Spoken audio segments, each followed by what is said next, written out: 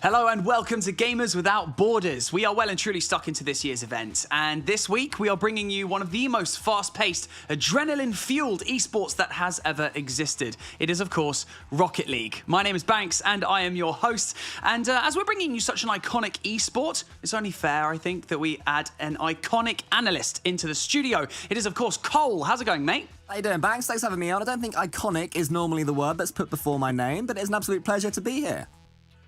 Well, I'm absolutely psyched to have you on, mate, and you look absolutely fantastic. Look at you over there in that kind of some dusty orange t-shirt. I mean, I'm loving it, mate. Love everything about it. Now, if you're new to everything here at Gamers Without Borders, and if you need a rundown about everything this event is about and how this tournament is going to be operating, well, it's a good job that we made this video here for you. Check it out.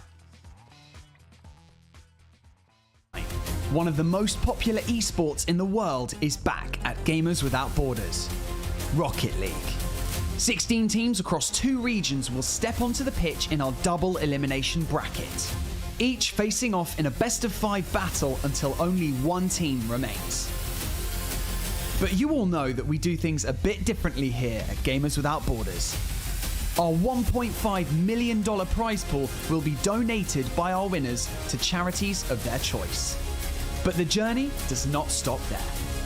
If you place in the top 4 from your region, you will earn a spot at the world's largest esports and gaming festival this summer, with a total prize pool of $15 million. But let's not get ahead of ourselves. You have to make it past some of the best teams in the world first. Join us online with your friends as the top teams go head-to-head to kick off Rocket League.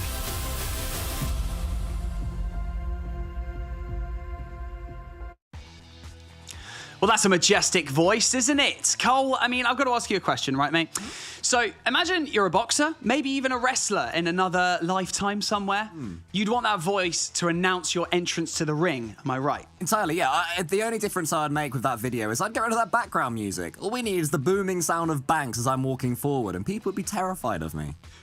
The booming sounds of Banks. Cool. Coin it. Put it in Twitch chat. I don't know. Do your thing.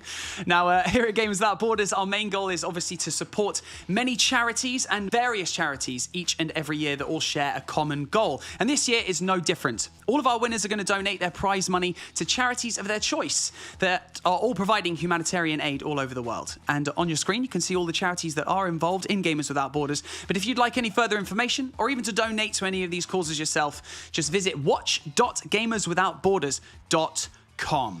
Now, Cole, the format of this tournament, I mean, it's kind of spicy, and I really want you to talk us through it because there's a few things that have been tweaked, a few things that are different in this particular tournament. So we're going to have the format graphic up on your screen. Why don't you take us through it? Yeah, so today is going to be North America. 4 of these teams have been invited, which we'll get to in a second. 4 had to qualify through an open qualifiers just to be here, so they've already battled just to get this point. Every team that's going to be here is going to be getting at least $32,500 for a charity of their choice. Whoever wins it, though, $250,000. So that's today and tomorrow for NA, next week for Europe, and you can see that prize pool there. It is just ridiculous money, and what a lovely thing to be playing Rocket League, doing your passion, something you've been putting all these hours in free play, just to be as good as you can possibly be. And then, as well as a chance of winning some big money for yourself in the summer, if you can finish in that top 4 and go to the LAN, you can also do some real good for a cause that means a lot to you. It's just, this tournament has everything that people could possibly want. Exactly, and even if you're all the way down in 8th, you still get to donate $32,000 to a charity of your choice. It is a lot. It's crazy, isn't it? Now, the schedule for Rocket League today in particular, we're going to have Space Station versus All Mid. We're going to have Exet and Rogue, Complexity versus Lil Step Bros, and Oxygen Esports versus Sonics. So it's going to be absolutely incredible. We cannot wait to see it. And EU's going to be next week, Cole. So it begs the question, NA versus EU? It's not a topic that's really spoken about much in Rocket League, is it?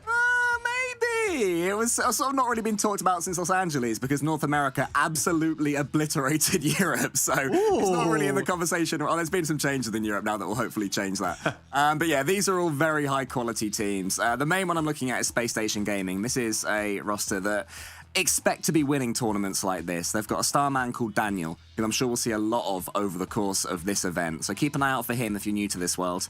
But the invited teams are Space Station, Exet, Complexity, and Oxygen. And then Rogue, Sonics, All Mid, and Nil Step Bros had to make it through that open qualifier. And between the backs, they've all got different levels of experience. So there's going to be different hopes and dreams for all of these players today.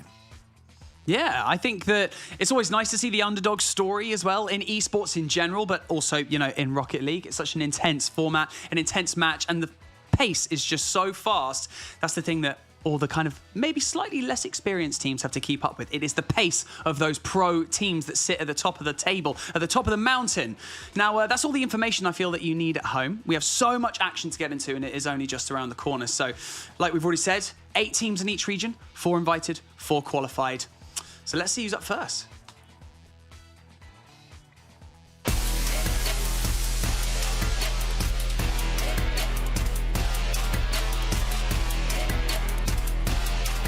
I think it's like how close all of us are. A lot of teams are strictly professional, don't really hang out after matches or, you know, and the whatnot, and we're just all super close. Daniel's kind of come in as a little brother type figure, and me and Arsenal have tried our best to be role models for him. Yeah, it's like a very friendly environment. Like after a day of scrims, like when we boot camp, we'll just go play basketball together and have a fun time. Like we just all get along really well.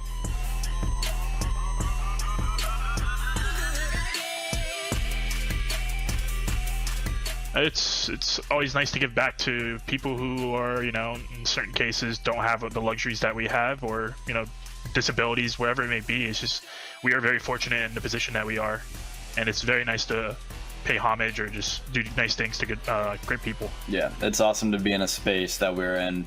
You don't really get to help many people, so it's something new, and we're looking forward to it.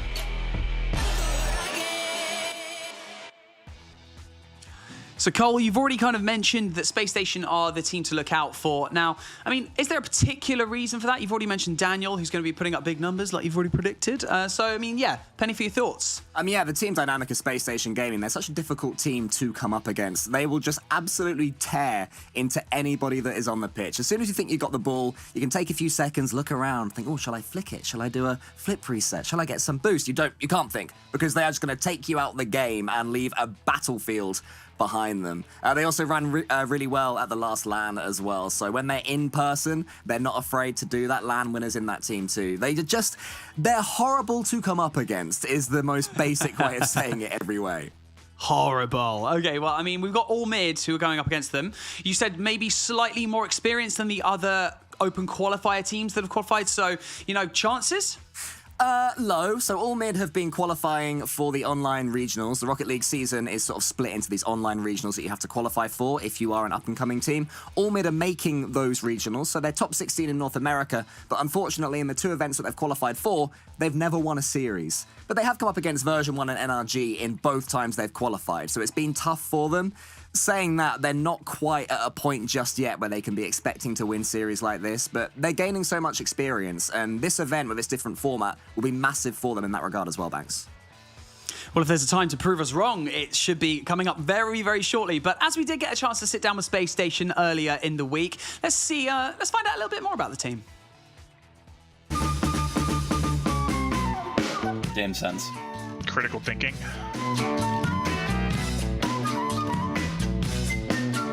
Everything. The world.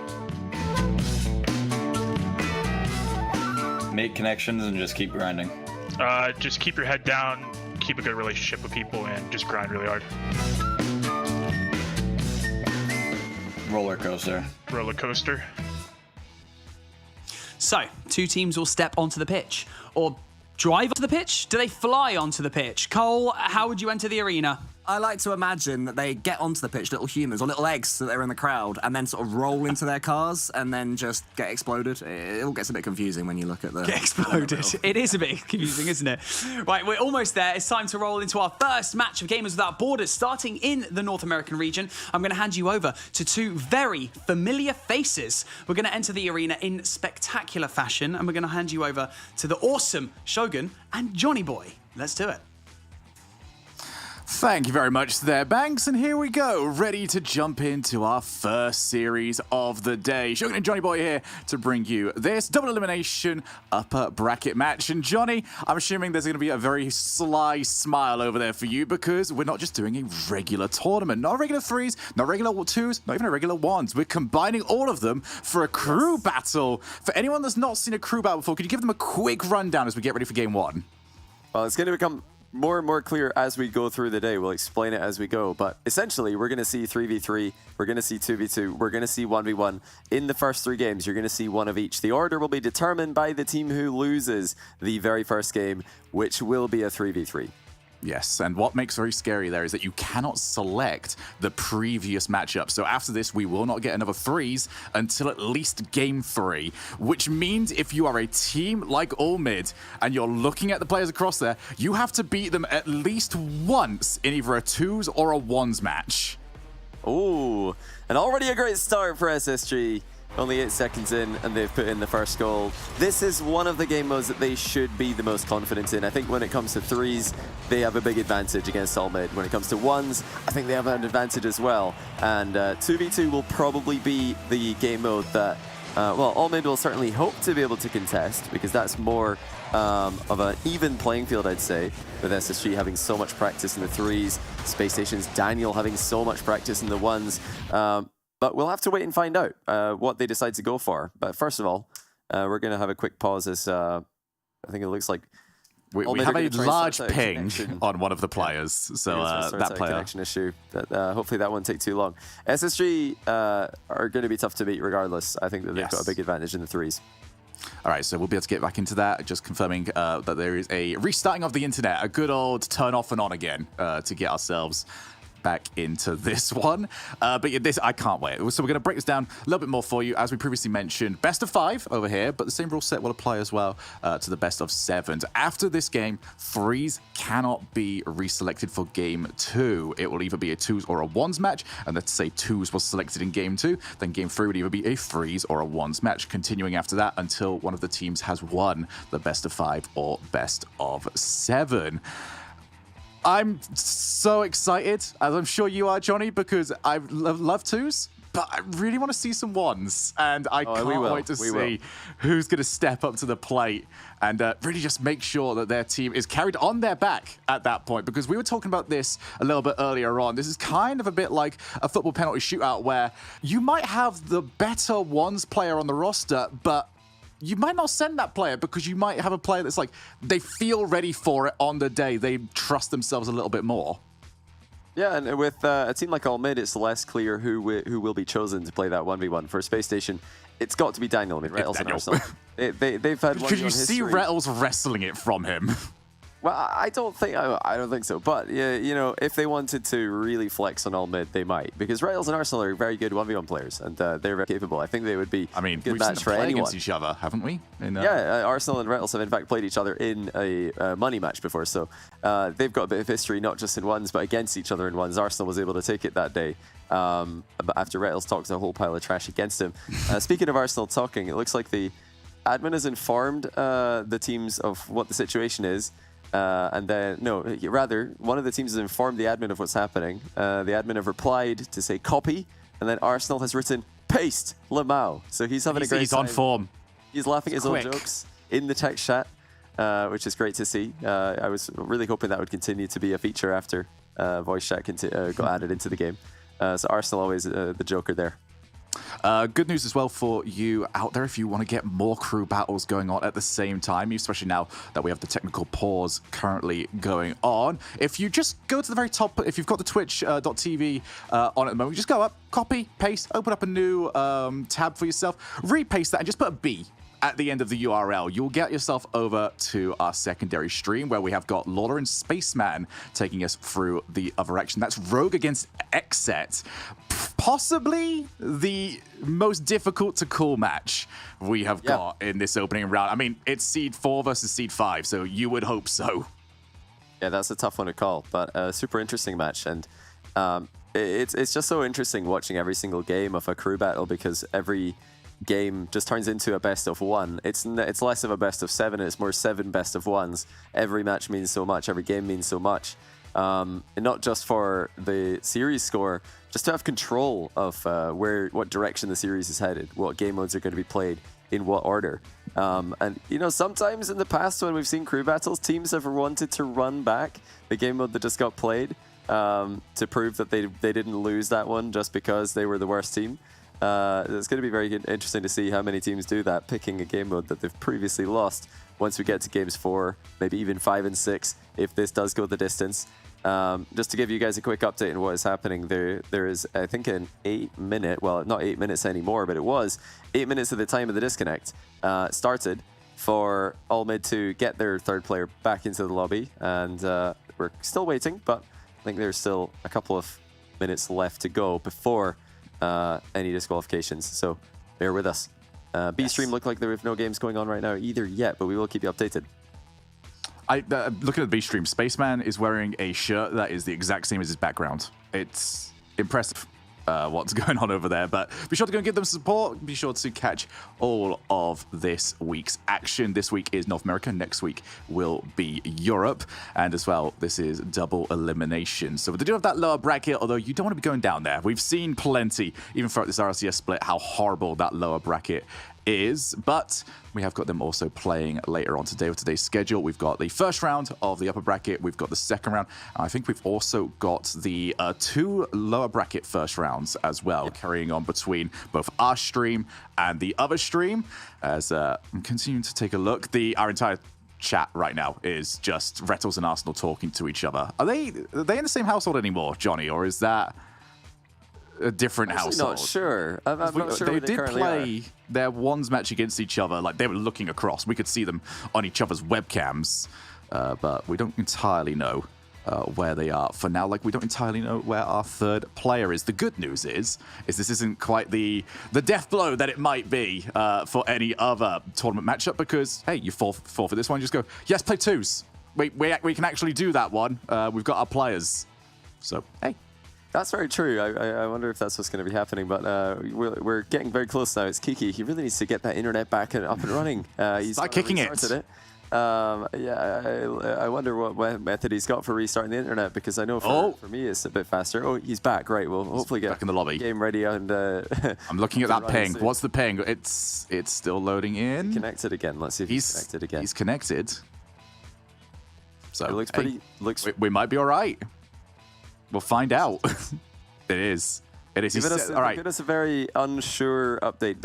It's a thumbs in the middle right now regarding how they feel about this. Said, I think we good. So, well, let's hope. And it looks like we're going to be resuming 1-0. The goal will remain for SSG. And Almeida are going to need to fight back from behind. Congratulations to us on perfectly analyzing 15 seconds of gameplay for what I'm going to assume was 7 minutes and 59 seconds. As we do get ourselves back into this. We are beginning the unpause, getting ourselves ready to play as the freeze match is back underway. All mid. I'm going to have to try and figure out this hit now, because not only have they had the goal again. Space Station, do you want to take a pause as well? I'm not entirely sure what that was. Yeah, they're going to want to blame that one on lag, but I think it would just be copium if they do. And look at this passing play from All Mid. We can't take this team too lightly. Remember, this is 1 game of 3v3. Then we'll be switching game modes for 2 games before potentially coming back to 3s. that is, you know, great news for the underdog, I think, because usually if you're going to try and beat a team who are just better than you in 3v3 in a best of 5 or best of 7, it's going to be extremely difficult. But can you take one game off them? Hey, I think it's very possible. I think 3v3 will probably be the game with the most upsets per se, because it is a game where there's less control and everything. The ball is constantly being fired around the pitch and 50-50s are happening. It's so difficult to imagine a player like Daniel being upset in the 1v1 though, so we'll have to wait and see. Well, it's going to be interesting as well in terms of you can't really find your rhythm to be the same as you have in any other tournament. You're not playing back to back to back to back, especially once we head over to the 2s and the 1s. You're going to have to take at least 5, maybe 8, heck, even 10 plus minutes out of the lobby. Where you're just going to be sitting there, and you've got to come straight back in, fire on all cylinders, and hope that nothing really drops down. But even continuing on with that, even at high level 3s, we see there's always that moment for the high level teams that they figure it out. They've got your tricks sorted. It's not going to worry them anymore. But as you said, in one game, those tricks can work, and we might even get a chance to see if they can be countered later. Still 1-0. That early goal for SSG separating the two teams.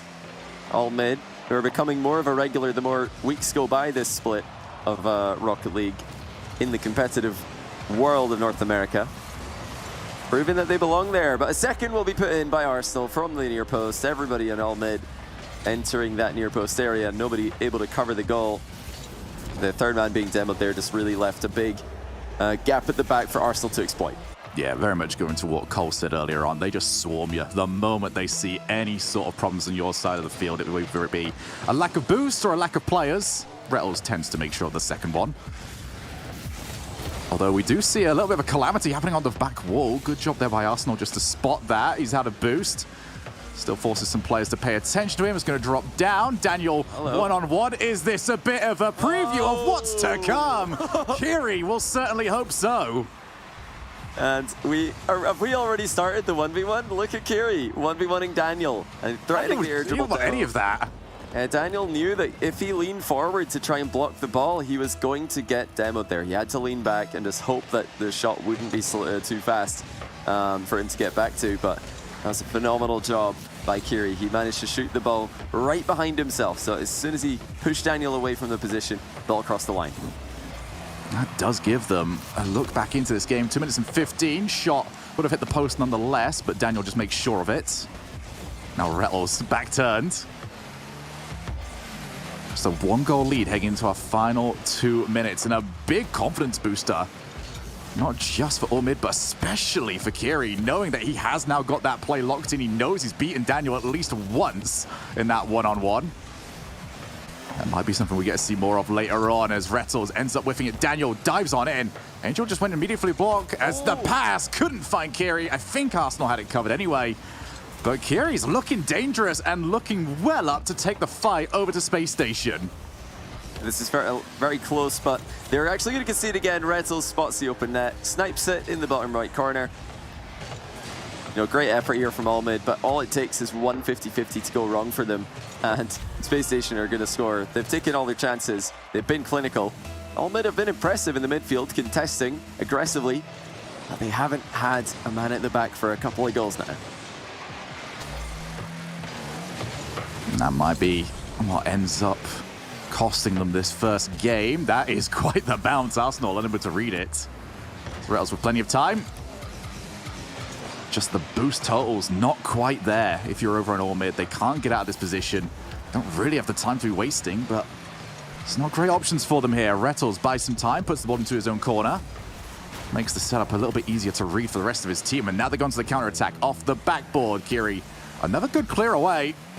Doesn't really offer any immediate follow-up, but you can see the confidence that is already popping up as it's popped onto the crossbar and doesn't end up going in, but Space Station have been very happy to hit them on the counter-attack. Yeah, they've got to get a move on now, all mid. Haven't had many chances in this game. They're still on the back foot here. Kiri's actually gone for a bump play onto Rettles, chases him back, receives the pass. Rettles remaining alive on the field though. Before Kiri does catch Arsenal in the back corner. Back pass from Kiri. Angel shoots it first time. Daniel easily able to deflect that into the corner as well. But, you know, with this urgency of attack, It's something that they have to go for, but it's something that Space Station are expecting, and it's something that they've been able to stop. And they've had that urgency since about 2 minutes and 30 left here, and that might have been one of the contributing factors to the fact that their goal has been so open on those counters. But it's nice to see a team that's not afraid. I will certainly take that over a defensive performance where you just barely lost by a goal. They tried, it didn't work. Space Station have got game 1, and now we get into the juicy part of this format. What are all mid going to select, and who are they going to send for it? They're in a horrendous position. It really is a difficult spot to be in. You've just lost the 3v3, and they know that one of the next 2 games will be a 1v1. It looks like they're going to select 2s, which I think is smart. They've got to get one on the board. If they select 1v1 here, they know that they're up against it. They know that Daniel is just simply the best player in this lobby in 1v1. He is one of the best in the world in 1v1, and they're going to pick 2v2. I think it's the matchup they've got the best chance in, but I also think it's a matchup that they remain the underdogs in.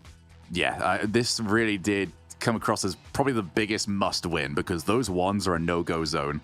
Especially with Daniel in the lobby. It's difficult to imagine, no matter how confident I'm sure Kiri is after that air dribble win. But we do have our 2s game coming up. It's going to be Angel and Kiri against Daniel and Rettel. So Arsenal sitting on the sideline for this.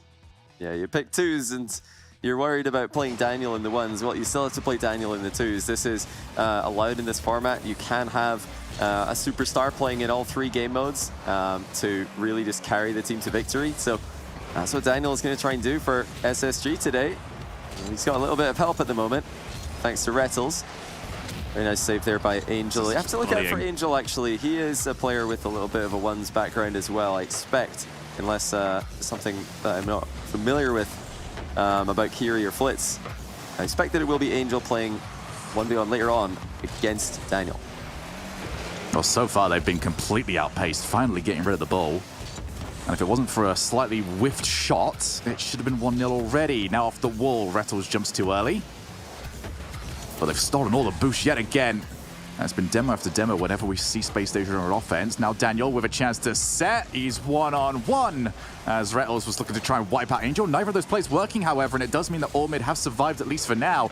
But how long can you survive? The ball hasn't even seen the orange side of the field since the kickoff.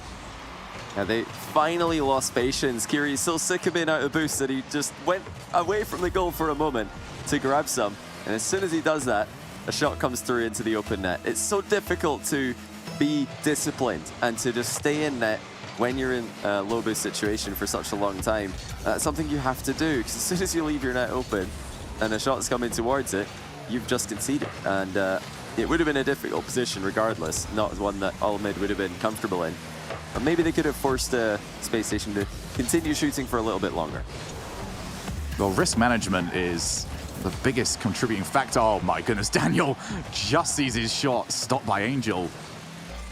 But when you're the player off the ball, you're probably the most important player on the field, just to control the pace of your team, maybe clean up any mistakes and not take unnecessary risks that your team can't recover from. Because guess what? You're the last line of defense. And if you make the wrong decision, it's all over. Rettles off the backboard. He's going to leave it for Daniel. Gets the bump as well.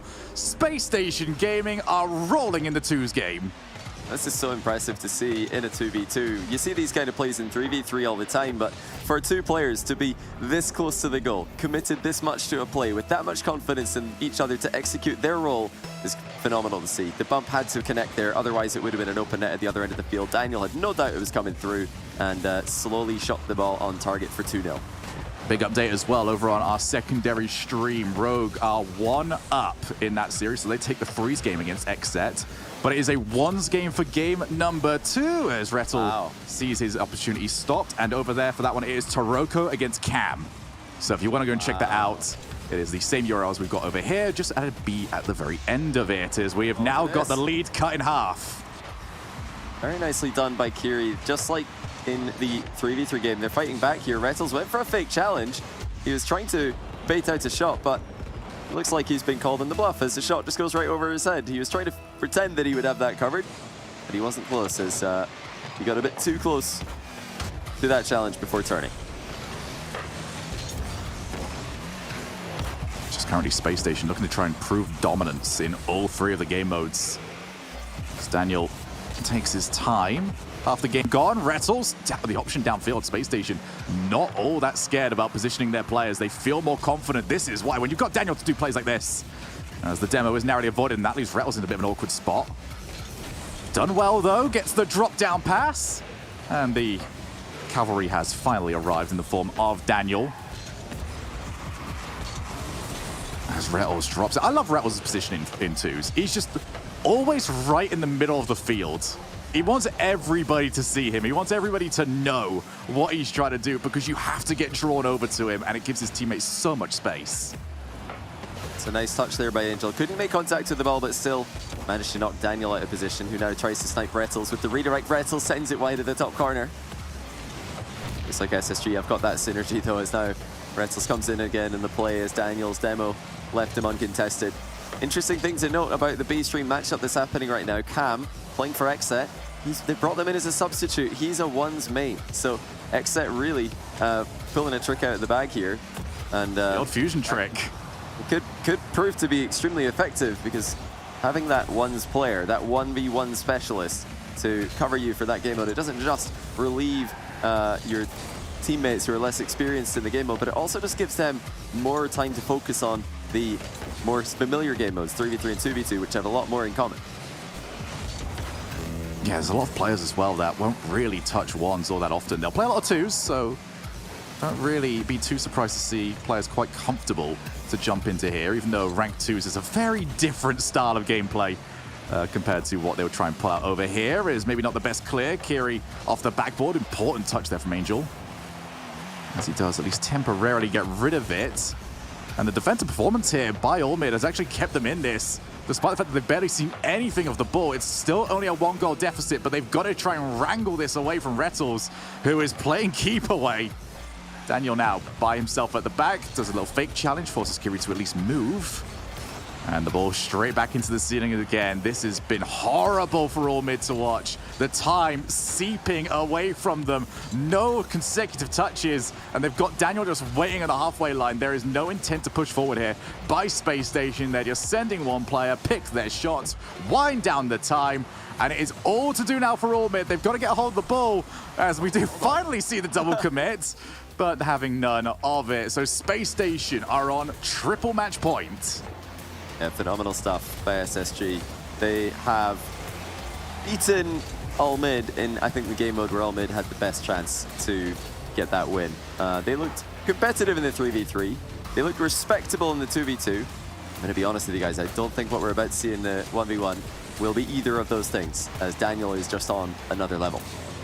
Yeah, this is the scary one right here. Daniel, this is the one that he is supposed to be the big mean wolf of this entire server. However, that being said, Johnny, I am casting my mind back to Fusion. I feel like in that tournament, I said that sentence a lot, and it ended up being right surprisingly few times. You can get caught out by these one-off ones games. Oh, certainly, and it's not a game mode where upsets can't happen, especially in a one-off game.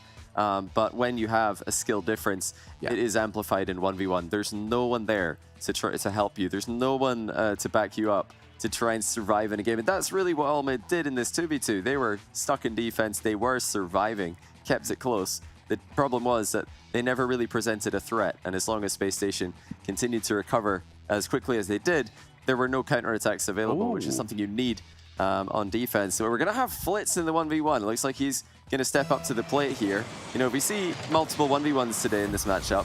I wouldn't be surprised if they try a couple of different players, but let's see what Flitz can do against one of the best in the world. Because I'm sure Johnny Boy's eyes have opened up with glee, and Flitz's eyes sort of narrowed down there in a moment of wincing, seeing that ball come so close towards his net. Daniel, that is... Flitz, that's not how you play that one, buds. That's... yeah, that's a big no-no. I love his celebration after he realized the mistake, though, just decided to lean back and slide into the midfield as Daniel easily slots an open net across the pitch. I think That's everybody... going to be common in ones. It's just such a normal thing to see when you switch game modes and you need to get boost. You decide, okay, I need boost. I'm sick of playing a zero boost. I'm going to go get boost. Oh, I've conceded. So can they avoid doing that? We're going to have to find out. I love that every single Rocket League player has got their own this has gone very wrong sort of routine. Like the Marky Boy just spams the back button, so if you're on his camera, you just lose it. Oh my goodness, over the top of Daniel. And it is 1-1, and Flitz has made up for the mistake. Phenomenal shot off the wall. Daniel moving it forward to put himself between the ball and the goal. Didn't expect a first-time shot. He was thinking that Flitz would either bring that down or maybe go for a backboard double. No, Flitz just spotted Daniel in an awkward position, sent it over his head. Look at Flitz now with the wave dash recovery kickoff. He's got a couple tricks up his sleeve. Flitz now trying to play this back into his own corner. Daniel waiting for him, even gets a trip up, but a bump after the fact, so it's now onto the recovery, which Daniel does get the better of. Daniel just sets it up. Look at the control he's got. What a save by Flitz. Flitz is stepping up here, and Daniel got greedy. He went for the shiny thing, and it's caught him out. What a save by Flitz. Daniel thought that flick had put him in an uncomfortable position and thought it had forced him into an irrecoverable position. And Flitz just immediately accelerated the ball down the middle of the field, punishing Daniel's boost run. And Daniel has thrown away a massively advantageous position there. I mean, I've seen it before, man. Off the backboard, Flitz does well yet again. He is stepping up to the challenge. Oh, look at Although this. that one, again, okay, we're Flitz, these like back corners, let's stay away from those. You wanted to chain dash. You wanted to show off his chain dash mechanics, going for multiple wall dashes in a row there, but Daniel saw him coming, and suddenly Flitz's attempted rush challenge gets easily outplayed, and we're back at a tie game. Almost saw, by the way, over on the B stream, a 3-goal changeover in the final minute, so that one was a bit close. I think Xset did take it, however. It did, yeah. We're at 1-1 there. Okay, yeah, it was at the corner of my eye. I was trying really hard to watch both, as I'm sure everyone else is as well. Great save by Daniel. Even gets a great bounce for himself. Might go straight for net. Instead, sets up and makes sure that Flitz has got no chance. Clinical from Daniel. Flitz unable to force Daniel into a bad save there. You don't have to score with these kind of attacks, the sort that Flitz is going for there, but you have to at least force Daniel to land inside his goal, because if he just lands on the back wall, slides down into a counter attack, the net will be open for him. Flitz unable to force him into a bad position there with the first shot. Not a bad attempt there on the flick by Flitz, just didn't quite find the pace for it, as Daniel will be happy to see that the power wasn't quite there for Flitz, but still both these players on occasion just misjudging the distance between the ball and their opposing players. Now Daniel looks for the backboard, catches Flitz out, wrong side, couldn't immediately run onto it. Now it's onto the 50, which Daniel crushes straight through. Seeing a lot of fake challenges mixed in by either side. No one wanting to dive immediately in as Daniel pre-jumps and even gets the best save to pick up the boost. What a play. And he's right into a counter attack again. Flip reset, saved at the back post by Oh, what a bump. Gonna bump him. Great recovery by Daniel. He committed a lot to that attack, but he got back just in the nick of time. Here comes Flip to the ceiling reset. Flip is available for it. The flick goes low though, and it doesn't look like Flitz is going to recover. Another good try, but with mechanical plays at this level of difficulty. What? Daniel's missed it. What's he doing? Daniel? You know what, Johnny? I know you're our ones expert. I don't think we need a ones expert to break down what just happened there. That was a whoopsie. Yeah, anyone I believe that's the technical term. Yeah, you probably all had plenty of those mistakes in your own ranked games. That looked like something that I saw earlier. I was playing a bit of Rocket League myself, but didn't expect to see that from Daniel. He's 1 goal ahead, so this is not a position that he should be trying anything fancy at all. But that was just a wide open net. Oh, he's got him. He's threading the air dribble, and it's going to go in. Did Daniel just not expect it? I mean, Flitz is in a really interesting spot where he's practically taking on the crossbar, and yet Daniel just wants to see it play out. He understands that he's beaten, tries to play for the recovery, whether or not Flitz ended up missing, and unfortunately for him... I thought it was a bump. Daniel, he flew back down to the ground. He thought Flitz was going to transition into an air dribble bump, so he dove out of the way, but Flitz was just air dribbling. He just kept on dribbling over the top shelf shot, so Daniel made to look a bit silly there. He's covering the wrong shot, just anticipated the wrong shot as well, but great mix-up by Flitz as the air dribble bump will still be something Daniel's thinking about. Oh, there you go. What he spins on Daniel for the 1 goal lead. That is what has been missing. The only thing missing from Flitz's play. He's been setting up well, but the shots have been lackluster. Nothing lackluster about that. That was a boomer. Flitz is putting on a show here. I'm pretty sure that Arsenal and Rettles, we said that they're competitive ones players themselves. They're probably sitting on the sideline thinking, thank goodness I don't have to play against Flitz in this one, because he's even taking Daniels down at the moment. But 1 goal is all that separates them, and it's about to be 0. Surely Daniel... Daniel, what are you doing? Okay, it's fine. It's fine. It's all good. It's all right. Get off caps lock Twitch chat. We all knew. Oh no. Now, sometimes a slow roll shot in 1v1 can be effective to waste a little bit of time or to win maybe a mind game with your opponent, but that looked like Daniel just completely beamed it again. I'm not sure what's happening here, Shogun. I don't know, man.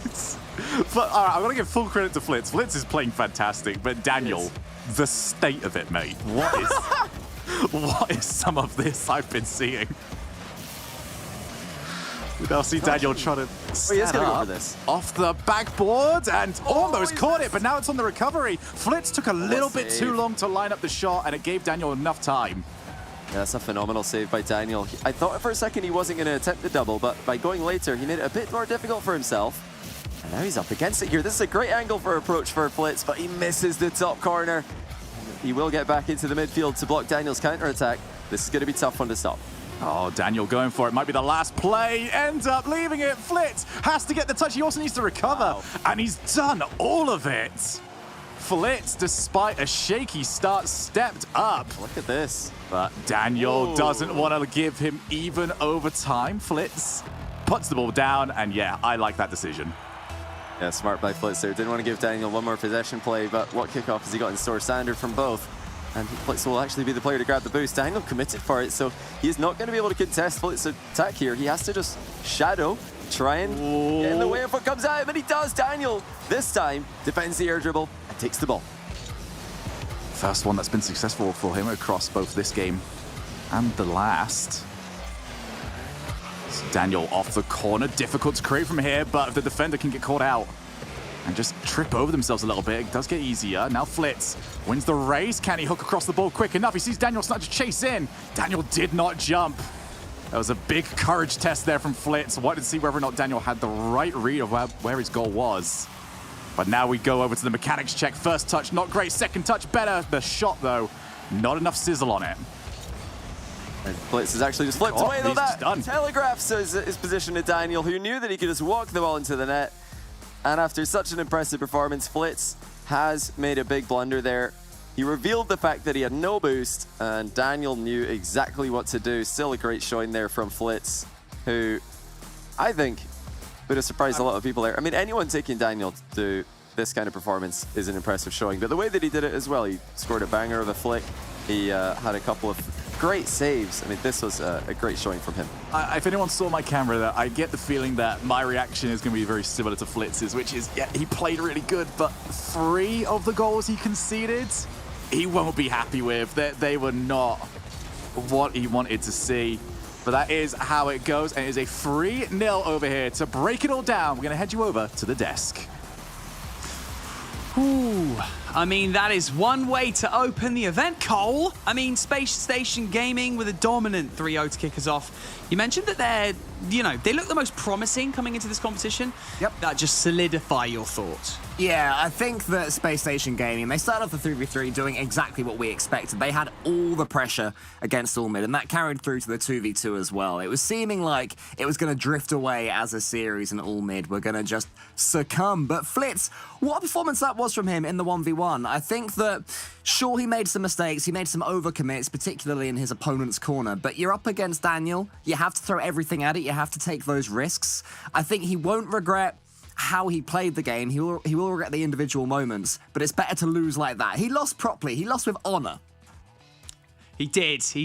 Fell by the sword, as they say. He definitely lost with honor, and he definitely put up a good show. I think that the most The most prominent thing to look at, I believe, looking at the twos especially, I think, it's all about pacing and awareness. Now, we have quite a few people who are going to be watching this, potentially watching Rocket League esports for the first time, and maybe a few more casual gamers as well. So could you break down the kind of pacing differences between, you know, threes, twos, and solos as well?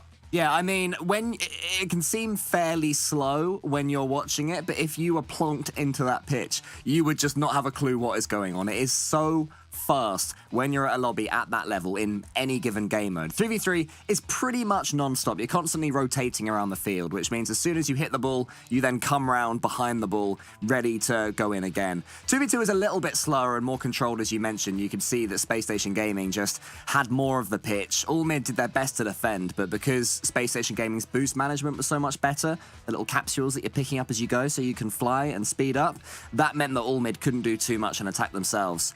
And then 1v1, the beauty of 1v1 is how the pace changes. Suddenly it's frantic and there's 4 or 5 saves in a row of players getting to the end of their boost, and then they get to keep control of the ball and just wait for their opponent to come forward. So each game mode has its own unique charms, and that makes an event like this so brilliant to watch. And I think that's why our two awesome casters, Johnny Boy and Shogun, were both kind of mentioning that there are players out there in these organizations, in these pro teams, that specifically play solos. Specifically, they are the singles players. So I will jump in, and if we're playing singles, that's me. I'm all in there to do that. So they definitely require such a different skill set, like you've mentioned. And regarding our rankings, Space Station, as you may have guessed, are going to be going into the upper bracket, and All Mid will be dropping into that lower bracket where that long slog of matchups awaits them to traverse their way back into the running of that coveted spot in our LAN event later in the year. Do not forget, $2 million on the line. We're awaiting our winners, Cole. It's going to be huge. It's just so much money. This is astronomical for any, new Rocket League viewers here for Gamers Without Borders. This is mind-blowing for our scene. The fact that there will be $2 million on offer, the fact that even this is $1.5 million for charity, this is mind-blowing cash that these players are playing for. They're used to the hype and the pressure of an RLCS event. This is potentially bigger in so many ways because it's a one-off as well. And being able to get to that LAN will just be so special for these teams because it's in a new country as well. So everything about this just amps up the difficulty levels, which it could be argued could be an advantage for the underdogs because maybe for once a team like Space Station, who have pretty much done it all, might be spooked by the occasion. Obviously not there, but it's something they can cling on to if there is a rematch of this matchup later on. That's something that I was going to touch on as well. I mean, it's all about the pressure of the main stage as well. The people that carry the experience with them on their shoulders, they could be more cool, calm, and collected. But don't forget, we've had online format more or less for a few years now. So that's going to be really interesting to see who steps up to the plate or who just doesn't buckle under the pressure, Cole. Yeah, I mean, all we can do is watch and we can find out. But players like Daniel for Space Station Gaming, he missed a couple of shots that we wouldn't expect him to be missing, it's fair to say. I don't necessarily think that was the pressure getting to him. I think maybe he didn't give Flitz in the moment enough respect and started to have a little bit too much fun. 1v1 is a game mode that can quickly punish you if you take your eye off the prize for a single second, and I think Flitz outperformed what Daniel expected as well. But yeah, they have to stay so consistent, and it's difficult, as Johnny and Shogun were mentioning, for a player like Arsenal, for example, were he to come back if 3v3 happened again, suddenly he's got to be warm straight away when he hasn't done the 2v2s, hasn't done the 1v1s, and suddenly he's thrown in at the deep end. All of this will affect how the players play, and it's something that we have to consider as we watch these matchups take place. Well, it was a commendable performance from All Mid, but yes, like I've said before, they will be going into that lower bracket. Now, thank you so much, Cole, mate, and we're going to have our second match of the day coming up very shortly. Our players are just getting prepped, so stick around, and we'll be right back after this break.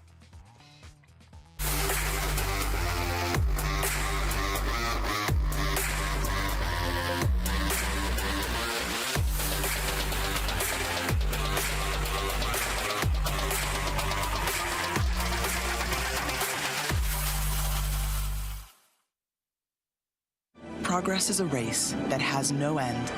After every finish line, another challenge awaits.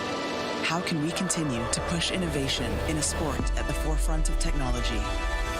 This is how.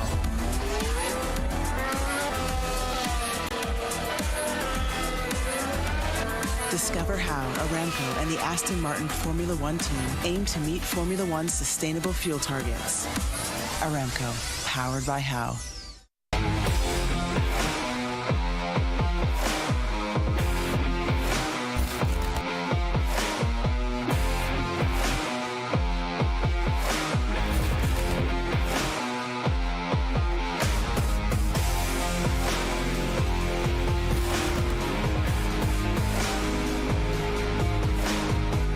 We know you hate it when you have to wait to get back into the game, but the wait will end in seconds.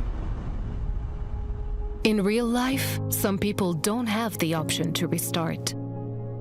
Millions of refugees and displaced people have their lives on hold, eager for a chance to move forward.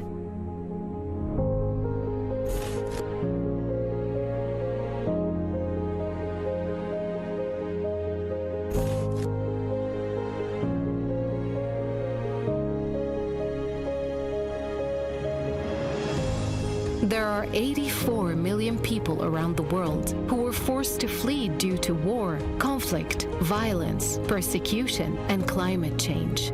And we are here to serve them, working day and night to provide them with life-saving aid and support. And you can be part of it. You can help people forced to flee gain access to life-saving aid like shelter, food, water, medicine, and much more. Donate to UNHCR. Help refugees and displaced families rebuild their lives.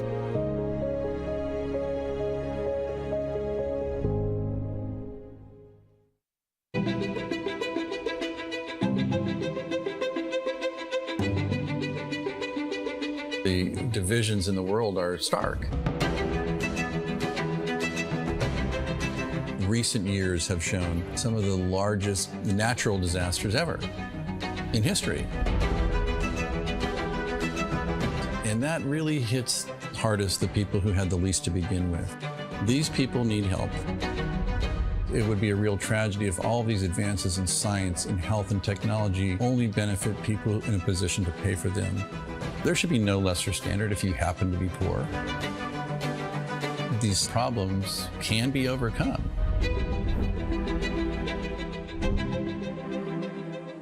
Direct Relief is a humanitarian, nonprofit health organization. The focus has been on the least fortunate, most vulnerable people. On a good day, things are tough for a lot of people in this world and in this country. And what we can do is mobilize private resources for their benefit and make it available free of charge. We're the first nonprofit in the history of the United States to obtain accreditation just like a commercial distributor. And it's been expanded geographically to every country in the world and every state and territory of the United States. What's now Direct Relief officially was started in 1948 as a private effort of a war immigrant businessman named William Zimden. The basic guiding principles of a war immigrant businessman really influence what Direct Relief has done ever since. And they begin with just serving the people who need help. We have this great privilege of engaging with people who come in from very different backgrounds, but with the same purpose of trying to just do something good. It doesn't matter if you're typing or talking on the phone or working on the warehouse floor. They're all part of an effort that means something bigger, and that is the fuel that kind of keeps you going. It gives you some sense that there is a way to make meaningful progress, even for a little organization that started at a kitchen table, but that's what provides motivation in life. The notion that many people, just by virtue of where they're born, the color of their skin, the country they live in, they're going to get sicker, they're going to stay sicker longer, and they're going to die sooner. That's pretty good motivation.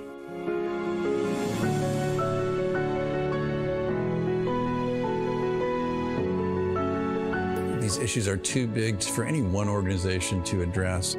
We really work hard to honor these guiding principles, invite people to participate, and we are sure thankful for the thousands of people across the country and world who have become part of Direct Relief by virtue of their participation.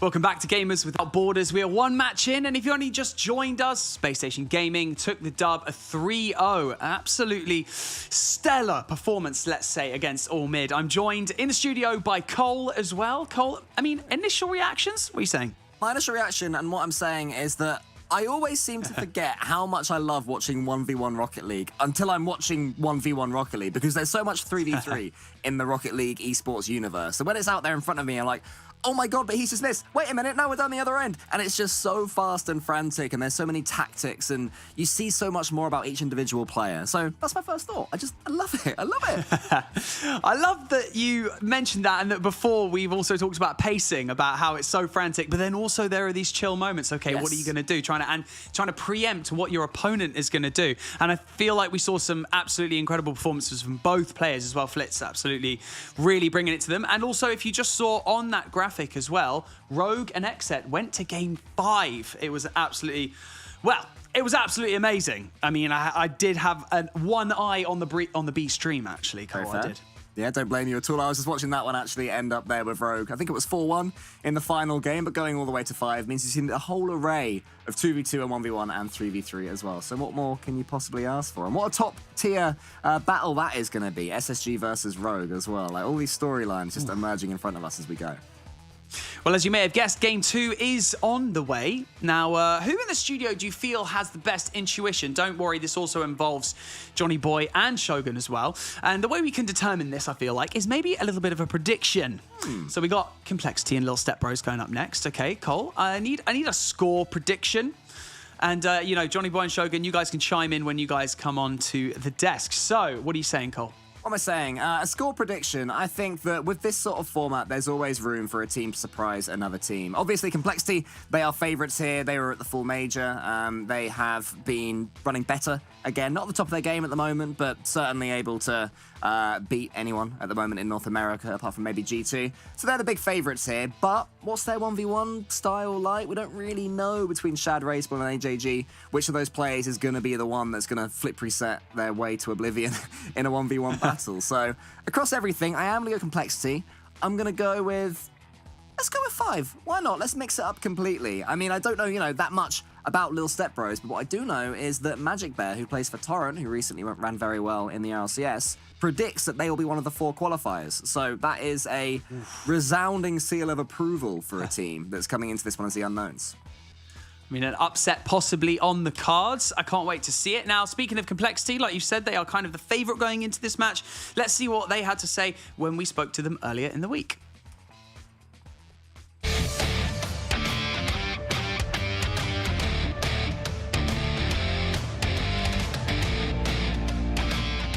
La verdad es que queremos clasificar al torneo principal y nada, también queremos que nos vaya súper bien y a la vez estar disfrutando del evento, que también es como de caridad, y a la vez nosotros nos llevamos un poco de dinero y a la vez practicar contra los mejores equipos del mundo o de Norteamérica.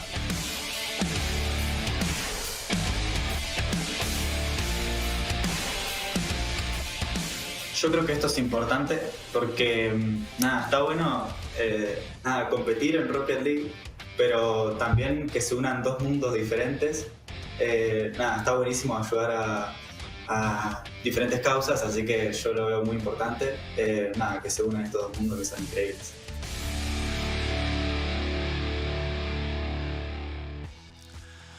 Not only does Shad have the best hairstyle in the game, Cole, okay, I feel like they both buy their bed sheets from the same store.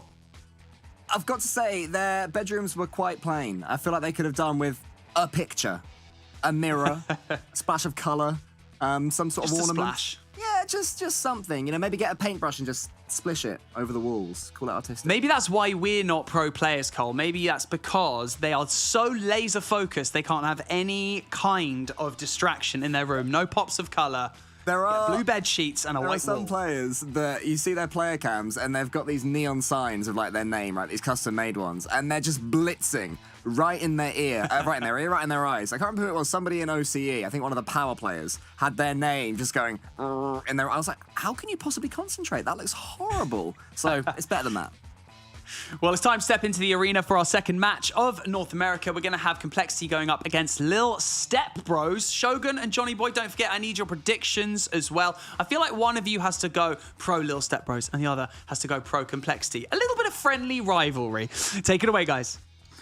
Thank you very much there, and since I'm the one that always gets to talk first, I'm going Complexity here, Johnny, which means that you're forced into selecting Lil Step Bros. Well, I was going to do that, actually. Nice, here we go. I'll tell you why. I'm not joking here. I think that we're going to see at least 2 1v1s in this match, and I think Lil Step Bros are going to win both of them. And that means that they just have to force an upset in one of the 3v3 or 2v2s that we see, and I think they can do that. I think Complexity will probably win the 3v3 to open this match.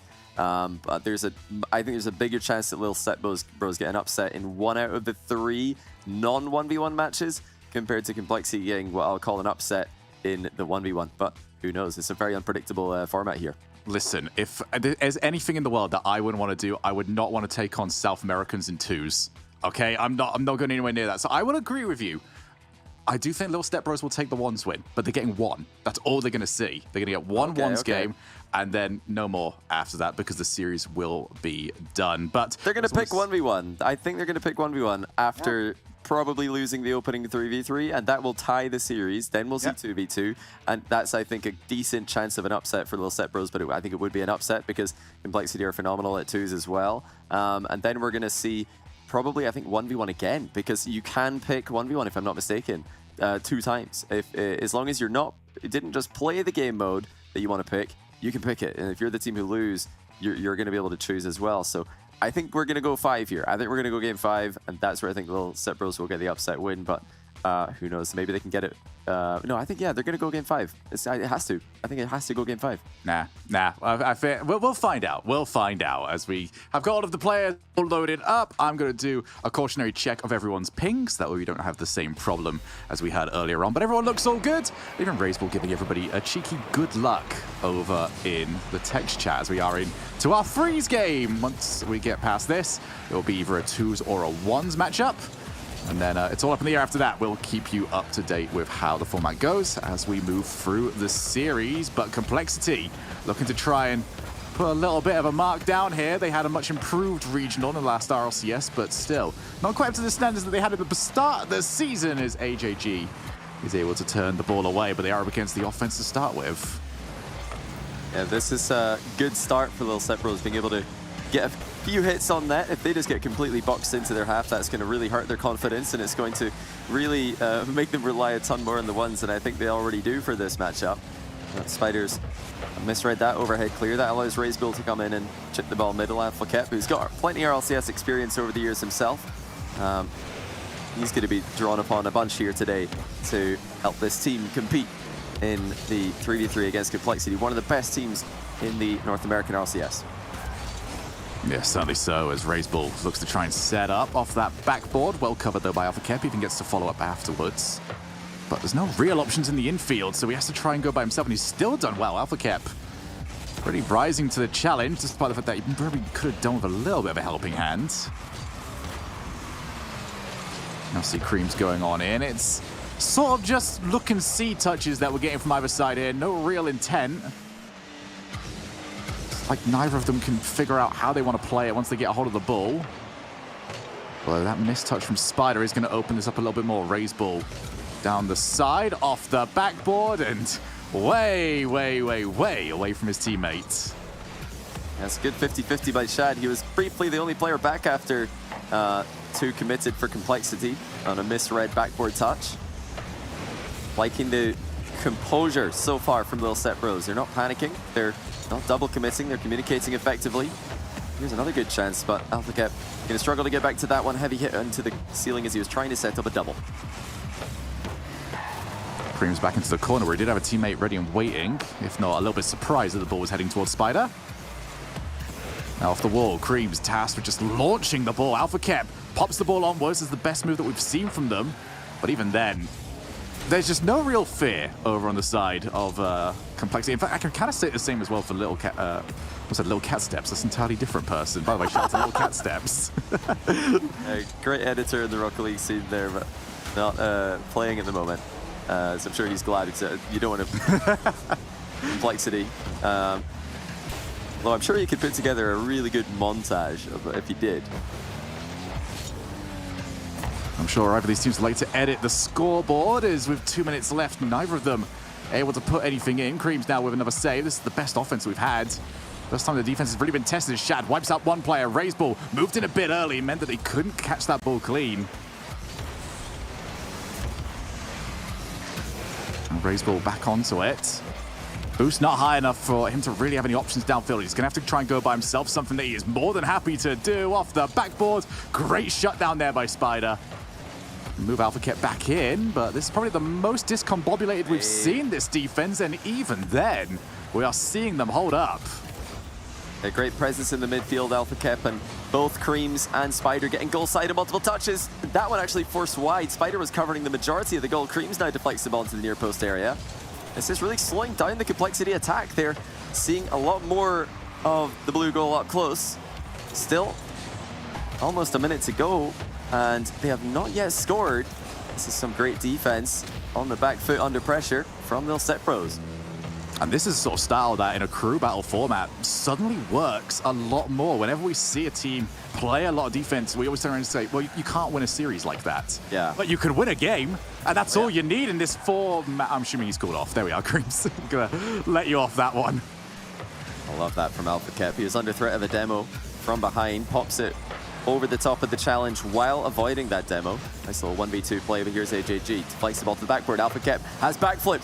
Rebound is on target. Creams deflects, but not able to send the ball clear. And with 30 seconds to go, Complexity finally crack open that defense. Oh, they were so close to the perfect defensive game, but one mistake, one time it was hit on the wrong side of Creams' car. And that is all it took. Complexity have got the lead. And it was starting to hit that stage where playing this much defense was starting to work into the favor of Lil Step Bros. Now they have to try and fight their way back into this, just to force an overtime. Might even leave them open for another goal off the backboard. Who's there to follow? Shad off the one. Can't follow up for a second. And now it's all up to Spider. Has he got anyone available? No, he hasn't got himself available. Wiped away off the play. Yeah, lovely pressure on the retreat there from Complexity. That was looking like a bit of a threatening play for a second. Nice cover there from AlphaKep from his teammate. He was there to bail him out. Now they need a 0-second goal if they're going to take down the 3v3 in an upset win. AJG's got a goal the size of the entire floor to aim at, and he finds it off the post. Game one goes to Complexity.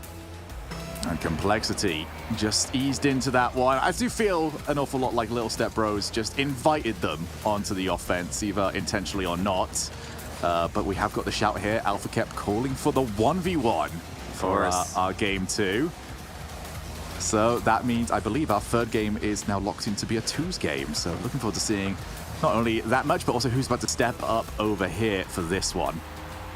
Every single game is a must-win, but not for the same team from here on out. So must-win 1v1 for Lil Set Bros. I really cannot see them winning a 2v2 and then whatever Complexity choose later on in the series. That's a tall order. They would have to win both. However, if they do win this 1v1, suddenly that 2v2 almost becomes a must-win for Complexity, because we're going to see another 1v1 later on. And I really do think this is the dynamic we're seeing here, with Complexity being a significantly stronger 3v3 team. But, well, we'll find out soon. Lil Set Bros having that ones player, as I think it will be AlphaKep coming in. Although, you know, Spider's got a little bit of 1v1 practice, or 1v1 history as well. I still expect it to be AlphaKep. He's got the experience. He looks composed today. And as for who he's going to be up against, well, I did get a sneaky peek at Razebull 1v1ing AJG in the warm-up lobby. Razebull was winning, so who knows, maybe it's going to be a sign of who's to come on the field for Complexity. Okay, enough analysis, more ones. Get me into my ones game. I can't wait, man. We speak so much about this off stream where I'm just like, dude, I could do any excuse just to learn more about ones, to watch more ones. Finally, the excuses here. We're going to jump into this. It is Razebull against AlphaKep. I don't think I'm too surprised by the choice of AlphaKep here. But he was performing relatively well. I would say the strongest player on the field for Lil Step Bros in the previous game. He's going to need to be strong here, and didn't fall for the bait, so the nerves aren't there for him.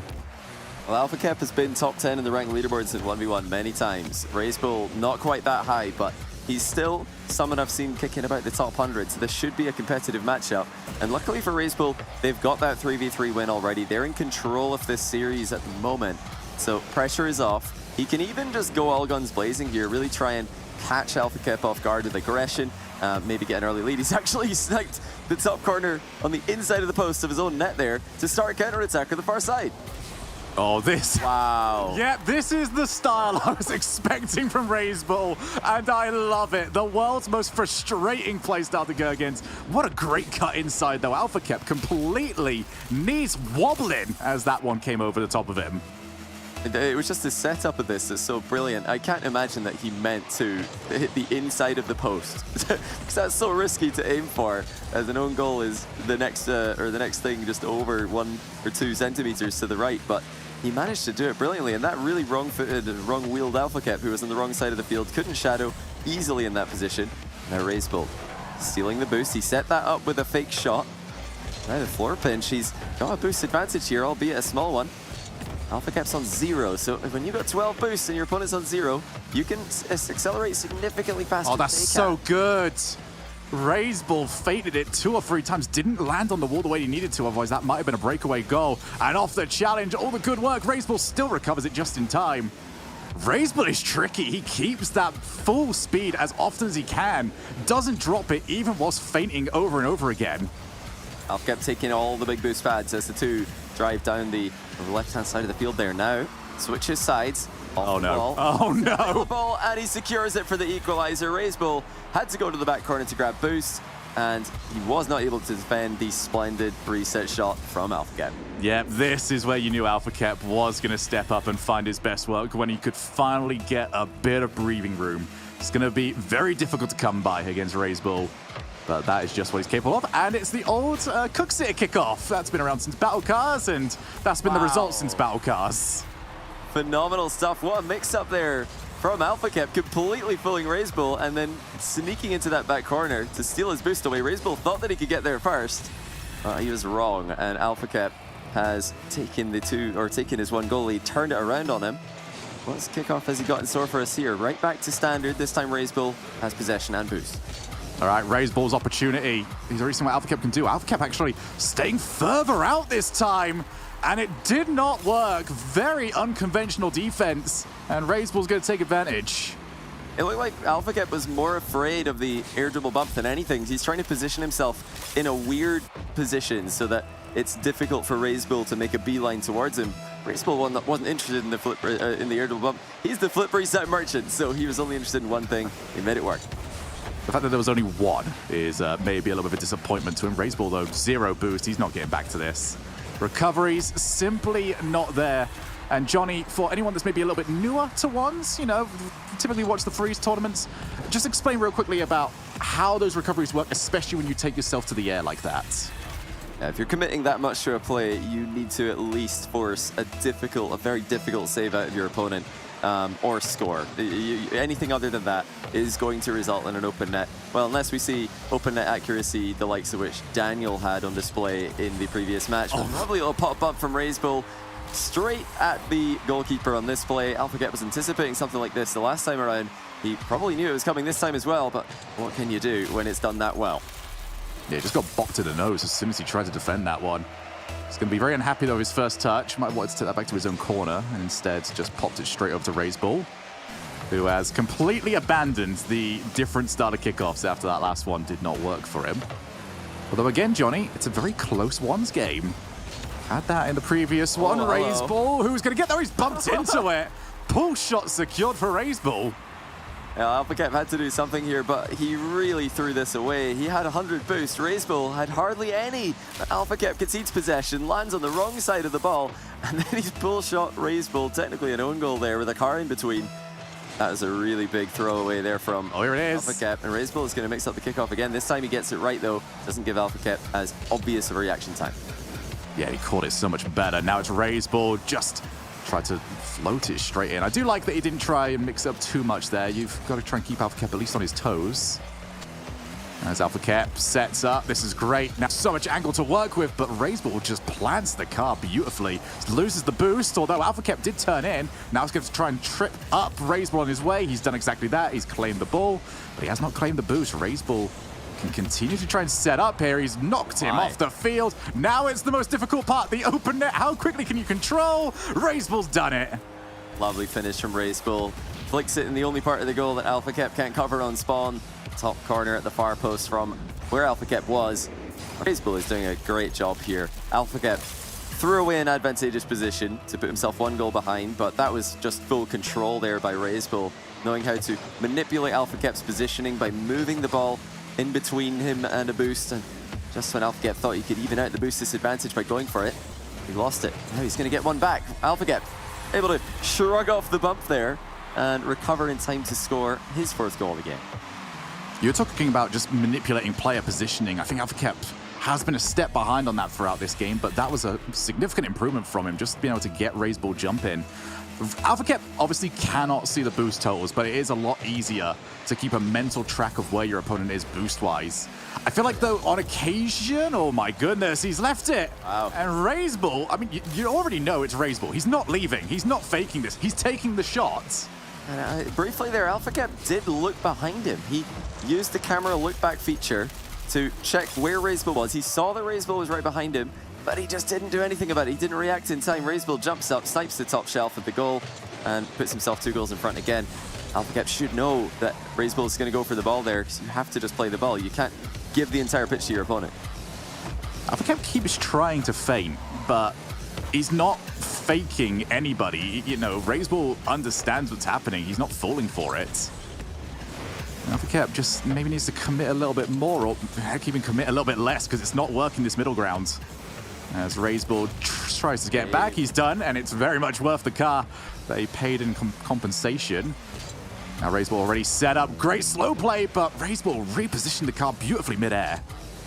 Again, Alpha Kep's conceded possession. He had a big boost advantage here, and he still will after this play, but Racebull's knocking the ball into safe locations. That's buying himself some time, and he's staying active as well. This is so frustrating for Alpha Kep, who's had control of the possession, but finding the goal is so difficult. He still does so, and that took a long time. Luckily for Alpha Kep, he's got plenty time left. So Racebull was really making that difficult for him. The Alpha Kep's touch just to set that up was as good as it possibly could have been. Just with that angle, there's so much you can work with. You're working on your own time. Your opponent has to wait for you. And if they want to try and dive on in, then you're catching that on a beautiful challenge with the whole side of your car. So Alpha Kep's setup significantly improved. Now he's got 30 seconds to try and find a goal, and he's gonna do it. Racebull came in, and Alpha Kep did that whilst blinded by the ball. That was pure instinct. Yeah, he knew. I mean, with the aggression that Racebull's shown up until now, Alpha Kep had to know that the early challenge was coming. Racebull has turned aggressively with low boost in several positions this game. This time Alpha Kep caught him off guard.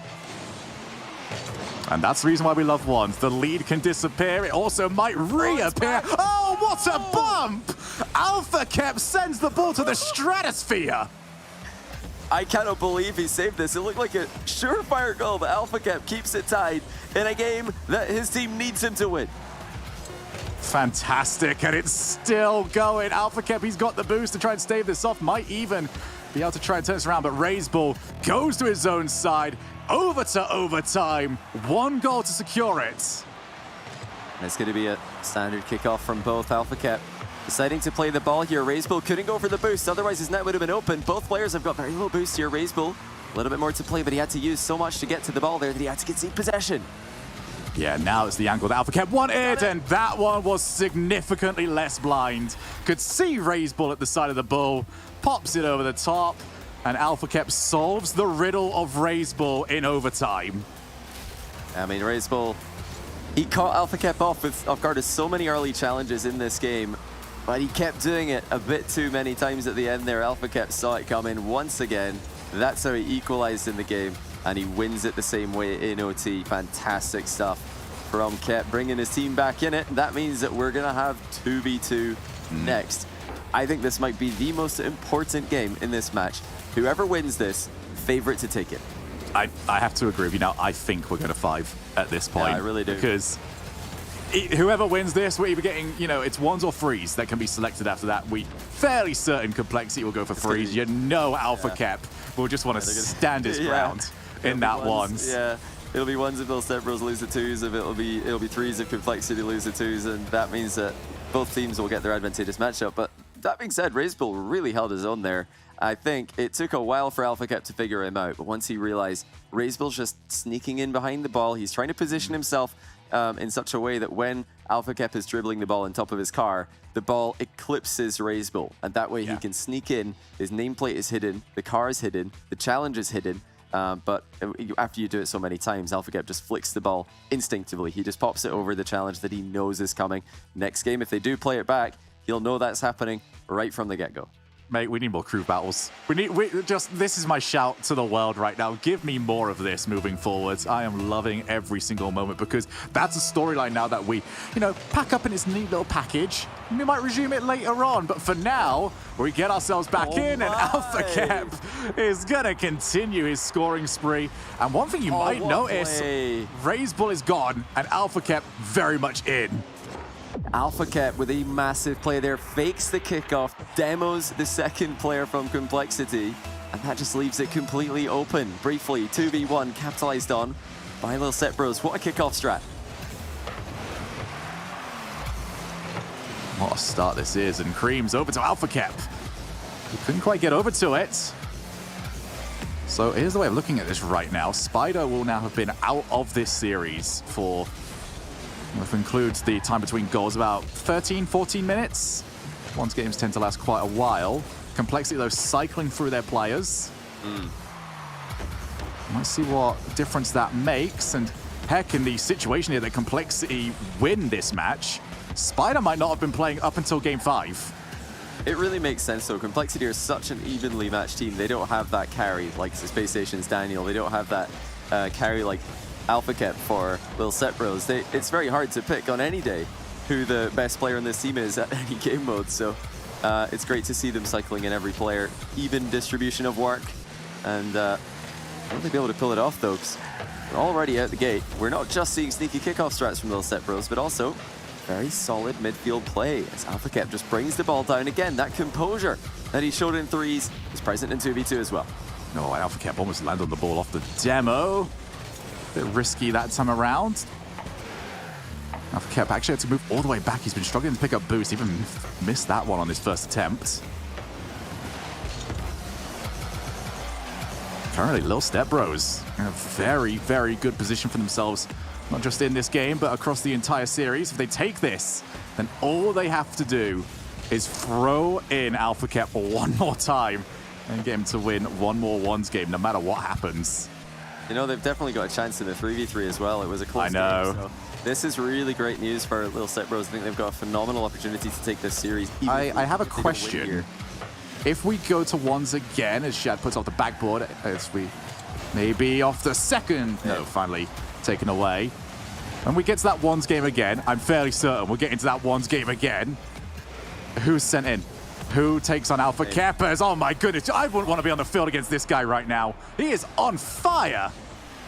Yeah, Shad tried to pop this up to waste some time, but unfortunately, AJG wasn't around to follow up on that touch. Shad vacated the area, so he can't follow up on his own touch. AlphaCap, the first player on the scene, and he snipes the bottom corner. He is absolutely taking over this lobby. Here's Creams' opportunity. Can't quite find the same lift of the ball. AlphaCap on the way back. Full of confidence right now. Passes over to his teammate. He's wiped out, but off the shot, it's pulled in Shad to force the save. You can see just the jumping around. There's so much off-the-ball play in a twos game. It's all risk and reward over here. How much do you want to press forward? How much do you want to wipe out that other player by just sticking around, looking for the demos, stealing some boost? But it's also all about trust. As we go off the backboard, Shad just gets crumbled into by Creams off the challenge. Bit of a Razebull impression there off that one. Yeah, great challenge though. If he backs up there, he's going to be in a tough position, shadowing against one of the Complexity players at pace. Wasn't interested in that, just dove in before there was any time to react. In answer to your question earlier, by the way, I really do think that Complexity will just send out Razebull again. He was pretty close. It was a 1-goal game in the 1v1 against Kep, so if they do have to run it back, I think we would see more Razebull, but he would have to change his playstyle to become less predictable. Those early challenges were getting a bit easy to read at the end of the game that they previously played. Yeah, I believe right now there is a little configuration file, a little notepad somewhere on AlphaCap's computer that just says Razebull and just knows everything. The download was complete. And we might be heading over to that freeze game very soon because this is dominant. AlphaCap is just taking over once again. He easily disposes of the defense and leaves the net open for Creams. Complexity just don't have an answer for the Kep. Simple as that. This is probably the format where having that star player has never been more prevalent. Across freeze, they're always there. You always see the pressure that's been created. But right now, just that one player that you need to nullify has become so much more difficult. AlphaCap avoids the demo. Can he take this even further? He's eventually shut down by Shad, but with 64 seconds left in this game, there's a lot of work to do, and Shad's not got nearly the boost to do it. Yeah, less than a minute to go. Creams a tight angle shot here, and he hits the post on it. AJG is able to demo AlphaCap to buy them a little bit more time, but Creams doesn't really have to score there. Just have to make sure that he stays active in the following play, which is what he's doing, and now he backs off. AJG has just given the ball away to AlphaCap. Demo comes through. Oh, it's actually open. Creams that worked. Taking out the play as well. That's like turned into a great play from AJG. He didn't just demo AlphaCap, but Shad, meanwhile, is taking Creams out of the picture as well. No one on the field for Little Set Bros in that play. Yeah, that looked really wasteful at the start of it, but instead just elongating the play gave more time for the demo to come through. And this is another one of those game modes where that 2-goal lead, the 3-goal lead that it was, is not as safe as you would typically see it in a freeze game. That will just disappear. Should a couple of plays go against you, just like this, we have ourselves a real match. Complexity knew that they have to just throw everything in to attack in the last minute here, and that's what they've done. As a monster dunk comes in the back corner, Creams didn't get goal side, and it's bounced straight into the net off the ceiling. 22 seconds and 1 goal the difference. Operation Full Send is on a timer, but Operation Full Send might be going to overtime. Instead, the ball straight over to AlphaCap, the last player that anyone on Complexity wants to see with the ball. Shad has to dive in yet again. AlphaCap fully aware of that, delayed it as long as he possibly could. The low boost amounts, 0 for Shad, 20 for AJG. AlphaCap smothers it. Have they thrown too much at this one? Looks like they have. And Little Step Bros 2 on that bounce. They have now got double match point, and it means that they will have control of Game 5 should we need it. Forgotten actually who Cole picked Complexity, I'm sure as well. I'm feeling very happy about my... I'm happy to change Cole's prediction no matter what it was to whoever was wrong at the end. We got 3v3 pick coming through from AJG here as the highlights, mostly kept highlights, but great assisting role there from Creams as well. 2v2, not a game mode that you can just carry with one star player like 1v1, of course. Creams played his role, and it all started off, the initial goal ended up being the goal that separated the two teams. That brilliant kickoff strategy straight away before Complexity have any chance to really talk about twos. They're probably still reeling after the close 1v1 loss. And remember, the end of the 1v1 was the ridiculous save from AlphaCap into winning in overtime. Start off a 2v2, you get faked on the kickoff, you get demoed on the kickoff, and you're down 1-0 already. I'm loving what I'm seeing from Little Step Bros. All right, so Spider will also be able to make it to the field for the first time since our very first game, as we have got Freeze on the way. Not really a surprise there. It would have been quite the statement. I would have loved to have seen it if Complexity called for the ones games themselves.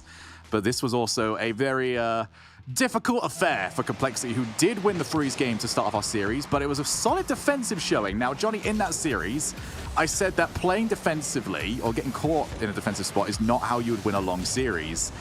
Are we going to see something different here? I feel like we have to here from Little Step Bros because they looked figured out by the end of that Freeze game. I think no doubt they're telling each other to play more aggressively here. They're trying to play faster. They're going to try and really take the fight to Complexity and beat them, tie up the 3v3 score, show them that they're just as good, if not better, in all the game modes.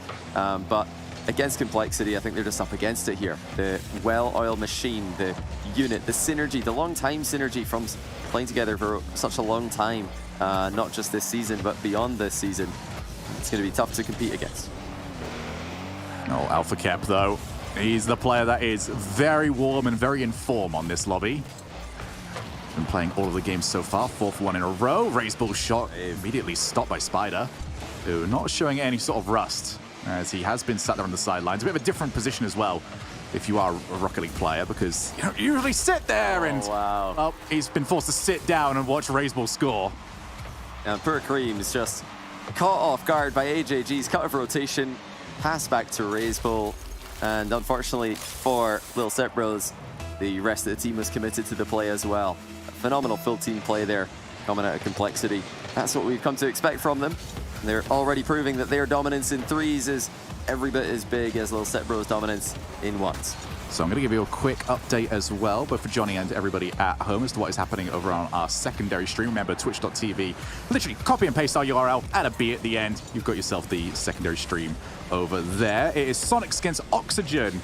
It is 2-0 to Sonics, but they're currently in the game 3, which is the 1v1. And it's a 1v1 that Oxygen are currently winning. A minute and 23 left there. T. Corral against Gim. I believe that is how that was. Wow. Oh, is he just going... I hate when players do this. I don't... I was going to call him Jim. I really was going to call him Jim. That would completely threw... I was like, oh, wow, they've brought in like a one specialist called Gim? Oh, no, wait, it's just Gimmick playing one. Yeah, it's I saw an air roll and then suddenly fully understood who it was. Oh, my... All right, Razebull's mad. Blasting through the defense for 2-0.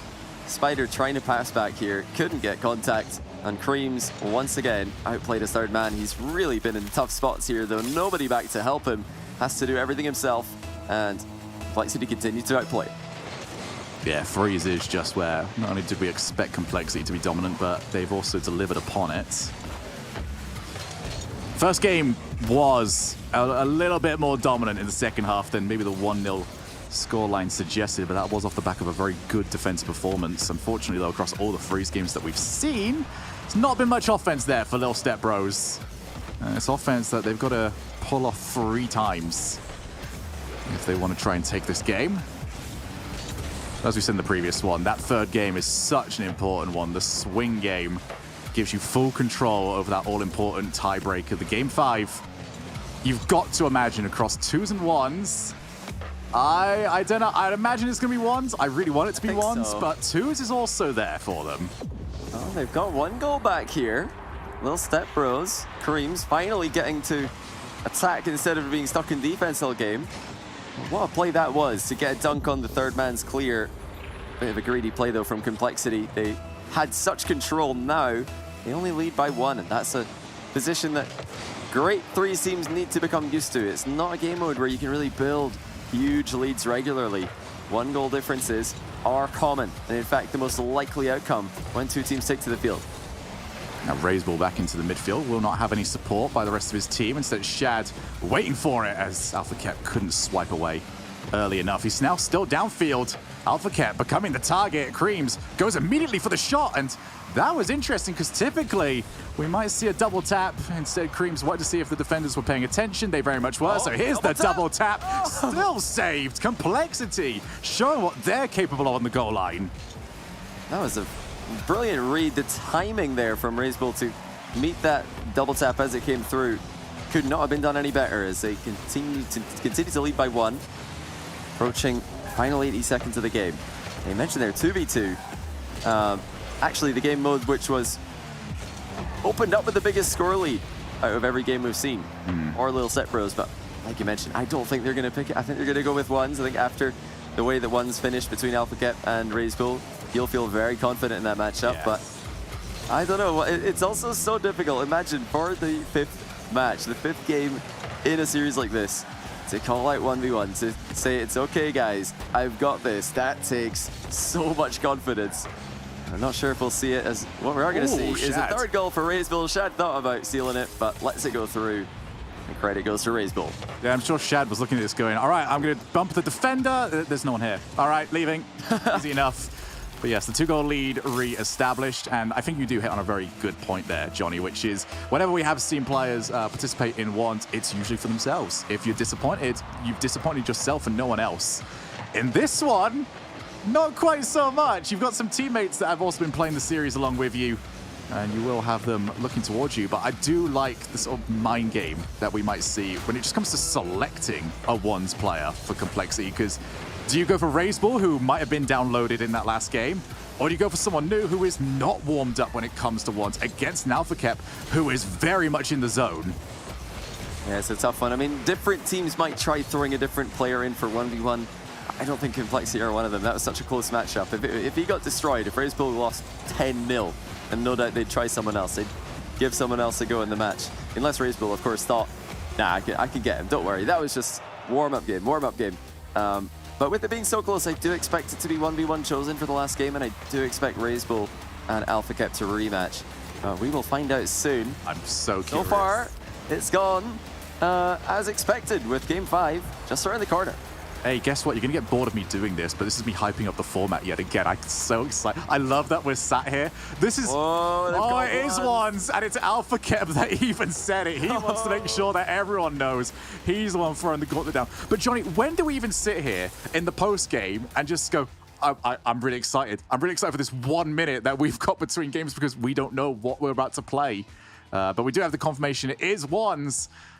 We know it's AlphaCap. One twist. Well, one twist. It's got to be AlphaCap. It has. Shad just left the lobby and then came back in.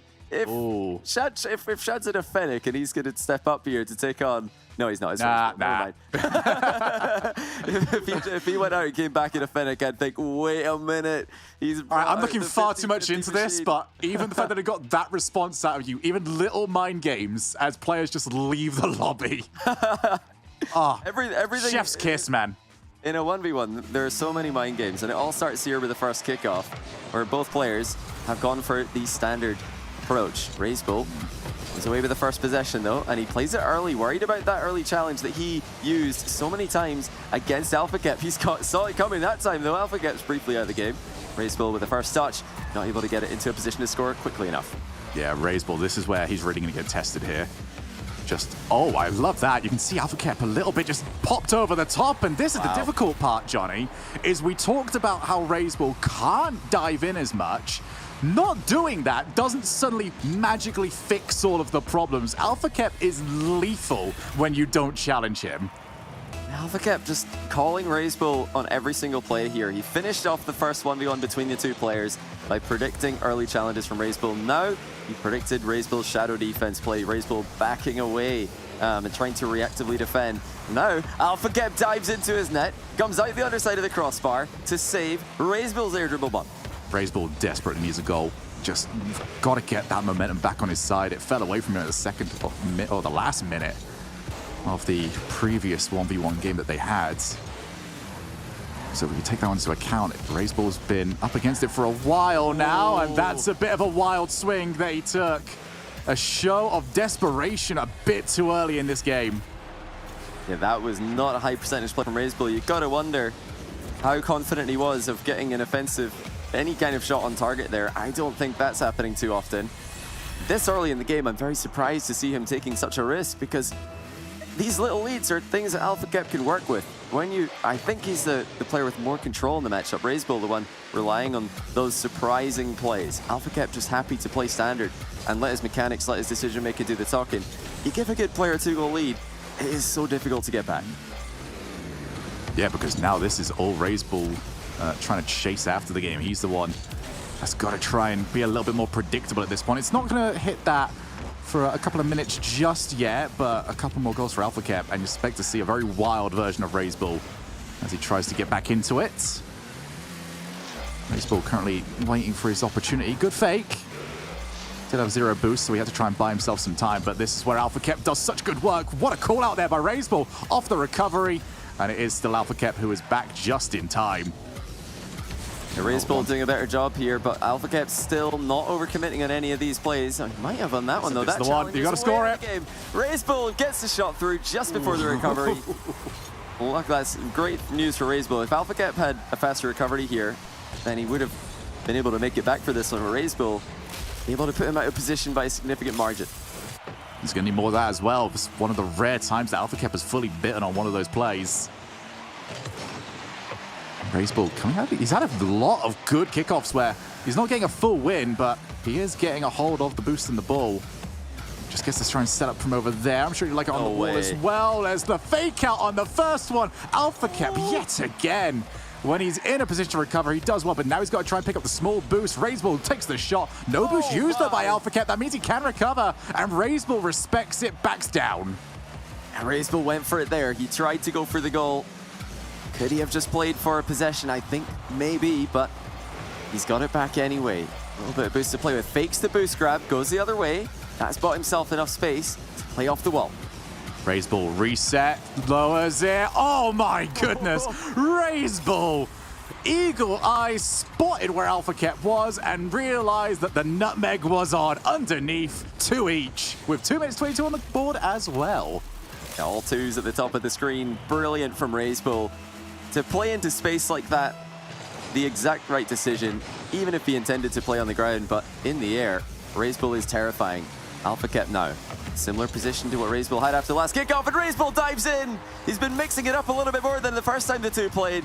Alpha Kep stunned by the early challenge. I'm so happy we see this from Raiseball. He's been so disciplined, but you can be too disciplined, you can be too predictable. Raiseball veers violently away from that, smashes the ball in, and like that, momentum shifts. Alpha Kep, though, great kickoff with him, and he can try and set up. Alpha Kep call in Raiseball's fake challenge there. A credit to Raiseball. Oh, he pointed out how many times he's diving in, but this time he is mixing it up. He dove in on the last play, fakes the challenge on this one, catches the ball on the back wall, and even though Alpha Kep stole the boost away, Raiseball tripped him up and scores the open net. Yeah, just set up the 50-50 as to where that play might be going, and Alpha Kep went for the bigger of the 2 options.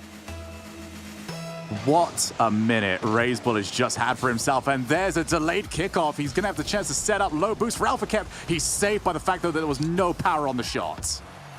And Alpha Kep unable to shoot at the briefly open net. Raiseball now stands in the way of him with plenty boost to play with, and he's not diving in. He decides to just back off on this play, again mixing up his defense.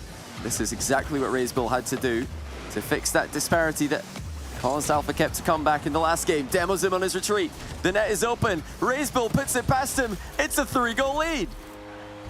He's doing it all over again, and it's up to Alpha Kep, now that the password has been changed, to figure out how Raiseball can be beaten. This is a much more tricky and complicated Raiseball than there was last time, but Alpha Kep has proven himself very versatile and very capable of making this comeback happen. And can Alpha Kep outplay? Just straight up outplay Raiseball. He is going for one right now. Has a flip to work with, and he does outplay Raiseball. He has to outplay Raiseball now. There's not enough time left to dribble the ball around the field and wait for opportunities. Alpha Kep forces the issue. Alpha Kep singular-minded of what he wanted. You could see in the background, very tricky Raiseball, tried to fake going off the ceiling. But I think Alpha Kep was already set on his mind on what he was trying to do. It did not matter what Raiseball did. Required all of the focus on that musty flick. Now a 2-goal difference. Raiseball, that was so risky. Oh, doesn't get the reward for it. But Raiseball, 2-goal lead, a minute left, still willing to throw everything at it. Oh, what a stop. Great save by Alpha Kep. Mind game at the last second for Raiseball, who is going to recover, but he's gone really wide on the defensive play here. Alpha Kep air dribbling into him. Raiseball saves the dodge and saves the ball as well. But Raiseball does not get hold of the ball. After the fact, Alpha Kep jumps straight in. Despite the fact there's not going to be a counter-attack, it is still time off the clock. Raiseball sets himself up, goes late and goes in. Raiseball absolutely destroys Alpha Kep. Flip reset into a bar down finish. That is confidence from the South American originating player. He has completely turned this one around on Kep, who had full control at the end of their last matchup. Now, he has no control. Raiseball back in possession as the time runs out for Kep. The only thing that's really there for Kep right now is that 100 boost, but he was forced to respect the shot. A lot of it used as Raiseball just able to get himself back and still dives for the challenge, realizes that every single one of those succeeds, just bleeds so much time off the clock. From the corner, what a stop there by Alpha Kep, but he's got to get it in quick, otherwise this time's going to go. Now Raiseball's just done it. He's wasting all the time that's remaining, taking no risks. This is phenomenal from Raiseball, putting the ball back into the midfield to take away any chance of an Alpha Kep goal, and that runs the timeout as well. That is such an impressive game from Raiseball to completely change up his defensive strategy and still go back to those early challenges and catch out Alpha Kep just like he did at the start of the first game between the two players. I mean, it shows that he's not just a player who's going to ball chase and hope it works. He's got levels to his ones game, and it's helped complexity victory here. All right, so I'm going to go from enjoyment mode to smug mode because do you know who said there would be a victory for Complexity, but with one win on the one side for the other team? It was your boy, but to talk more about how I didn't fluke it and to talk more about how a non-fluky victory came over to Complexity, we're going to hand it back over to Banks and Cole. You are just so fluky, mate. The flukiest of the flukers. Right, the North American region, I mean, you got to admit it, it's heating up. Cole, you're with me in the studio. We all knew the standard was going to be absolutely ridiculous, let's be honest. But for those of you at home wanting a quick rundown, you know, we have 4 teams that have qualified for Games Without Borders, 4 who are invited. It definitely looks like these qualified teams, and they're not only fighting for this, you know, immense charity donation that's on the line, but the respect of these bigger orgs in the Rocket League community. Am I right, Cole? Yeah, the respect of the orgs. Also, not to mention the fact that if they make the LAN, there's $2 million to be doled out when they get there. It's utterly insane. By the way, on the B stream, as Shogun has kept on saying, copy and paste the name of this Twitch stream, put a B on the end, and you can watch Sonics versus Oxygen Esports 2v2 in Game 5. Oxygen on the verge of a reverse sweep. Maybe I'm going to be parroting Shogun too much when I say this, but I adore this format. This is the funnest thing I've seen in a very long time. All the series are starting to pop off now. NA Rocket League is fantastic. I'm loving life. I mean, need I say, I have to admit, you guys, you see 3v3s throughout the year so much in high-level competitive Rocket League esports, okay? Am I right in saying that these kind of 2v2s, 1v1s are starting to expose a few cracks in our Goliath teams, let's call them? I think yes and no. I mean, what we saw in that series until the end was that Complexity were not far superior, but certainly superior to Lil Step Bros in the 3v3 game. And that's because they are fundamentally 3v3 players. They've come together as a collection, and that's where they do their best work. But what we've also found out is that they have the ability to learn as they go. I mean, Razebull, in the first 1v1 against Alpha Kep, he looked clueless, to be honest. Every time he challenged him, Alpha Kep would just pop the ball over him, and it's going to be a free goal. In that second 1v1, Razebull had clearly learned. And what I loved as well, beyond the battle on the pitch, I was also loving the battle in chat of Lil Step Bros emotes versus Vamos for Complexity. Every time there was a goal for one team, it was just being spammed like heck, and I was having a great time. Yeah, so you feel like it's maybe a little bit of underestimating on the side of Razebull then, going into the first 1v1? I don't think it was underestimating so much as having one game plan and sticking to it, and it worked at the start, and then when it started to not work, he didn't switch up, i.e. those quick challenges that surprised Alpha Kep so much in the first sort of 50% of the game, and he was getting some free goals, because when you come up against a non-1v1 player, they can surprise you because they're not playing the game quote-unquote right.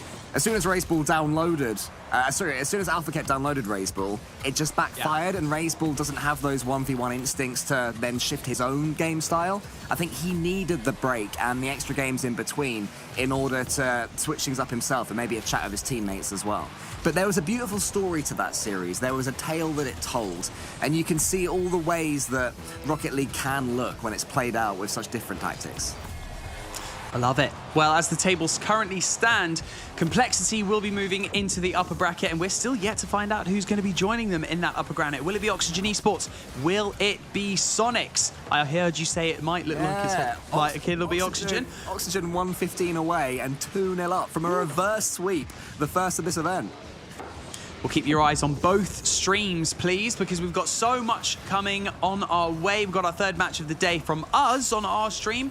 Which of our teams is going to hit the ground running, and which will have to fight their way out of the lower bracket? Go make yourself a cup of tea if you feel like you got time, and find out after this break.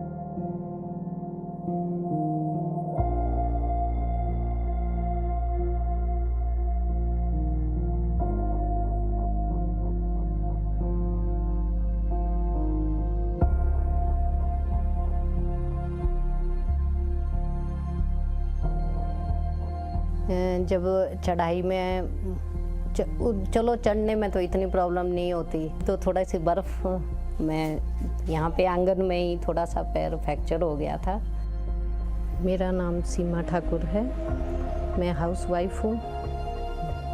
Vaccine लगवाने के लिए हमें टूटू जाना पड़ता है, नहीं तो नहीं आयुर्वेदिक वो भी है ऊपर। बच्चों के साथ आधा घंटा लग जाता है। गिरब में जो है डिस्पेंसरी, उसके लिए आधा घंटा लग जाता है। जो टूटू जाना हो तो टूटू जाने में पौना घंटा बच्चों के साथ लग जाता है और पैदल जाना पड़ता है। बारिश बर्फ़ में तो बहुत मुश्किलें होती है, क्योंकि बच्चों के साथ आना जाना बहुत दिक्कत होती है।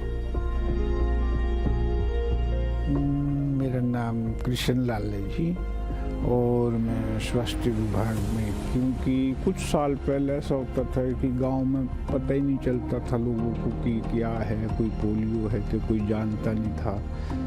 अब जब सरकार ने इसके लिए इस तरीके के अभियान छेड़े हैं, जब तक हमारे को पूरा कंफर्म नहीं होगा कि इस बच्चे ने यहाँ पे दवाई नहीं पी या पिलाई या नहीं पिलाई, चले जाओ आप दूर दराज के क्षेत्र में चले जाओ तो हमारे को कोई ऐसा केस या ऐसा कोई बच्चा, अगर यहाँ बच्चा आ गया तो हम नहीं यहाँ पिलाएंगे। किसी कारणवश अगर बच्चा हो जाता, गांव में लोग रहते, क्या पता क्या मजबूरी है उसको, क्यों नहीं आया बच्चा, क्या पता वो बीमार है या कोई उसको कोई और प्रॉब्लम है।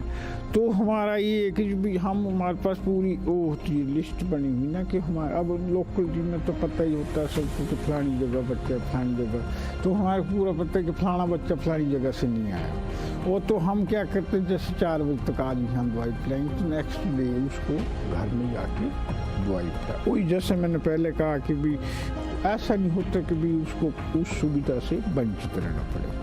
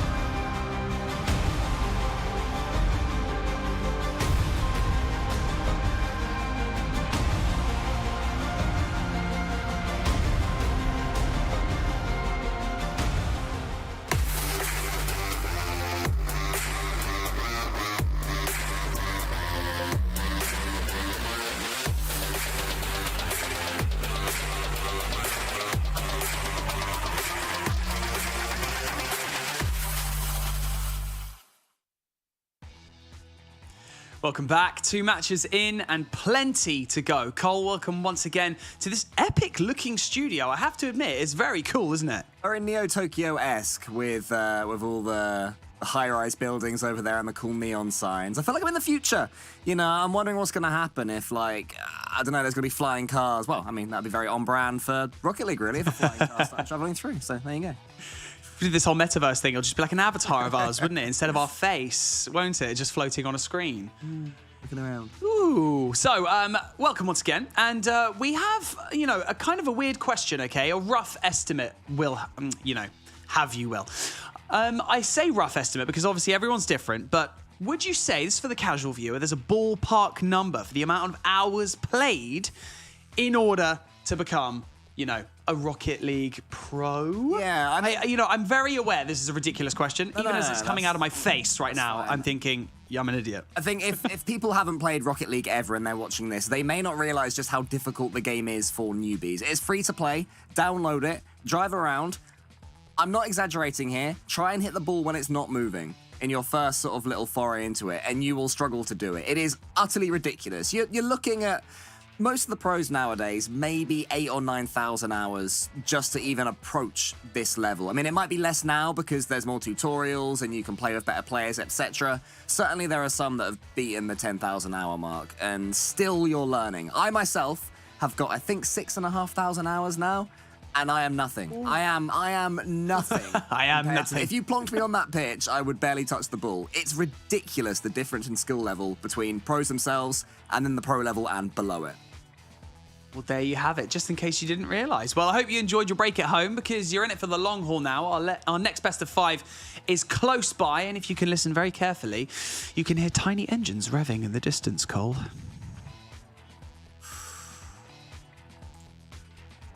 He's listening. I'm listening, I'm waiting, I'm seeing Space Station Gaming and Rogue, and those engines are some powerful engines as well. We've already seen Space Station Gaming earlier on with a 3-0 victory where they pretty much outclassed All Mid in the end, although at the final one, the 1v1, unexpectedly did go to an overtime, which Daniel expectedly ended up winning. But Rogue, they had a really good series earlier on. It went all the way to 5. Only 1v1 in that, which was played by Taroko. I think the big question mark that people had going into this one, would it be Aqua, their new star player, their youngster playing in the 1v1s, or the slightly more experienced head in Taroko? It does seem to be that they're going with experience, having Gyra in the 2v2s as well, who is their sort of the old man of the group at 18 or however old he is. You know, such is the young age of all these esports stars. So a good battle here between two teams that certainly look to go late in NA competition in general. It also kind of begs the question of, you know, the pressure that they're feeling because Rogue came into this competition through an open qualifier. They earned their spot, whereas there are other teams that have also earned their spot, but via an invite as well. So do you feel like there's more pressure on the invited teams to show up or the qualified teams to prove themselves?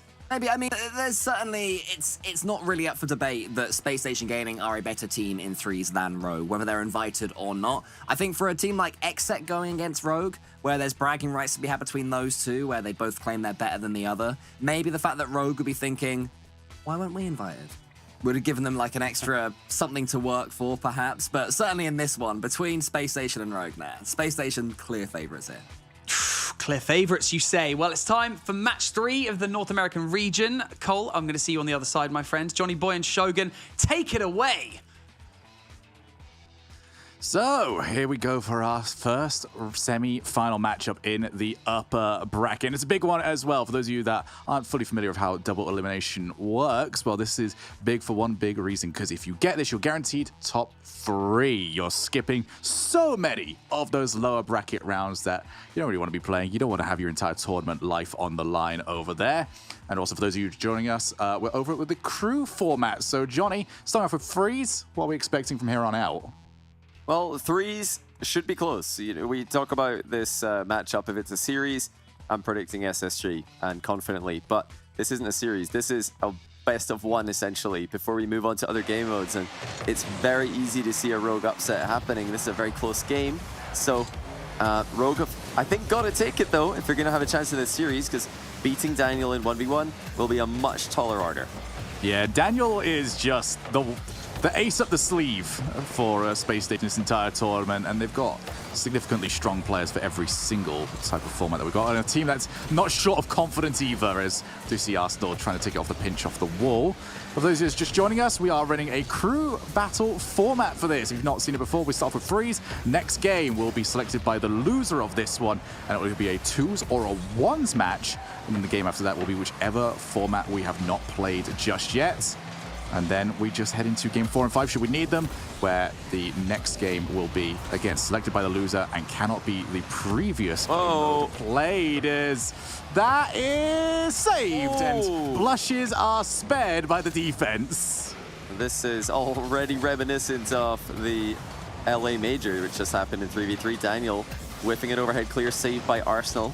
Oh, what a pass. That is unbelievable. The mind game from Gyro doesn't go past Arsenal as well, but I'm upset. What a pass from Aqua initially there to get the setup. Look, I understand it's really good money for charity, but when a play's that good, you kind of just let it in, you know. Well, it's for the land, though, Shogun. If you win this, you're in the land. It is, but that goal was for the banter. Like, it's equal measure over here as we do get ourselves back into that defense, and not the best clear. Puts Daniel straight back into offense. Already see, this is what I have been enjoying. A lot of speculation currently happening over in the chat. Everyone wondering who gets sent, who would play Daniel, can they even beat Daniel?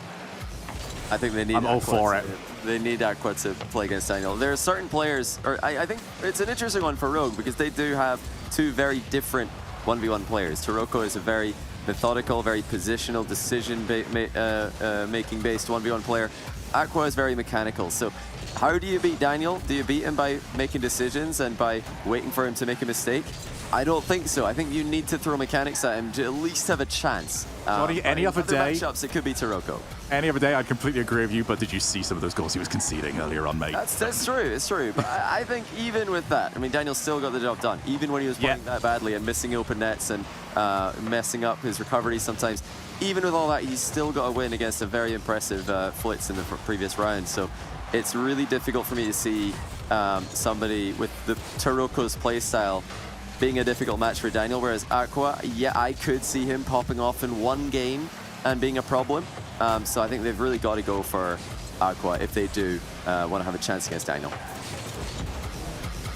I do see now Aqua taking the ball past and proving exactly why he might be that player. Okay. Took on 2, beat 2, and sets up Taroko for the score.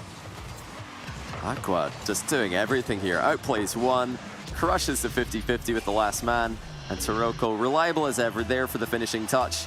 And a must-win 3v3 for Rogue is currently winning for Rogue. Just 2 minutes to go. And have Aqua, once again, just a little bit late to realize that he needed to take the ball on. Now Rettles off the backboard. Well, fainted there. Aqua just trying to prove that he might move in. Instead, dove straight towards the backboard again. That 1-goal lead looking pretty fancy at the moment. Minute and a half left, but mispositioned. A demo attempted by Rettles.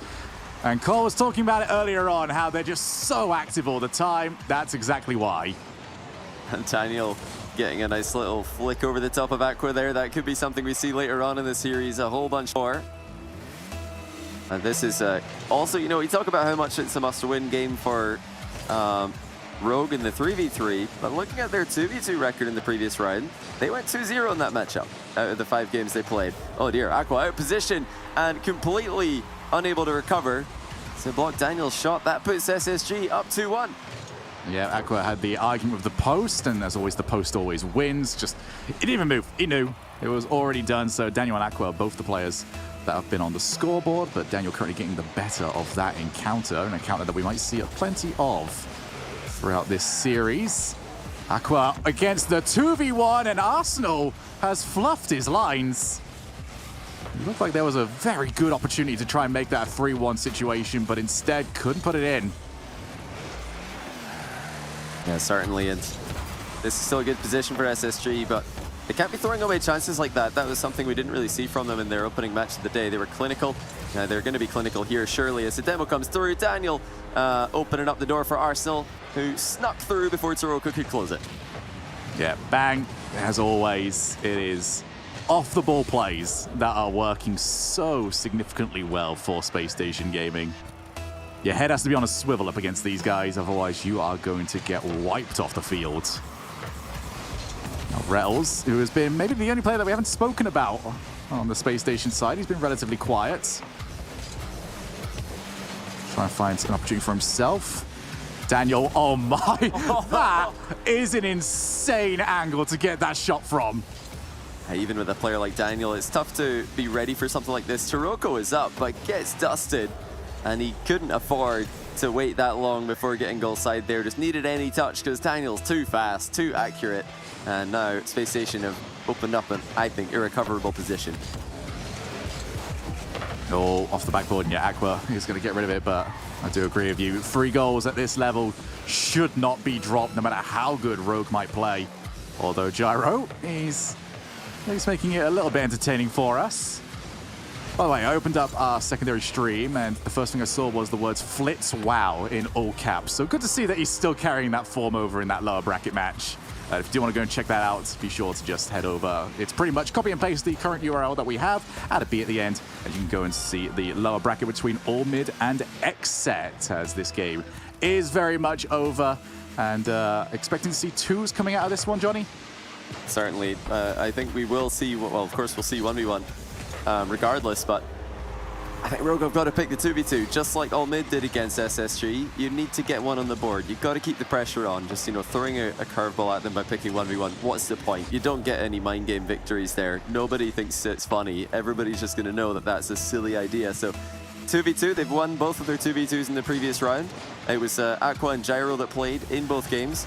I would expect that to be the case again. And for SSG, we're expecting it to be Daniel and Rettles, as they are also winners from the previous round when 2v2 is played.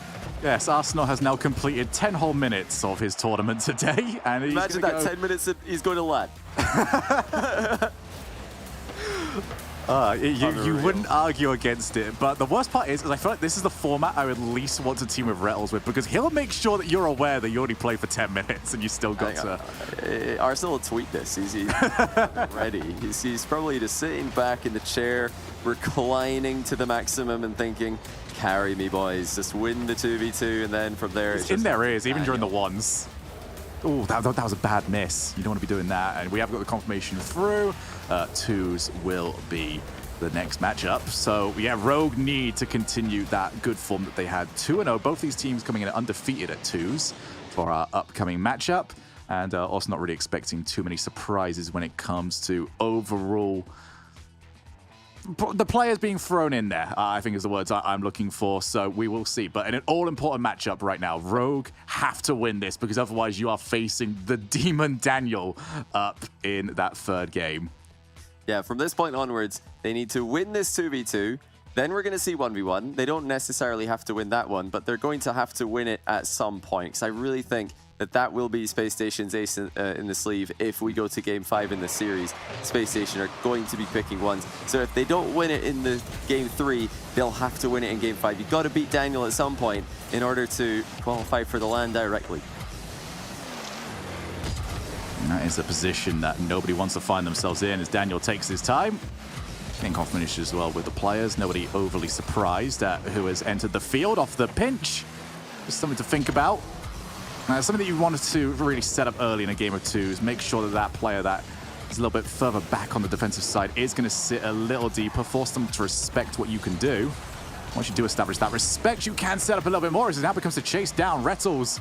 Oh, tried to play for the block, but Gyro understood the situation he was in, took it the other side.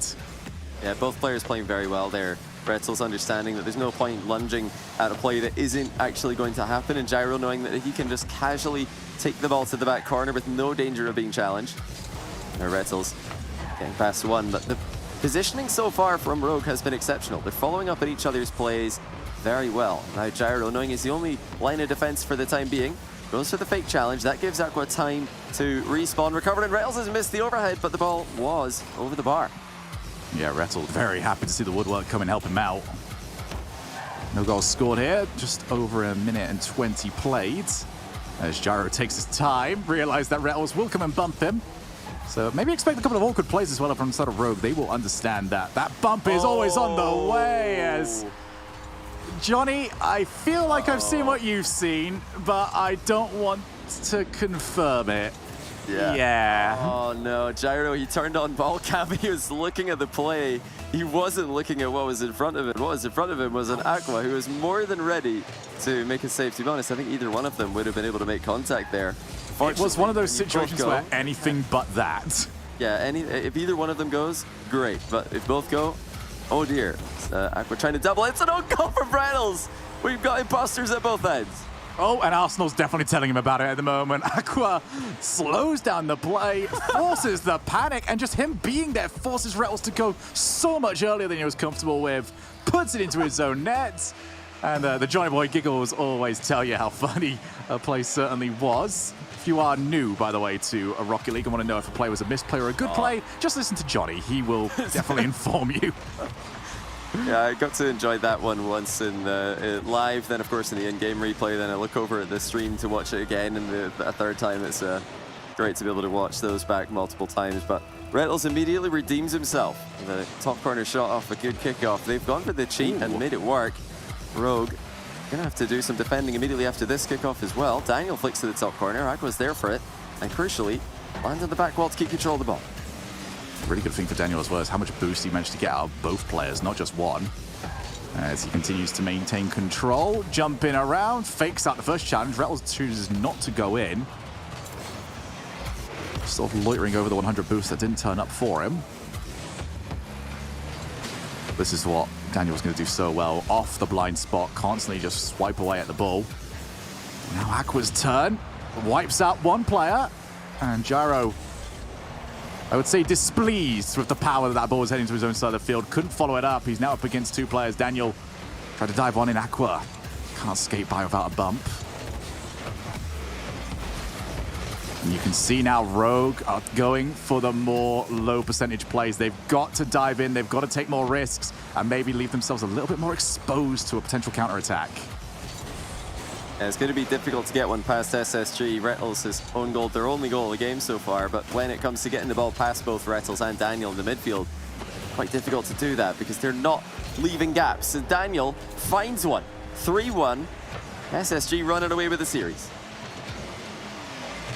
Just nobody there. Nobody ready for it. A bit of miscommunication, low boost, either way. Yeah, it was Gyro. He was at the back. No boost at all. Couldn't get over to that one. And it's that little split second where something is wrong and it will catch you out. I do like the mix-up, though, from Rogue. They've got to get plays going. Reynolds is avoiding all of the bumps and calmly dispatches the shots. Yeah, we saw that exact play working in Complexity versus Little Step Bros earlier on. That is something Reynolds is very aware of, and he knew that he just had to buy time for Daniel to come back and help him, something that both Daniel and Reynolds have done phenomenally well in this matchup. They're not lunging in when they're last man. They're just taking their time, just staying goal side and buying time for their opponent, or rather for their teammate, to come back and help them. And it's also the same whenever the second man is, or rather the first man is challenging. They're not diving in unless follow-up is right behind them. I like the ideas that I've seen from Rogue. There's a lot of sending the first player the ball and then faking out and trying to bump the keeper, but it's just not worked. The players on the goal line have been far too slippery, as that is going to potentially shut down this game. SSG, far too good when they see even a slight look at the goal. Clinical. They have been clinical. Reynolds even clinical in his own net in this series, as they've scored 5 goals now. 4-1 lead, however. Rogue do still have an outside chance, though. They've been cheeky with the kickoffs, decide not to be on this occasion. With how volatile kickoffs can be, you can't let your guard down, even with a 3-goal lead. And just a minute left in the clock. There's a chance. Daniel all over it. There might actually be another chance for SSG on the other end. Reynolds shoots immediately. It's off target. Aqua has to move quickly here as Reynolds comes in behind him, takes him out the play. Yeah, you won't see assists like that later on in the ones game, which is coming up after this, but I'm sure Daniel appreciated the support. Not the best clear there, actually, from Reynolds, and he's put himself in a bad spot, actually. Daniel was all the way down the other side of the field. Again, just the execution, it's been completely different between these two teams. One of them has had brilliant ideas and just could not get them to come off. And the other one is just creating chances from nothing as Daniel, he knows he's got another 5 minutes ahead of him in the ones. Might as well shove some flair before you head over. What is this shot from Daniel? He just flipped upside down and scored. I don't know how he got an arc on this, but he scored it to the top shelf from almost a dead ball. That was ridiculous how he created an arc out of this. I almost expect a play like that to only go up there if they get a pinch or something, but instead underneath it. Just like Rogar, underneath a lot of pressure. Daniel, one more, why not? Aqua's the only one back, wiped out by one. If you want an explanation as to how you expect to see Space Station play, this is what you show somebody. Brutal by Space Station. And now they've got to beat Daniel when you have no help, all by yourself. How on earth are they supposed to do that? 1v1 guaranteed for game number 3, and SSG already lead by 2. Daniel with a couple of worldies at the end of the game there, but mostly that goal for 5-1. That was absolutely stunning from Daniel. And now you've got to beat Daniel. That's it. It's as simple as that. You might hit him twice, although maybe a win here might dissuade Space Station from going back into that well. But the Space Station just look dominant everywhere right now. And of the 2 talismans, Daniel is the one that is on form. And you can see why this was the team put together for the 2's games. I mean, you're just hoping for a pop-off here. You need whoever you send into this ones to be playing the Rocket League of their lives and to hope that continues for 10 more minutes afterwards. You know, if they can get one win against Daniel, that's great. But then, you know, Space Station have won the 3v3 and the 2v2 as well, so they'd have to do pretty that confidently right as afterwards. Well. Yeah, so it's so hard to imagine. I mean, beating Daniel once that would already be so impressive, but to beat him again later on when inevitably SSG, well, I say inevitably, they just won the 2v2 6-1. Maybe they're just going to run back 2s, but honestly, I think the smartest thing for SSG to do at this point would be to, even if Daniel loses the 1v1 here, run it back in game 5, because he has got such consistent level in 1v1. But who knows? If Aqua can just pop off here, and it is going to be Aqua, I think this is the correct pick for Rogue. They ran with Taroko in the previous round. It's Aqua right now. He is the player with the highest pop-off potential in this Rogue roster, and he needs every ounce of it in order to have a chance in this matchup. Yeah, Daniel earlier on taken to the brink in his ones matchup, but it was also ones matchup that didn't look like he was fully serious for at times. Now you get to see what Daniel is capable of. Daniel wins the boost race. Aqua only able to grab a small pad 12. Not enough to defend against Daniel, who mind games him and goes up in a 1-goal lead already, 11 seconds. But don't write off Aqua. You know, we saw Daniel, you know, making a few misplays earlier on. He is definitely one of the best 1v1 players in North America, even in the world. But Aqua is up there. This guy has done incredible things in ones in the past as well. Let's see what he can do. Daniel's got all of the control to start us off. He's taking his time. He's making Aqua think. And unfortunately, Daniel just thinks far too far ahead. Making it difficult for him. Calls the bluff on the fake challenge. Pops it over the top of Aqua. And even if Daniel overhits this into the bar, he knows he has full control. He knows he can just steal the boost in the back corner, continue attacking. And luckily for Daniel, his accuracy is so good that he doesn't even have to think about plan B. Plan A successful.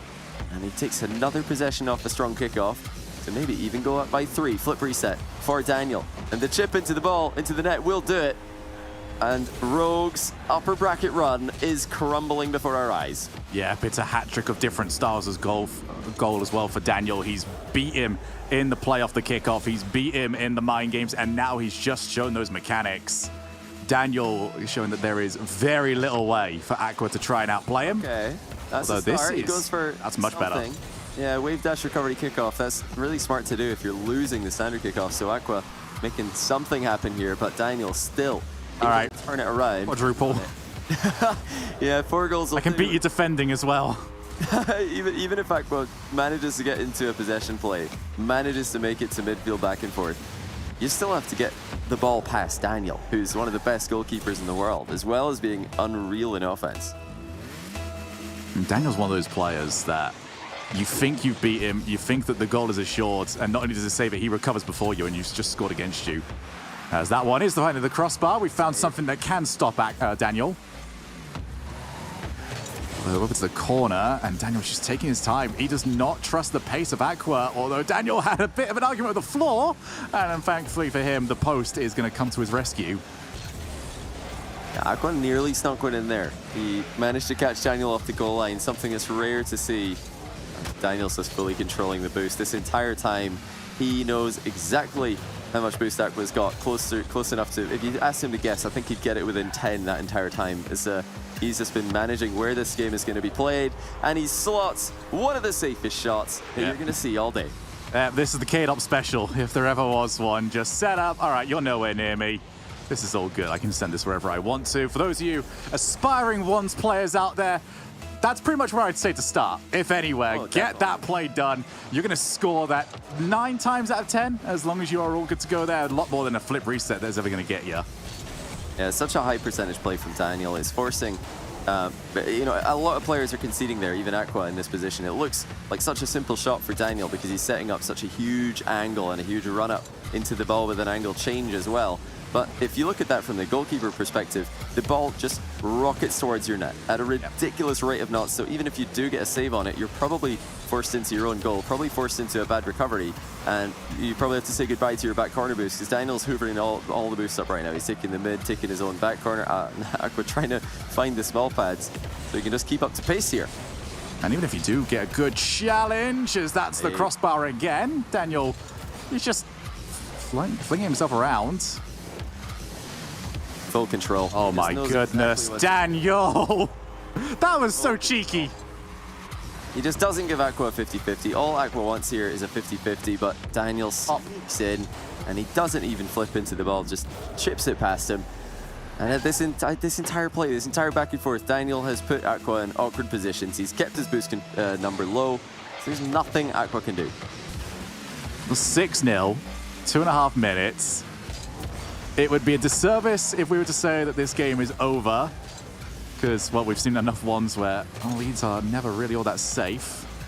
But with the way Daniel's playing, I think the majority of this tournament needs to be happy that this will be the last time he gets to play today. And he might cool down a little bit between now and tomorrow, because this form of Daniel, you're not touching it. Yeah, this is insane. I mean, the biggest competitive comeback I've ever seen in 1v1 was a 7-goal comeback. So we need to equal the biggest comeback of all time in order for Aqua to... Ironically, I've thrown away that sort of lead as well, so hey.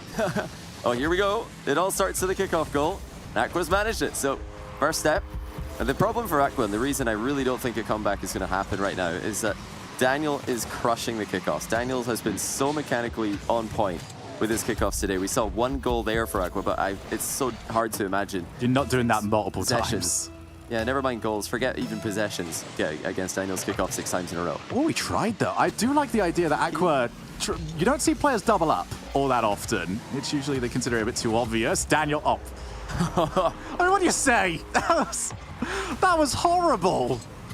He's absolutely brutalizing Aqua at the moment as he just rolls the ball underneath him. Aqua expecting a high pop there. He thinks Daniel's going to chip it into the top shelf. No, Daniel rolls it under him. And that's another 7-goal lead, but a different scoreline. Arsenal's actually just left him. He knows. He's probably just signed up for the day and thought, yep, I've seen all I need to see. 10 minutes of gameplay for Arsenal, and he's through to the upper finals. Should things stay as they are, no real reason to think that they won't. Aqua, his only goal coming off a delayed kickoff. As for Daniel, he has just showcased everything that makes him so great in ones, and I think this is also a great opportunity for him because there's so many people that have maybe only watched RLCS Freeze. They've heard us talk so much about how good Daniel is in these sort of positions. Finally getting the chance to see Daniel in his natural habitat. Yeah, he's as good as we hyped him up to be, if not then some. Not a bad play there from Aqua. Daniel not getting it back for it. Well played from Aqua. He tried to go for a fake underneath Daniel, who reacted to it, but reversed right back into position. And it's rare that you see any kind of reversing in Rocket League lead to a good play, but that's exactly what Aqua had to do to pull the shots off. And, you know, it isn't really a comeback that's likely, but Aqua going to try and grind out as many goals as he can here. Just see what happens, because this is great practice for him. He'll have to play 1v1 later on in the tournament, I imagine, as it does not end here for them. This is just the upper bracket semi-final. You go down. He's already got to play again today. Yeah, you need to win the next round. They'll be in the lower bracket round 2 after this, and if they lose that, they are out. So they'll have to play for the LAN qualification again. They're clearly going to be losing this one. It's interesting to see what Aqua tries to experiment with. I think the main weakness that I've noticed from him is a lack of reliable kickoff diversity. And against a player like Daniel, you need to have so many kickoffs at your disposal if you're going to throw him off, which Aqua wasn't able to do. I think maybe just throwing in a couple of half flips on the diagonal, maybe just even a fake kickoff, the one that we saw, which didn't work. The fact that it didn't work doesn't mean it's a bad idea. He has to keep mixing it up, because going back to the standard kickoff time and time again, when you're losing them, it's not a good idea. Well, for Aqua as well, if he is going to potentially play, I believe that lower bracket match will be between the winner of Little Step Bros and Sonic. So with the way that they played earlier on, that would either be T Corral, or it would be, as I get my stuff up over here, T Corral or Alpha Cap. How did I manage to forget Alpha Cap? He was something else. And we saw him earlier on, as Daniel's also been so. So those are two difficult matchups. I feel like one of those, I'd put him as a bit more of a favorite than the other. But either way, you've got to get something rolling for yourself before you head over to that matchup.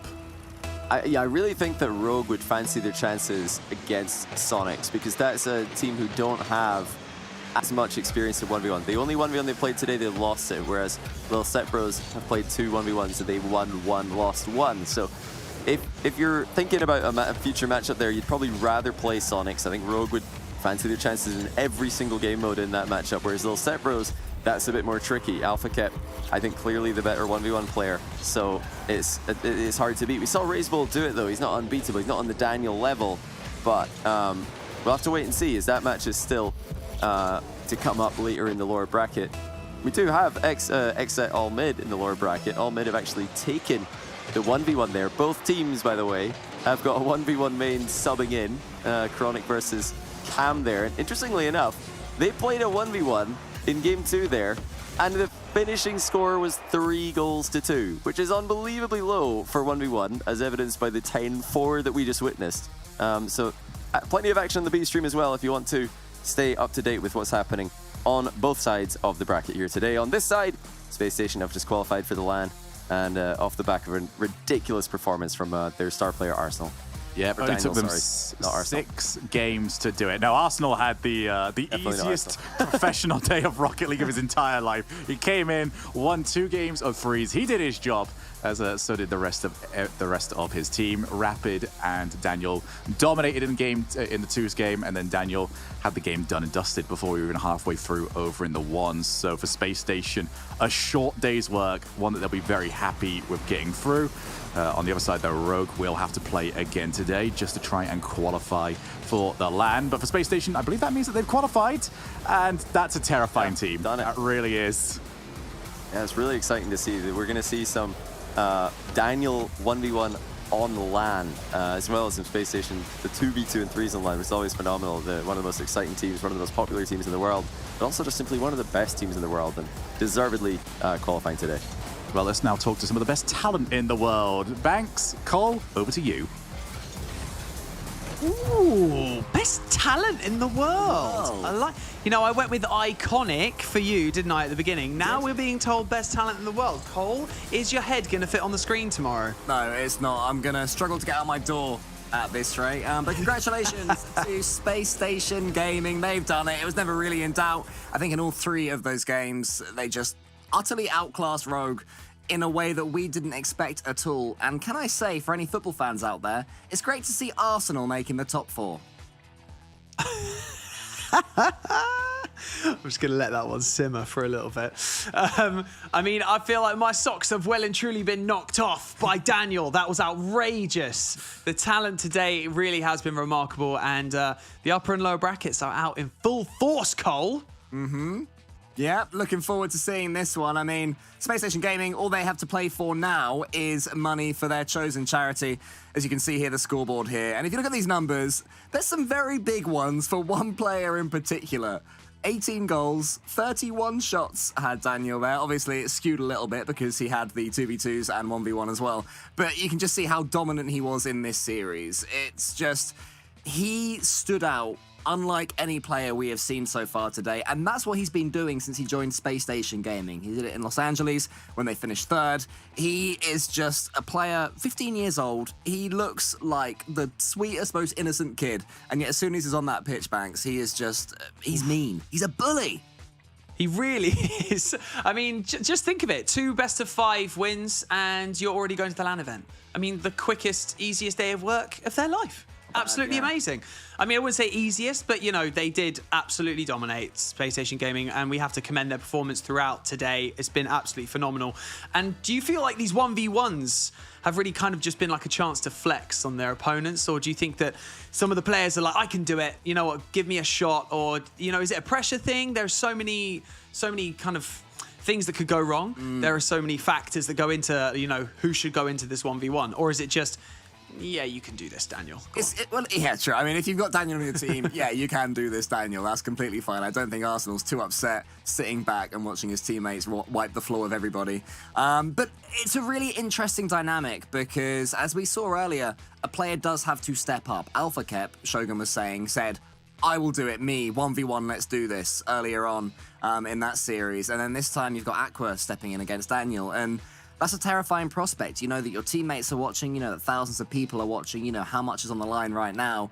And you have to have that confidence when you can choose between a 1v1 or a 2v2. And I don't think we'll see too many thrashings like that throughout the rest of this event. I think that was an anomaly because players have to, you know, opt to step up. Anyone can step up from a team in the sense of playing 1v1. So, yeah, that was rare, and I think it was quite stunning to witness.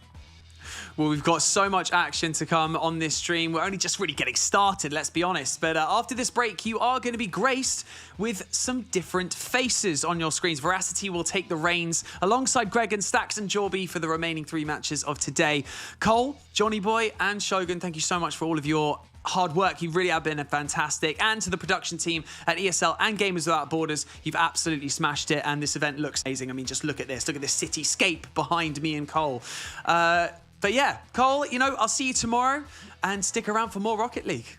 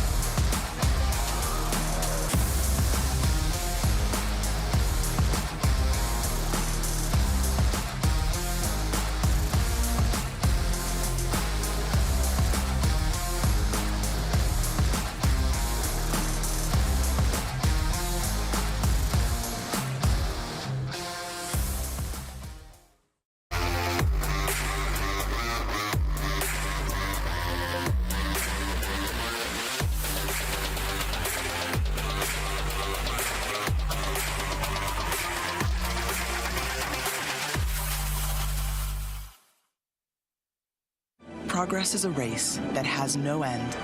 After every finish line, another challenge awaits. How can we continue to push innovation in a sport at the forefront of technology? This is how.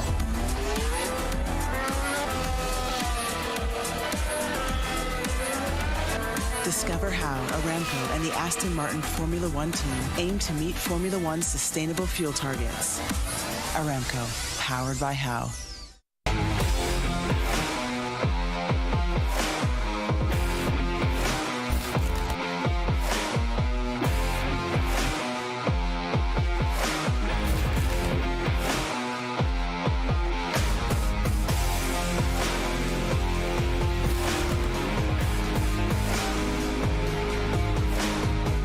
We know you hate it when you have to wait to get back into the game, but the wait will end in seconds. In real life, some people don't have the option to restart. Millions of refugees and displaced people have their lives on hold, eager for a chance to move forward.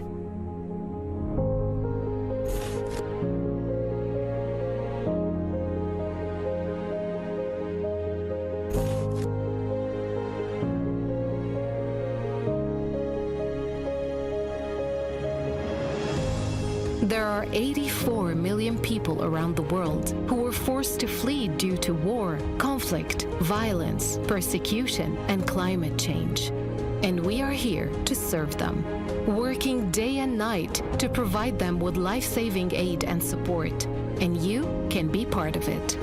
You can help people forced to flee gain access to life-saving aid like shelter, food, water, medicine, and much more. Donate to UNHCR. Help refugees and displaced families rebuild their lives.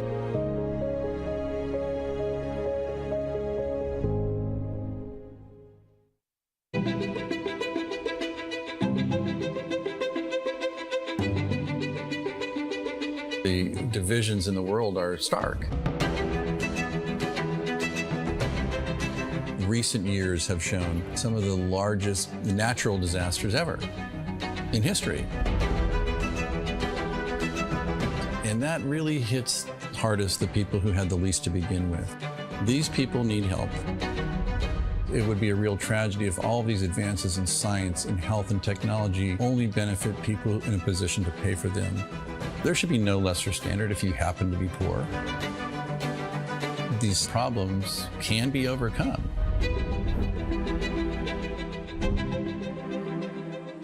Direct Relief is a humanitarian, nonprofit health organization. The focus has been on the least fortunate, most vulnerable people. On a good day, things are tough for a lot of people in this world and in this country.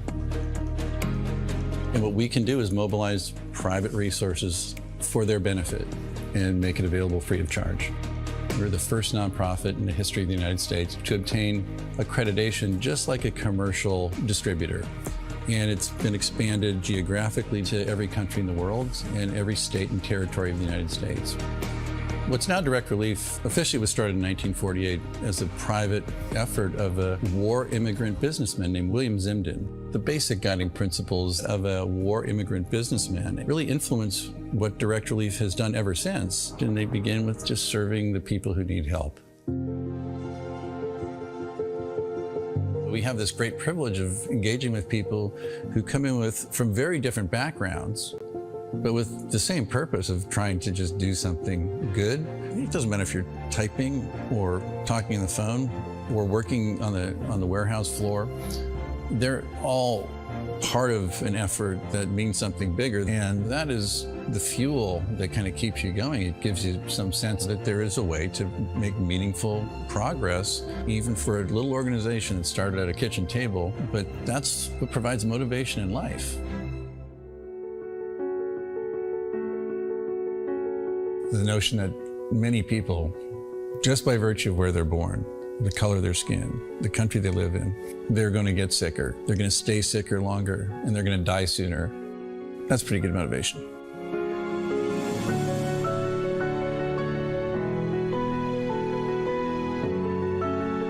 These issues are too big for any one organization to address.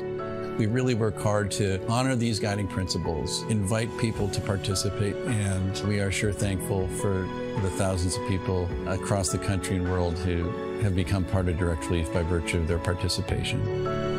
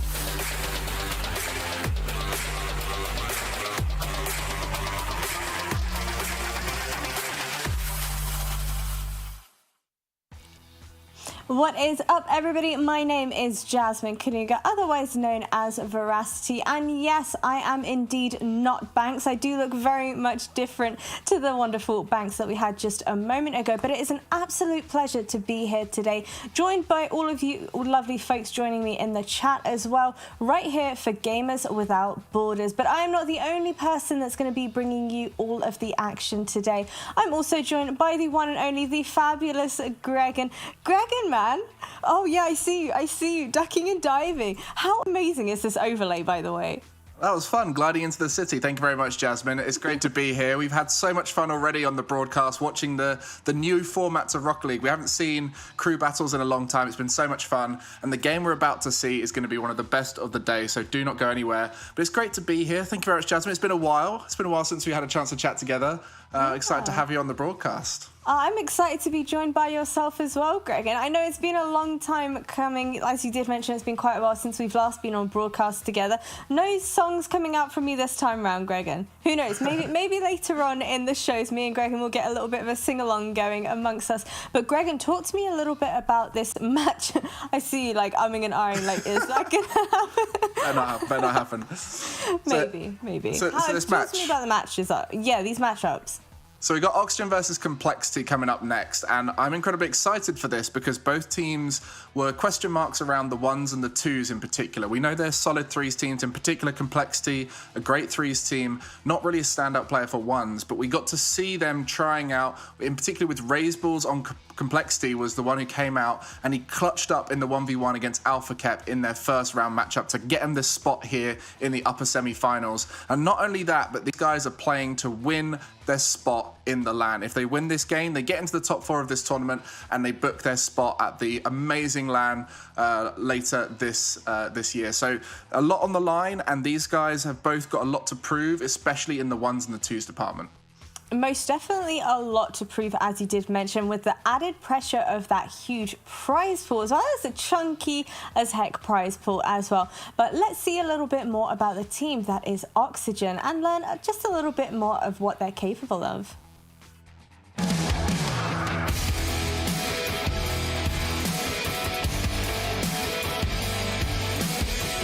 Well, I knew him from RLCS. I'm pretty sure Sad reached out to him.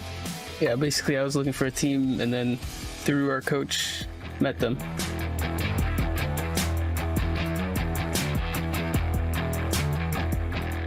Cool dude, he was chill.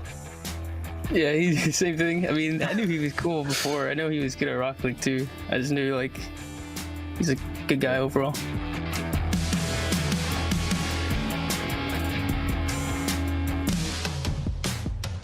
Goals, I think, is just to make a LAN. I think that would be amazing if we did that.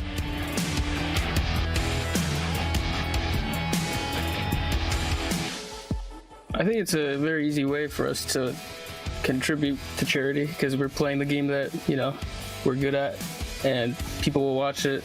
It just makes sense.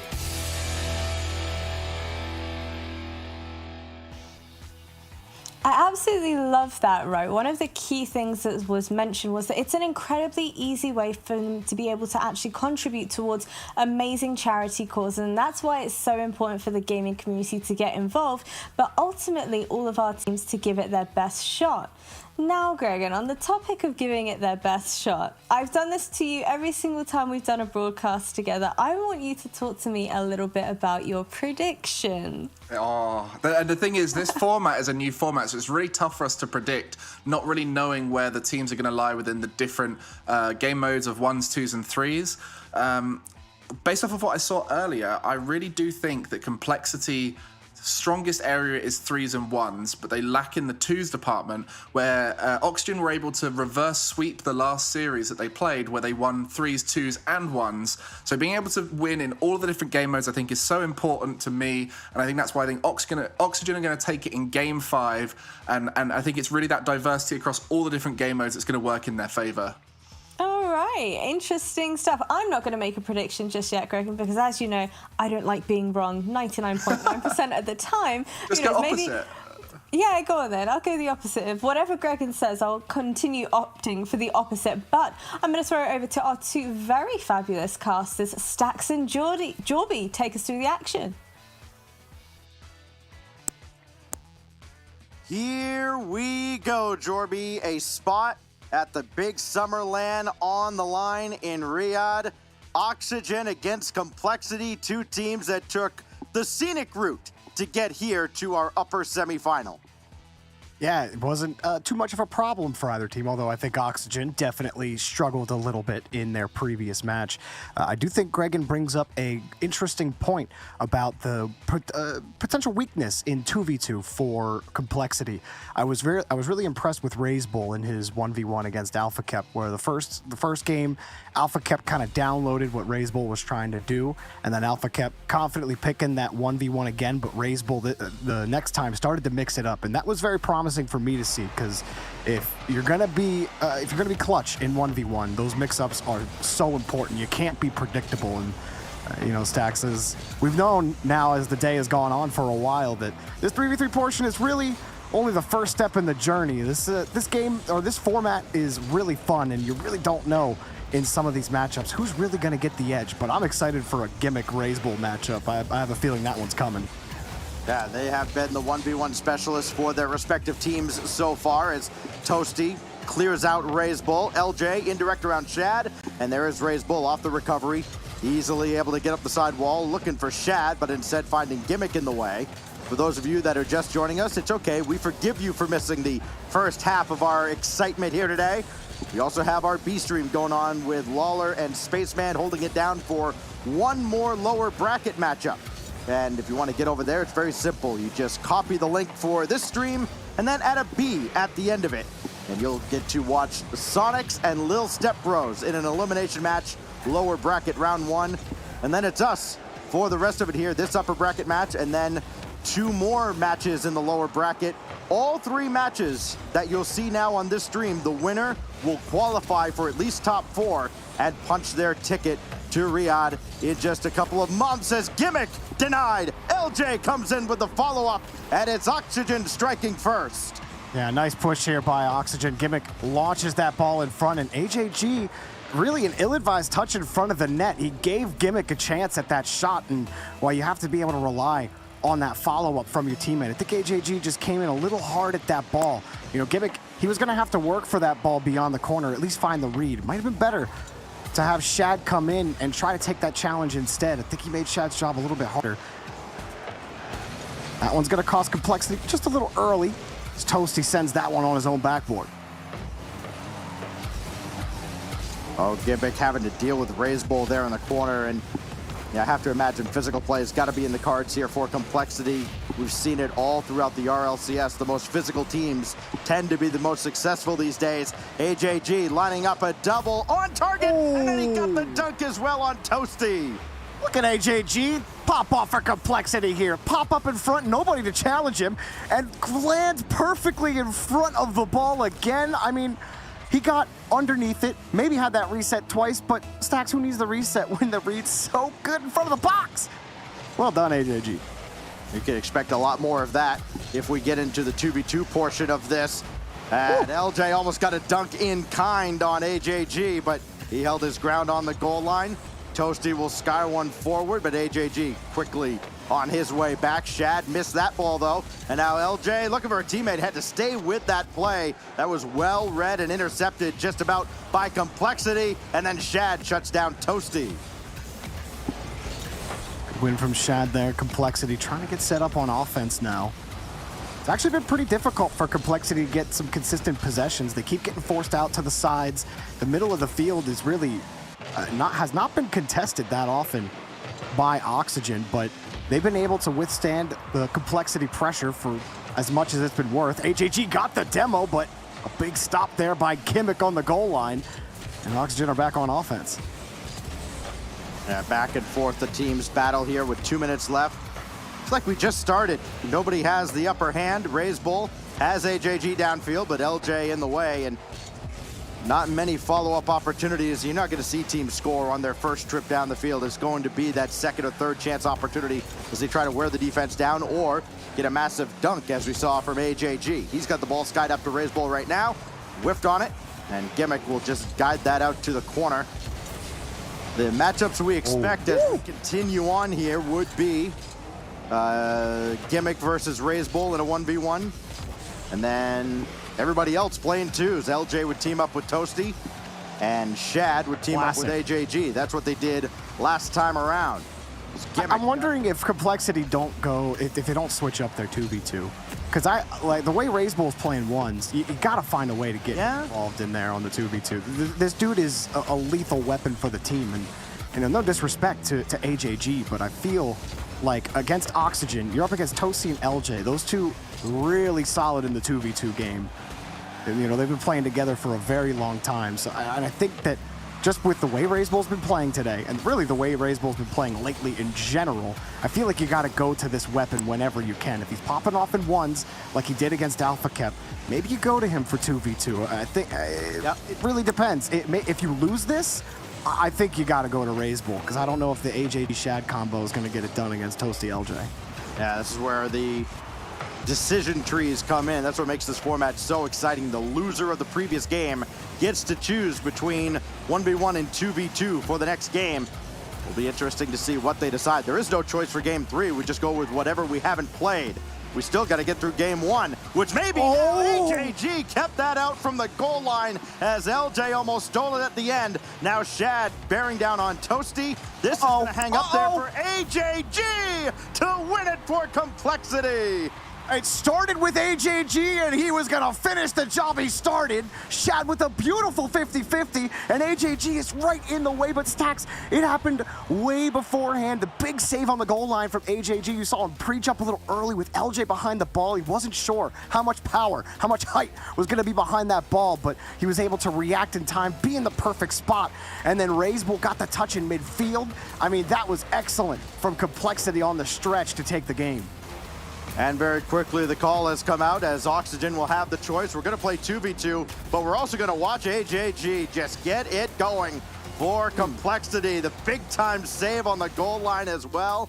And then the winner in overtime as Complexity takes down Oxygen, or rather at 0 seconds, as Complexity takes down Oxygen. And now we go to 2v2. Jorby, we'll get to see exactly what Complexity goes with. AJG I'm telling you, they gotta has put the Razebull. hot hand. You got to put Razebull. You're going AJG Razebull? No. I think, you know what? Yeah, I'm fine with any. You're fine with Razebull composition and that a includes broomstick, Razebull, basically, at this point, right? Yeah. Like If you just can have clone that much faith Razebull in twice, Razebull. I'd pick that. You know what I mean? Yeah. I can't. So I'm saying AJG or Shad, I think, are fine. I actually think I like Shad more because I think that Shad is much more aggressive than AJG is, and he'll be there for those follow-ups a lot more often. And you might think, oh, 2v2, why do you want to be aggressive? But being in position for the follow-up is what makes you a good 2v2 team. It's, you know, you can't pull back because it's just giving up possession, especially against a team like Oxygen with LJ and Toasty. I'm curious. It looks like it is going to be AJG and Razebull taking the pitch against LJ and Toasty. So I like this. I think this is good. I think there are two schools for of thought here for what you do in the 2v2, right? Like, let's say you're dead set on Razebull's going to play your 1v1, as he did in the last round, as he's stopped by LJ here. AJG's follow-up easily set away by Toasty. And now you're going to watch the counterattack. We'll get to it in a moment. LJ against Razebull. Got over him and slams it home. But going back to what we were talking about, Jorby, those two schools of thought. Do you have the two players that are not playing the 1v1 team up so you have everybody involved, or just go the space station route and go, all right, Arsenal, have a seat. Daniel is the guy. Absolutely. You pick your guy. You play the hot hand. It's like, you know, when when your starting goalie goes down in the playoffs in hockey, but then your backup comes in, and he starts saving everything. If your starter gets back and he's healthy, you don't play the starter. You play the hot hand until he gives you a reason to bench him. And I think that's how Complexity have to approach this with Razebull. Really, I think that's how every team should be approaching this. It's not about getting everybody involved. It's about putting your best players on the pitch to win the series. I mean, this is a series to go to land. You got to put your best player on the field. That's Razebull, and that shot taken away.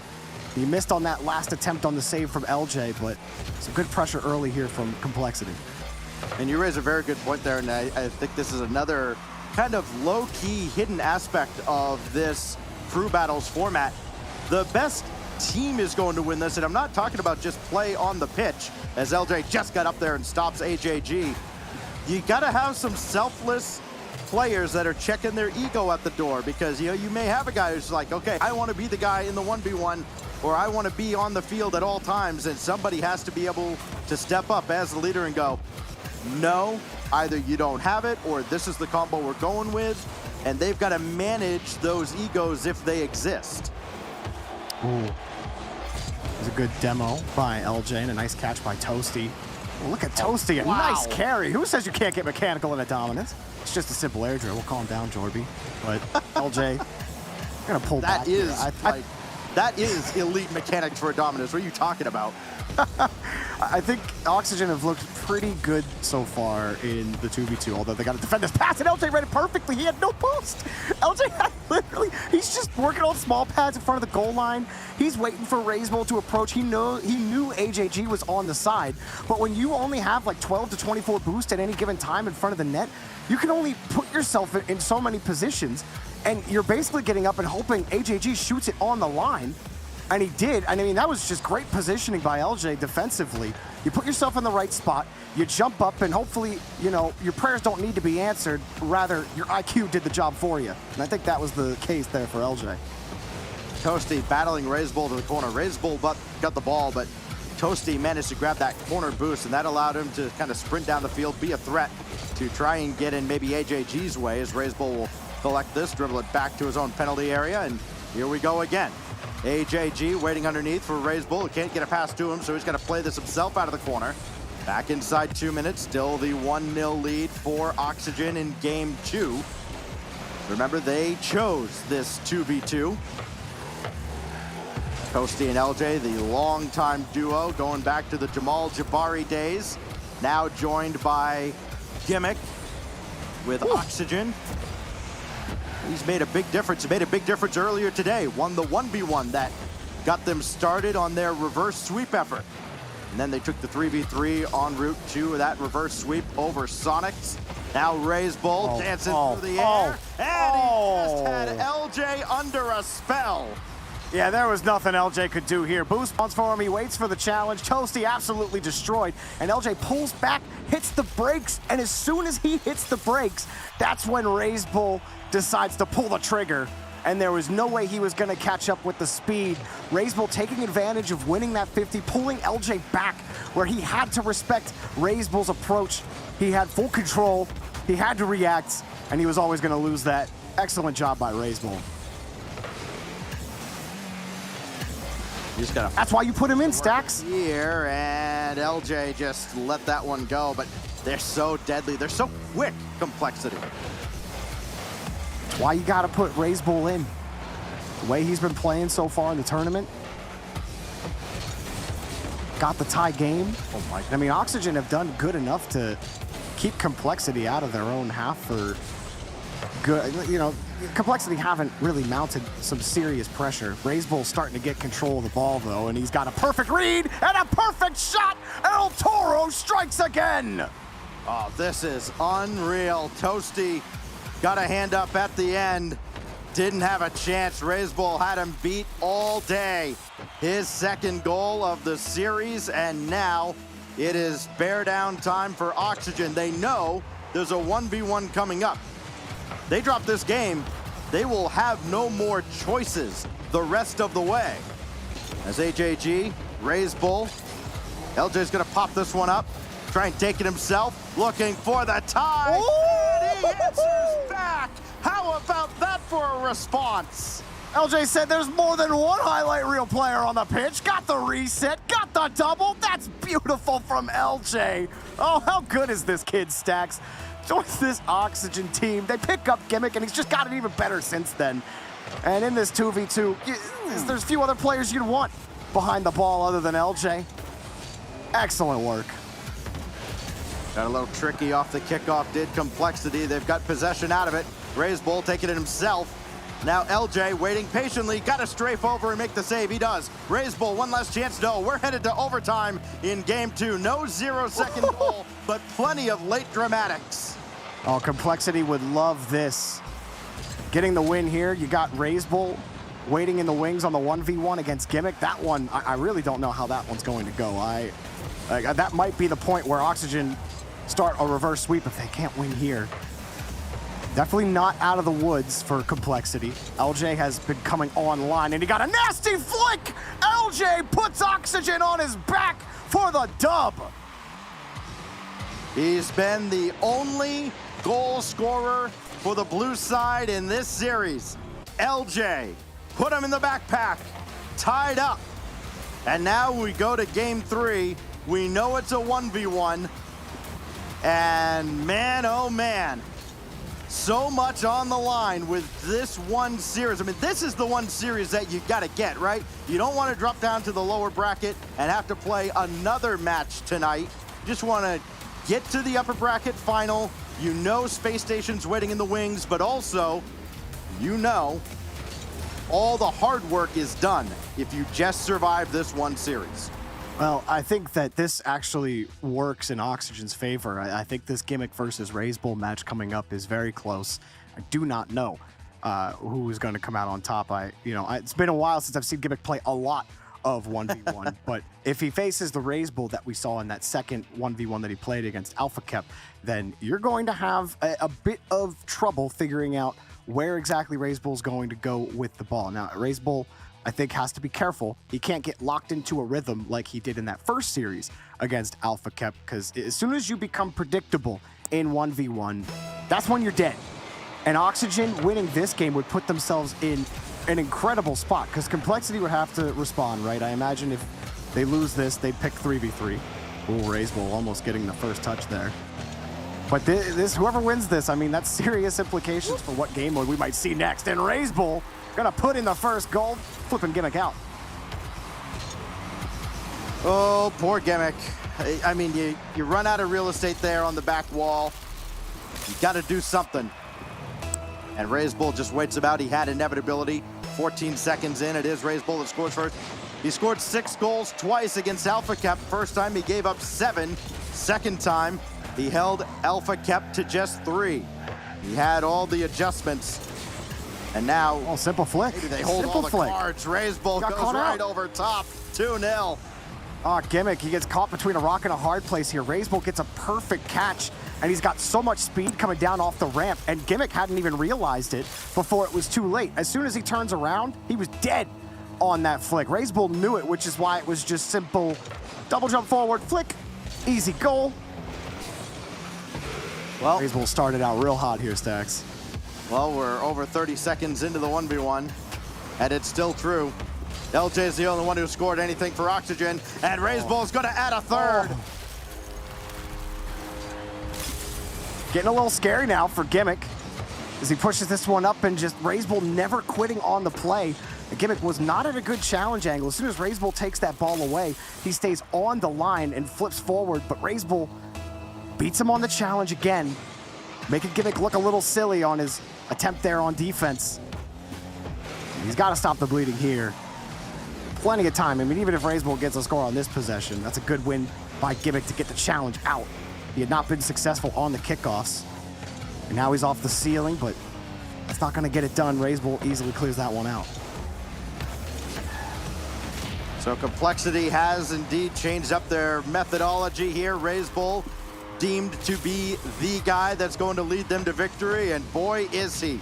4 goals in just over a minute, and it is a nightmare right now for Gimmick as he's still yet to score. LJ having all 4 goals for Oxygen between the 3v3 and the 2v2. And, oh, I don't know what that was out of Raise Bull, but he still ends up with possession. Look the way he scores again off this. Gimmick went for kickoff. boost. Fake kickoff. Okay. Gimmick sees it. He tried to control it, but he had used all of his boost. And then when he ended up touching the ball, Raise Bull was close enough to be able to steal it away. Again, the mix-up, Stacks. Raise Bull's got full control of this. Yeah. Gimmick has to react. All right. Look, you can sell anything. Yeah, right. I mean, he's got all day to play this. But now Raise Bull right back in his face. Boost steal out of the corner. Gimmick might have a look here. Can't follow this play up, mainly because of that boost starve. Gimmick will repay the favor. He's got all the boost going downfield. Raise Bull just dumps that off to the corner. I mean, that's the thing. Gimmick can have, all 500 boosts that he picks up around the field. But Raise Bull is the one with the 4-goal lead, and he's got the fact that Gimmick has to come at him at some point, and Raise Bull still didn't let him get a good look. Here, Gimmick was able to steal the ball away, so he's got a little bit of control, but almost really did mishandle it. Raise Bull just demos him. Even when Gimmick starts to get control of it, he's just taking too long to break out and find a way out against Raise Bull. Now Raise Bull with control again. Here he comes from his own side. Got the demo, and he just can't stop right now. This man is a well-oiled missile. Fired right on target. Boom goes Gimmick, boom goes the net. Fitting that both Raise Bull and Alpha Kep scored either bump or demo goals at almost the exact same time in their respective games. Alpha Kep's game a little bit closer. Lil Step Bros trying to take a 2-1 series lead over Sonics, as Alpha Kep's got a 3-2 lead, make it 4-2 over there. And now Raise Bull in control again. Gimmick didn't get this ball cleanly. Raise Bull indirect for himself, but he can't get around for the shot. So he'll just keep possession, almost like he's playing with his food at this point, going over top of Gim inside 2 minutes with a 5-zip lead. Here's the chance. Gimmick, you're never out of it. Gotta look here, and he scores. Finally got space and control. I don't think Gimmick's been behind the ball for more than 3 seconds at a time for the last 3 minutes, but he finally got some space. RazeBull pulled off the play, had to respond on defense, and Gimmick got a perfect ceiling shot right over his hood. There's plenty of time left, Stacks. 4 goals, you just gotta win some of these kickoffs. That one probably not gonna get it done. He's gonna have to respond to that. Oh, but RazeBull kind of gave it up there. The demo's gonna make things real difficult. Oh, he tried to wrap it around. No, Gimmick. He rushed it just a little bit. He saw RazeBull spawn, and I think that really hurried up his inputs there. And now RazeBull just put it in the back of his net. Oh, that's heartbreaking if you're Gimmick. They're not all rise, Gimmick. You can take your time. And then he couldn't get back in time to stop the counter. That's a 2-goal swing. You go from you should be down 4, cutting another one into it, or actually should be down 3. Now you're down 5. Gimmick's gonna circle back for the midfield boost here. Needs this challenge at least. And it goes neutral. That's about the best case scenario. You can get a shot off. RazeBull gonna have a tough time reaching, and he does. Follow up. Oh, RazeBull couldn't stop that. Minute 17 to go. 4 goals. We heard Johnny Boy talking about it earlier. He's seen as much as 7. I've seen as much as 6. This is still very much in the realm of possibility for Gimmick if he can just win a couple more challenges. I mean, really, he's just got to get control of this ball. Like, as soon as he does and he forces RazeBull out of the play, then he just starts with those hard shots, and it's tough for RazeBull to defend those. Gimmick seems like at his best right now when he's taking those hard power shots at the net. But RazeBull has just been, it's been so difficult to contend with him, because look at him just screen across. He got the boost steal too. It forces Gimmick to skirt off the play after scooping him out from under the ground. I mean, look at this. He just has to respond. Now he's finally got boost. He's got the save, but how much time did that waste off the clock? Gimmick needs a quick turnaround. RazeBull already back in position. He's got control, and RazeBull already there to defend it. Hard to tell when exactly to pull that flick off when RazeBull shades himself behind the ball so well against Gimmick. It's a tough break for Gimmick again because RazeBull ends up in Gimmick's net, and Gimmick actually got to that corner boost pretty quickly, just could not break out quick enough, and that has been the problem for Gimmick. He's had a couple real good opportunities. The window has been open for him, but he just hasn't been able to pull the trigger fast enough, getting downfield or just getting a shot off in general. He'll try here with 15 seconds left. RazeBull with one last stop, and that's got to drain all the hope out of Gimmick there, and if that didn't, this one certainly does. A bouncer in right as Alpha Kep scores again, by the way, to take that game over there in OT. And a more dominant victory for RazeBull, who beat Alpha Kep to get to this spot. 7-2 now with 9 seconds left. RazeBull wants to go to land, doesn't he? Yeah, I would say so. This is pretty dominant behavior from RazeBull. Now the question is, do Oxygen go right back to the 2v2? Do you put the fate of your team right back into LJ? I think you do. 2v2 makes sense. I think you have to go 2v2. I mean, you know, if it goes 5, Complexity is going to take 1v1 after watching that. Yeah, absolutely. So for I don't think Oxygen could beat them in 3s. No, I don't think so either. I think you go with Toasty and LJ in the 2v2 as we watch back the RazeBull highlight reel with a couple cameo appearances from Gimmick along the way. That's about as dominant as it gets. It's not quite Daniel level, but it was pretty darn close. A 5-0 lead holds up as the margin of victory in the end for RazeBull and Complexity, now up 2-1 in the series. And guess what, Jorby? We're wrong. They're going 3s. Oh, 3. Interesting. Okay, Oxygen. I like that's spoilers, everybody. That's a bold statement. That is a bold statement. You know, when you look at it from Oxygen's point of view, you know Game 5 is taken completely out of your hands. Because you watch that and you go, okay, RazeBull is going to play Game 5. It's going to be 1v1. You know, we just got to get there. Might as well have the whole team involved and just roll the dice, see where they land. It was just a 1-goal game in Game 1. So, you know, maybe they are more confident there. I think Oxygen absolutely can beat them in 3v3, but with the way Complexity have looked so far today, I definitely have to give them the edge. I think today, with how RazeBull's looking, and we saw AJG in that first 3v3 set, he was looking really good. I just think it's going to be a difficult task for Oxygen. Not saying that they can't do it, But I personally, I think that the 2v2 would be a little bit stronger for them. I think LJ can match up really well with RazeBull's mechanics, and you can get a lot of you can create a lot of opportunity when you have those types of mechanics behind you. But 3v3 is a fine pick for Oxygen. I still think it's a little bold. We'll see if it works out. This is a team going back to their Jamal Jabari days, especially with Toasty and LJ being together. They've been oh so close so many times, but they've come up just a little bit short in the end. They had a shot at qualifying for the RLCS Winter Major, had 2 really good events, needed a third. They just fell a little bit short. Now, here they are, now needing 2 wins back-to-back, definitely against the odds, to try and add another country to their passport, but they've got Complexity standing in their way, who are accomplished world travelers in their own right here. Yeah, I think that for Complexity, I mean, this is big for them.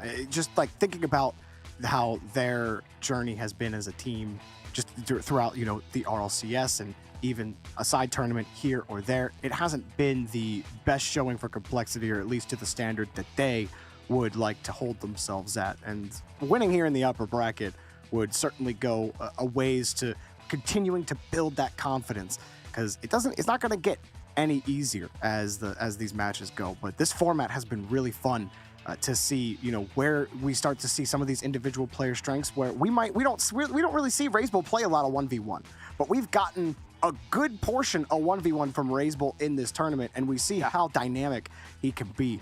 We'll see what Oxygen can do. I think that this team is one of those teams, again, that have just been like in the lab, churning, and they're getting there. They're starting to get those wins that you don't expect them to. And so picking the 3v3, I like the confidence in that pick. But I still like that Toasty LJ combo. I thought 2v2 would be a good way to go. And it's interesting because they're going to put Gimmick right back on the pitch after he struggled there with RazeBull. You figure if you go 2v2, you got Toasty and LJ, you let Gimmick kind of simmer off to the side, get his thoughts back. Maybe he comes back for that inevitable 1v1 with RazeBull. They're going to go with the 3s as we wait on, I think, one more player to get back in. Trust me, we wouldn't be hanging around on our ugly mugs if we didn't have to be. So as soon as I believe Toasty gets back in and ready to go, we will have a series, maybe finale for you, with RazeBull picking up his second 1v1 win of the day. He goes 2-1 up to this point, winning his last 2 games by a combined total of 8 goals. Dominant against Alpha Kep down the stretch in the last round. Dominant against Gimmick now. And now he gets to do it with 2 of his best friends by his side for Game 3. AJG is back. So too are LJ and Toasty. We are underway with Game 4. Let's see what Oxygen got. I felt like they started out pretty well at the start of the 3v3 last time. The biggest thing, though, is that they weren't able to generate consistent pressure against that Complexity defense. And here already they're starting to get shots on the blue half. LJ got the first save. AJG coming in next, squares up against Gimmick. We're underway, but RazeBull winning that touch. Complexity can switch it up on you. They'll pull back. This team used to be all aggression all the time, but they've certainly evolved over the course of the last 6 months, and they certainly mix it up a lot more often now. RazeBull dropping that. You know, 3 months ago, RazeBull just goes for that flip reset. He doesn't leave it. He just goes. And there's a lot of evolution with that team. There has been. There's a lot of evolution with this Oxygen squad as well, especially reported to have signed a long-term deal with the organization. With all that speculation that maybe LJ would end up going somewhere. RazeBull scores just under the bar. What a recovery as Complexity strikes first. Again, Shad got the touch out, but RazeBull, perfect landing. Talk about the recovery. Held on to that air roll as he touched the ground, jumped right back up, maintained the speed, got the goal. Great follow-up there from RazeBull off the initial pass from Shad. AJG looking for Shad again. He peeled off the play, though, and now it's on Oxygen to answer back, as they've had to do many times in this series already. Complexity have been awesome early in games, and RazeBull just for the entire 5 minutes, regardless of the format. Toasty up top trying to get in AJG's way, didn't work out. Gimmick, look at the center, and AJG just stuffed him there. And there's no follow-up any further from Oxygen. This goes right back out to the center line, and it's all Complexity. Oxygen, like you said, are reacting right now. Even their Gimmick getting pushed off the play. Actually able to move downfield. AJG was a little slow in the rotation. That gave Oxygen the opening to break out into the orange half. You see Oxygen, everyone pulling back. LJ and Gimmick gonna wait for that touch in midfield. Respond with a quick counterattack back to LJ. Up high off the board. Here comes Gimmick, but it hits a little too high. Flips back into it and just can't get enough power.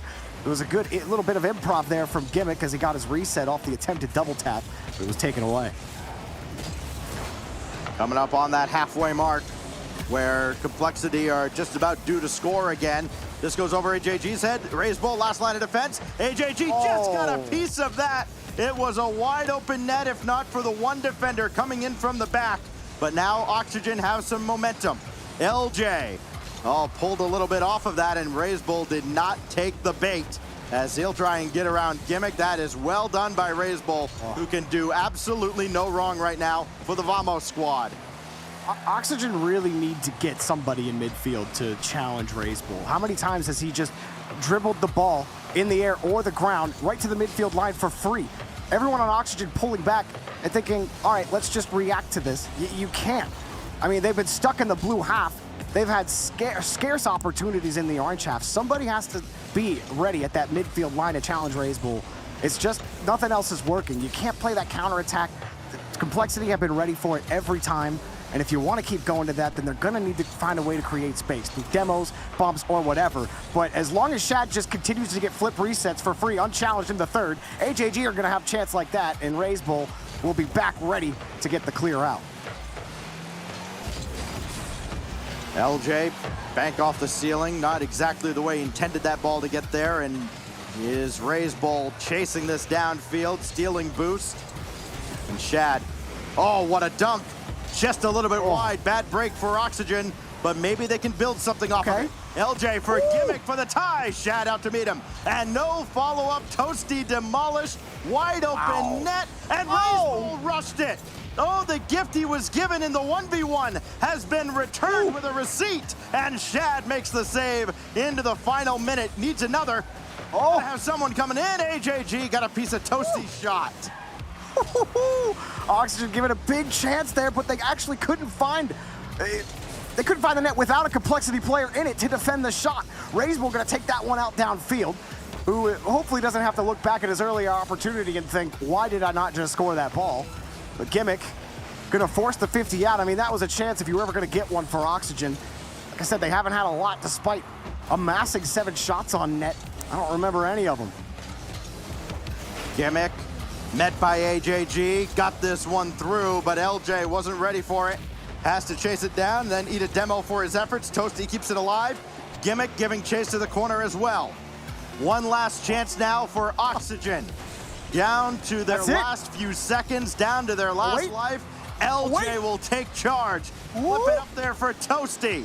Gimmick in a real tough spot, and that's gonna do it. Complexity take it in 4. And think about this wild journey over the last 12 months, Jorby, for this Complexity squad. Originating from Argentina and Chile, they come to Mexico, to the United States. They qualify to go to Sweden. And now, with this win, they've guaranteed top 4. They will be one of the North American representatives headed over to the Kingdom of Saudi Arabia later this summer. Vamos to Complexity. An excellent showing there against Oxygen.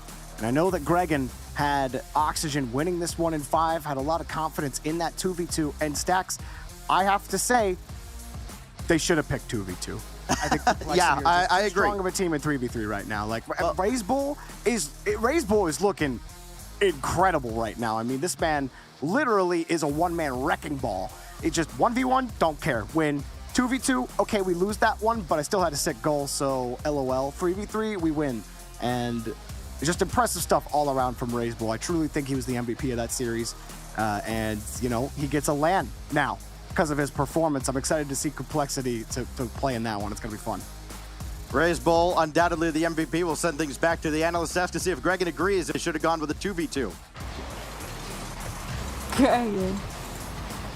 Gregan, talk to me about this just a little bit. First and foremost, I feel like we've seen it pretty much all happen throughout that one game right there. We had Complexity with a 0-second goal over in game 1.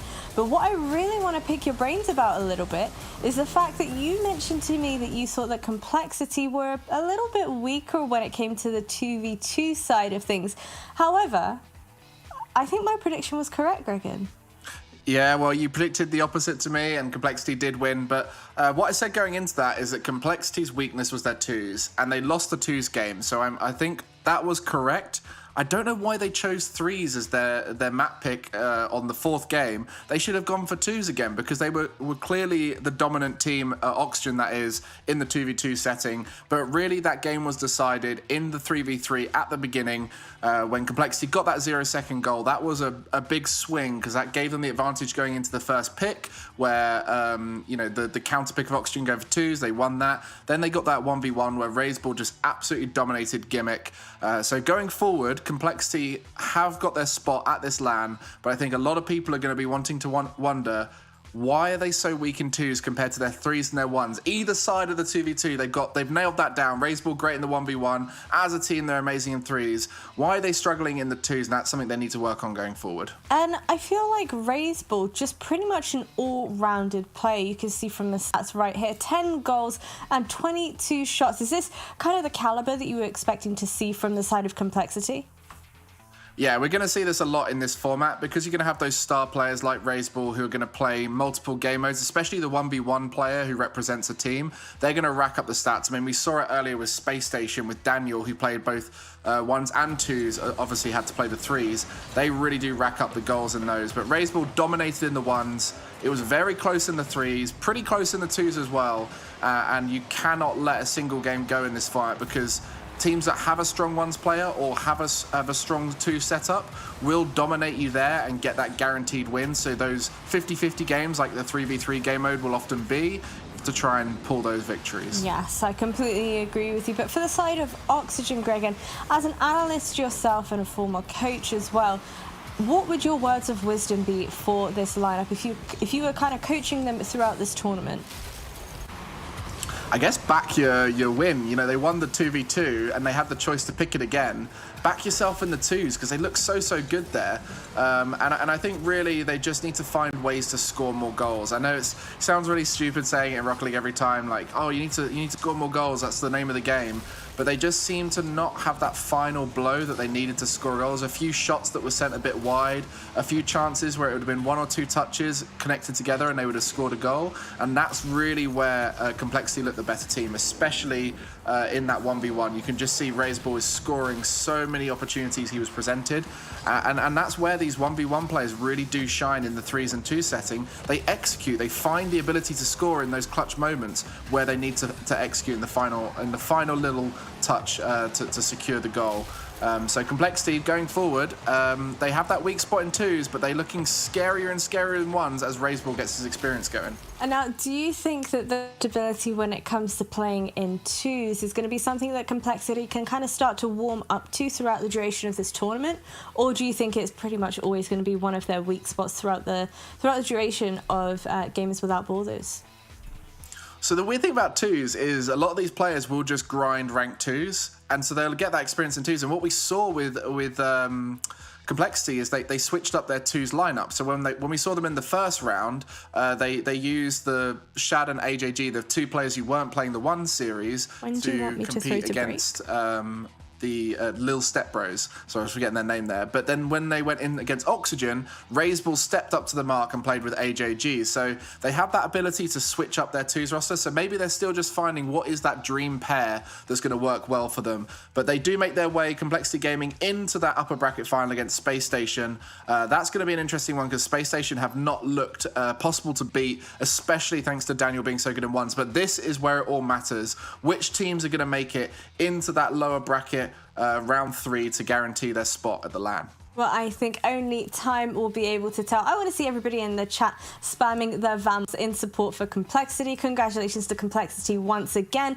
But for all of you folks at home, do not go anywhere because we will be right back after this break.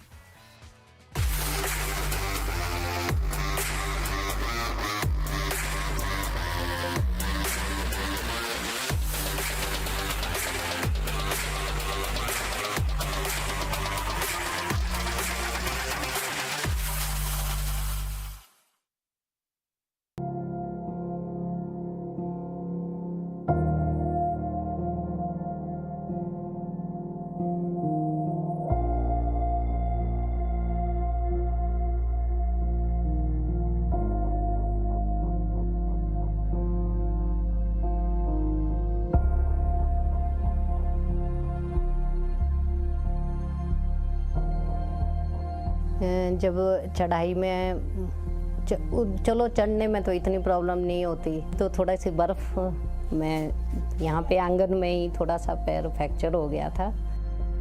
मेरा नाम सीमा ठाकुर है, मैं housewife हूँ।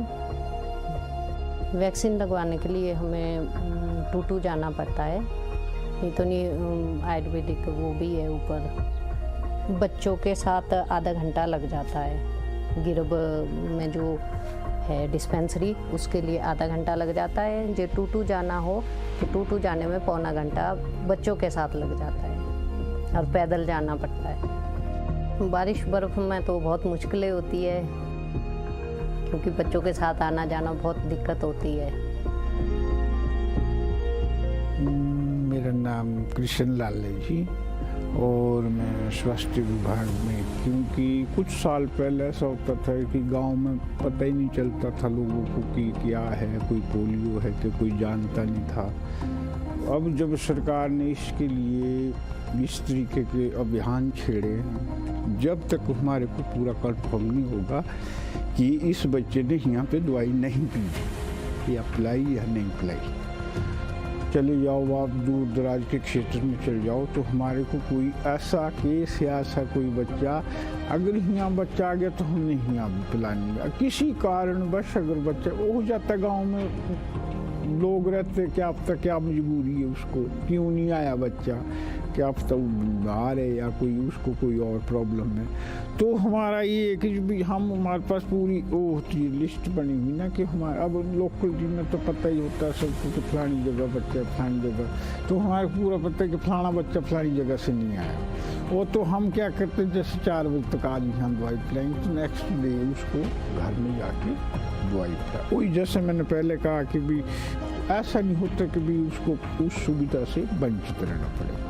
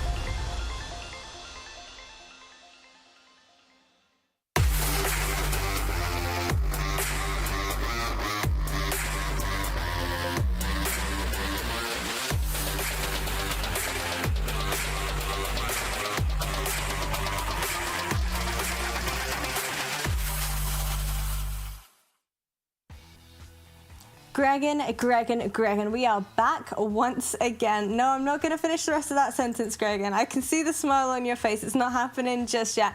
But talk to me a little bit about the game that we watched just a moment ago for the folks that might just be joining us from home. So we just witnessed Complexity earning their spot at the LAN finals, beating out Oxygen in the upper bracket, sending Oxygen down into that lower bracket, and it really was the first 3v3 that defined the series by winning in 0 seconds, scoring a goal just before the timer went out. And that meant they got that first game lead, and then from that point on, all they had to do was win 2 more games, and one of those being the ones. But we're now down into the lower bracket, where we'll be seeing Oxygen facing off against All Mid, and Sonics just won out against Little Step Bros in Game 5 to put their spot into the lower bracket round 2, where they'll be playing against Rogue, who they did get beaten by Space Station Gaming, but it seems like everybody's losing hard to Space Station Gaming right now, so we'll see if they can turn themselves around for that Sonic series. Well, we'll hear just a little bit more about the Rogue and Sonics lineup in just a little bit, but I want you to talk to me more about Oxygen Esports versus All Mid. Obviously, Oxygen Esports just coming off the back of a defeat. Do you think that their team kind of morale is going to be a little bit all over the place when it comes to this next matchup? Yeah, it's always tough to play a game after being defeated, especially when they lost out in the fashion they did, where I think they made a bit of an error in choosing 3s as their final game. Probably should have gone for that 2s, where they won their second game of the series, 2s being their strongest game against Complexity. But I think the exciting thing for them is in the first series of the day that they played, they did get a reverse sweep where they won 3s, 2s, and 1s. So they're capable of winning in each of the game modes, but it puts a lot of pressure on Gimmick, who is their 1v1 representative, who I don't think is as experienced in 1s as a lot of the other players, especially he's going to be up against All Mid's Chronic, who's been playing incredibly well in the 1s scene. He's been winning all of his games in 1s, and except for against Space Station because of Daniel, but All Mid have got Chronic as their superstar player right now coming in for the 1v1. So do you think Chronic is going to be more than capable of taking on the likes of Oxygen and securing himself and his team a victory? Is that another prediction I'm hearing from you, Gregan? So it's tough because I feel like Oxygen should be All Mid in the 3v3. If we go based off of RLCS, that should be the case. But this format, I think, really gets people thrown off because they're not used to playing 3s, then 2s, then 1s. And obviously coming off of a loss as well, it's very different to the slower format of RLCS where you get a bit of time to reset and everything. So it's a whole different environment for these guys to play under. So I think there's definitely a potential for All Mid to be better in the crew battle format. I would say All Mid have the upper hand purely on the grounds that they've got Chronic in there who comes in for the 1s, and it allows the 3s team just to focus on 3s, and then Chronic plus I think it was Kiri who played with him in the 2s can focus on 1s and 2s. So I'd put All Mid down as the favourites just off of this format. Well, you've certainly talked up a very big game up here for Chronic. I'm curious to see whether or not our casters Stax and Jorby agree with that statement. Take it away, guys. You know, Jorby, I've always said that if you have 4 players, you don't have 3, meaning that if you try to play with a full 4-man rotation, eventually you got to make a decision who's going to sit out. But with this particular format, it is just a little bit different, and we're going to see 2 very different styles, 1 3-man team and 1 decidedly 4-man squad. We are certainly going to see it get really interesting. I do agree with Gregan that Oxygen, as I get myself unfrozen, we'll get there. We'll get there. But sure. I do think that Oxygen have the advantage in the 3v3. I do think Oxygen are low enough in the rankings, if you will. Like, they're not perfect against teams in the bubble, which is where I would put All Mid. But they're also... it's not just 3v3. So Oxygen can win the 3v3, but then where do All Mid go? I think All Mid immediately go to the 1v1, put Chronic in, and force Oxygen to have to beat you in 1s and 2s as much as you can. You don't want 3v3. You only want to have to play 3v3 1. Oxygen, I think you can be quite confident in your 2v2 ability.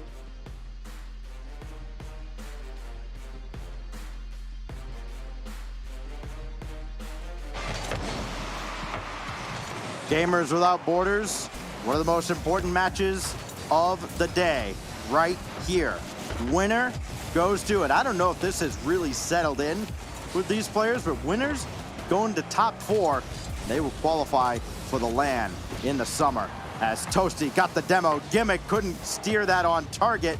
We are off and running with Angel, Flitz, and Kiri, the chosen 3, the usual 3 for all mid.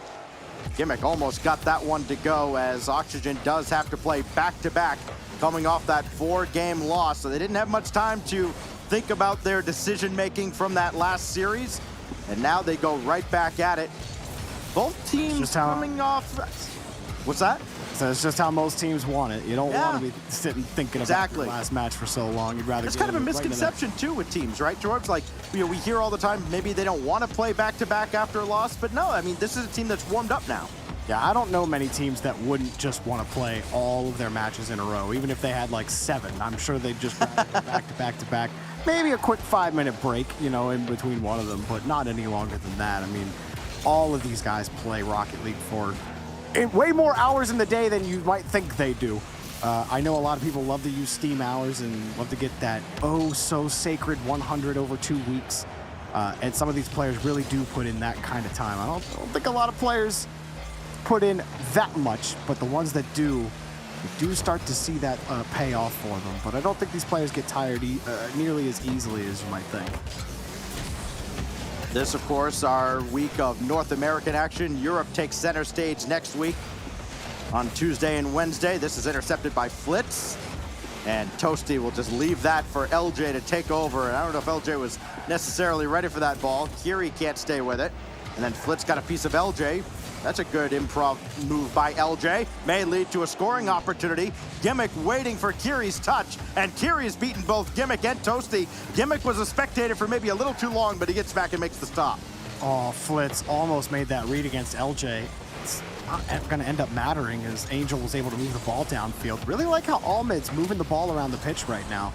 Oxygen having a tough time breaking out. You talked about that Kiri push where he beat 2 defenders. Kiri, there's another good 50 as well. He's not even done. He's still got 45. He can play that, but just a little too slow. You saw Flitz and Angel were happy to let Kiri play that for as long as possible, but they've just let the ball out, and LJ puts it in. LJ was absolutely phenomenal for Oxygen in their previous series. He had all 4 goals in games that were not 1v1s for Oxygen. And he's got another here. We continue on. Gimmick winning that through right at Kiri. And Toasty to intercept. Kiri won the challenge. Angel's shot's going to be a little bit wide. Gimmick didn't take any bait. And he will wait there on the goal line for a shot that's almost coming in. But Angel and Kiri ran into each other. And now an opportunity for LJ to punish them for it. And he almost did. Someone's got to say something in that situation. That was a perfect pass over to Kiri. Angel's just got to get out of the way. Someone's got to speak up. Get those lips, get those lips moving. Yeah, we got voice chat in the game now. No excuse. There is none. Trying to get around Angel, as long as nobody's casting in the voice comms. Maybe they did comms, and then it was just, oh, I bumped into you anyway. That's happened 1,000 times. Oops, my bad. Gimmick. Oh, what a win against Kiri, but Angel with the stop. LJ trying to bring one over, and Kiri just emphatically swats that ball away. Tell you what, though, all mid have been under immense pressure from Oxygen, almost from the get-go. They've had chances to get downfield. Actually, a couple of really good infield passes, a couple really good shots, but one missed opportunity has kind of put a dark cloud over this game, and all mid has to try and answer back now and get another grade A opportunity against an Oxygen team that has a chokehold on this game, but they couldn't score right on the doorstep, and now that window's open for him, Jorby. What's on the wing? Angel couldn't get enough power on it either. But you're absolutely right. All mid have looked pretty good at times. They just couldn't hang on to that ball. I mean, Oxygen just got out of a long stint on the blue half. You saw all mid not able to control the boost. They were working on the low, about 30 or lower for a good while before Angel was finally able to pick up a corner boost way earlier and get them out. And look, they're still playing defense, and they can't stop LJ, who puts in his second. The hits just keep on coming for LJ. The hardest of hard carries right now for Oxygen. 6 goals in non-1v1s over the last couple of series. And you start to wonder, well, if he's the only one who's going to put the ball in the net, maybe you go with him when the 1v1 arises. You talked about going to the hot hand, Jorby, even though it may not be his forte.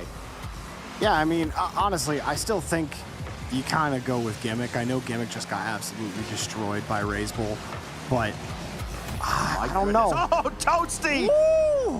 What is this? This was kind of dirty from Toasty. Underneath on the Dominus, a double flip reset. Toasty, please! Oh, boy. Where's the red flag? Exclamation point. Where's the red? Put him in the penalty box. That's illegal. It'd be a little consolation at this point as we play out the final 8 seconds as nothing more than a formality. The 3v3 this time belongs to Oxygen, and the ball now goes to all mids court, and I think, Jorby, you and I both know. Oh, it's 1v1. It has to be a 1v1 with Chronic. Absolutely. Get Chronic in there. Yeah. And I don't think the game ended before we were told, oh yeah, by the way, ones. Well, I mean, here, look, credit to all mid. I thought that they looked pretty decent for the majority of that game. The wheels didn't fall off the wagon really until that final minute. Really, in the last 30 seconds, as we see here, and it's a nice pass from Toasty. Can we just see that last highlight one more time? Yep, there it is. Thank you. Look at that. 1, a 2, a 3, right into your net. Oh, man. Look, as soon as Oski hits a double reset in the RLCS 2 weeks ago, I watched everyone in NA try to do the same thing. No one was successful, by the way. And now we get to this tournament, and Toasty's like, yeah, I can hit it here in the Dominus. Who said Dominus was old hat, archaic? Nah. Nice job, That sounds like you. Me? No, I'd never say a car was overrated. Mm-hmm. Those Okay. would be better than the Octane. Don't worry. Achieves will be after you very, very soon. No, Achieves would agree. Achieves agrees with me. He knows that Dominus is a dying breed, and that he will be the last remaining one left. When all the Dominus mains are gone, you know, it's like if Dominus had 1 million fans, Achieves is one of them. If they have 10 fans, he's one of them. If they have no fans, then Achieves is no longer playing Rocket League. But I don't think that's ever going to happen. He's always going to be playing Dominus. But Chronic versus Gimmick, Oxygen are going to go with Gimmick. And I see what you're saying with LJ and the hot hand stacks, but when you're up against Chronic, who's got so much 1v1 experience, he is one of the best ones players in North America at the moment, and he's going to be really hard to beat. He's got a lot of tools in his arsenal, extremely mechanical, and he's also got the smarts to boot. Chronic is going to be a difficult out for Gimmick, and I think one thing that Gimmick struggled with as he is off the Fennec into the Octane, well, it's not going to matter because a simple flick is all he needs to get by Chronic, and that's a good start for Gimmick. Yeah, Gimmick's first lead in 1v1 action in a while, getting around Chronic here after he fell victim to Raze Bull. For those of you just joining us, it is a much simpler format than it may look like. It may look very intimidating, but we start with 3v3. The loser of each game chooses what we play. 3v3, 1v1, or 2v2. You can have an extra player on there as a 1v1 specialist. Sub them in whenever you feel like in between games. The only guarantee is we need to play 1s, 2s, and 3s somewhere in the first 3 as Chronic's got the double. And then you just can't play the same format back to back. So we know we have 2s coming up as soon as these 2 are done putting on an air show for us. Oh, Chronic just puts a straight speed off that launch on the side wall. Gimmick thought that he was going to at least get a 50 out of it, but Chronic held down that boost button. Now he wins the kickoff. That surely should be a goal. It will be. Excellent job by Chronic here on the kickoff and getting 2 quick goals. You see him not dodge into the ball, just 1 dodge, so he lands, and he's able to recover quickly. And those are the kind of mix-ups you're going to see from Chronic on the kickoff. 50 seconds have gone by. We've got 3 goals between these 2 stars. Make it 4. Chronic just in there where Gimmick couldn't catch up in a 3-1 lead. It's again on the kickoff. This time drives through it on this one, and he's perfect off the side wall. And the placement as well. Gimmick does well enough to get back and cover a lot of the net, but it's that placement from Chronic that really puts the dagger in that push. Anywhere else, Gimmick at least kicks that ball out. Not the case here. Now Chronic going to work. You let this man get going, and it is a long, long game. Chronic I don't imagine he's going to turn around and score on this, but Gimmick still has to at least worry about it. And for Gimmick, I mean, just really up against it. And it's kind of a tough burden to bear, right? You know, being the 1v1 specialist on your squad as that one just misses high and wide. Then Chronic's got the follow-up. Gimmick just didn't have a play there. But we've seen how important this role is in this format over the last few years, Jorby. I mean, we've seen events like this. You remember when G2 brought in Mile, and everybody's like, who's Mile? And now everybody's like, we're going to see Mile again. It makes it exciting because you do get to see players that you're not used to seeing. Exactly. Chronic on that last push, I mean, like, that was really solid work. Even when Gimmick was on offense, Chronic protects his own boost. And look at this, even right here. Forget what Chronic did last time, even though that was impressive, because this is also really good work from Chronic. Waits for Gimmick to come down. Gimmick doesn't get the touch, and Chronic flipping into the ball, knows Gimmick is not going to be able to respond quickly. He knows Gimmick doesn't have any boost left. Otherwise, that push off the air would have been a lot stronger. Gimmick never lost control of the ball. Chronic stays right with it, and he's losing the kickoff battle. He's losing the boost battle. He's losing the control, and that's why it's 5-1 right now. In fact, it was almost 6-1, but Gimmick might have a chance to break back into the game here. Perfect touch. Chronic's not getting to that, and Gimmick's right back into it. And definitely right back into it. 3-goal deficit, still 3 minutes to go. Even in threes, you're going, hey, this is far from over. In ones, it can turn around in an instant. Both these players could have at least 5 goals left in the chamber. 3-0-3, straightaway kickoff for both of them. And it's gonna go on to Chronic's half, but he's gonna have a full tank of boost. Gimmick, not gonna find much boost to work with. I think he's gotta peel off here sooner rather than later, and he's gonna have a tough time finding boost in time to stop Chronic, who dances through and then goes right by him. And that's what happens when you have to give up the play.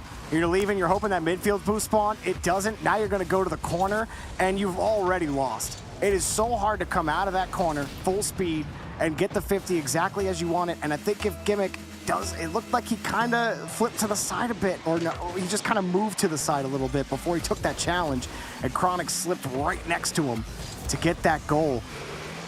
It's tough to say because Gimmick going for that midfield boost, he didn't have anything. He knew he had to hurry up and get back. But then as soon as nothing spawns, he can't turn in field.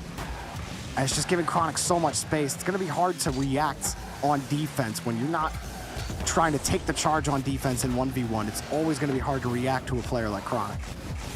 And it's got to be so frustrating too. Of course, we see all the boosts, as do you at home or wherever you may be watching. You know, Gimmick watches his boost go all the way down to 0, and he just knows, just out the corner of his eye, oh yeah, Chronic just went and got another 80, and here we are again as Gimmick trying to go underneath Chronic this time. That's just a great stop by Chronic. The Great Wall makes it 7-2. Oh, he's stacking up octanes and just slips right under Gimmick. Chronic followed it perfectly, even expended his boost to do it. But it's that little jump that prevents the ball from skipping right up over his octane. He lands with the ball as Gimmick is making contact with it. That allows him to kill the ball, all of its momentum, and slip out scot-free for his 7th goal. And does he have an 8th underneath him? 2 resets. He saw Toasty earlier and said, can I do it? Nah. It's a little too much on that one, Chronic, but he's feeling pretty comfortable right now. And how about the confidence there, Chronic, knowing he could just go for boost. Gimmick was never going to turn this around for a shot. Now he's got Gimmick under all sorts of pressure. And Chronic thought about turning. He'll just take the midfield boost, and it's just, he's got all the control right now. Gimmick trying to get back within 4. And Chronic trying to shove him off the minute 20 to go. And Chronic just, I don't think he feels any pressure whatsoever right now. He is a stone cold killer, and he just feels like he is in complete charge. Nice guy to have in the garage, this series. Oh, and he stopped that too. Yeah, this is wild. You got coming off fresh onto the pitch.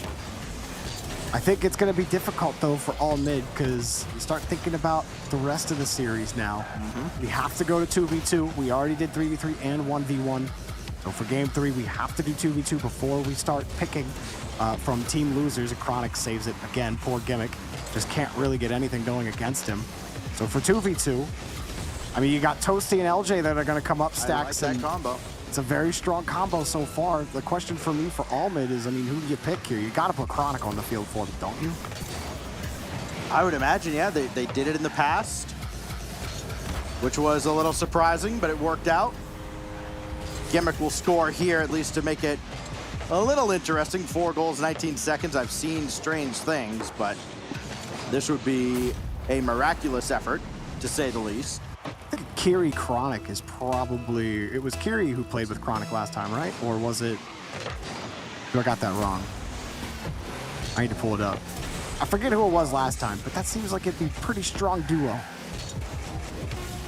Well, the question is it a stronger duo than LJ and Toasty? And I'll tell you what, I'm not so sure it is. And if it isn't, that puts Oxygen in the driver's seat. This series tied right now after Chronic dominates in the 1v1. A stretch of 5 unanswered goals, similar to what we saw out of Raise Bowl. This time just a 4-goal victory. And now we go to 2s. We know LJ's coming back. We know Toasty will be back in a moment.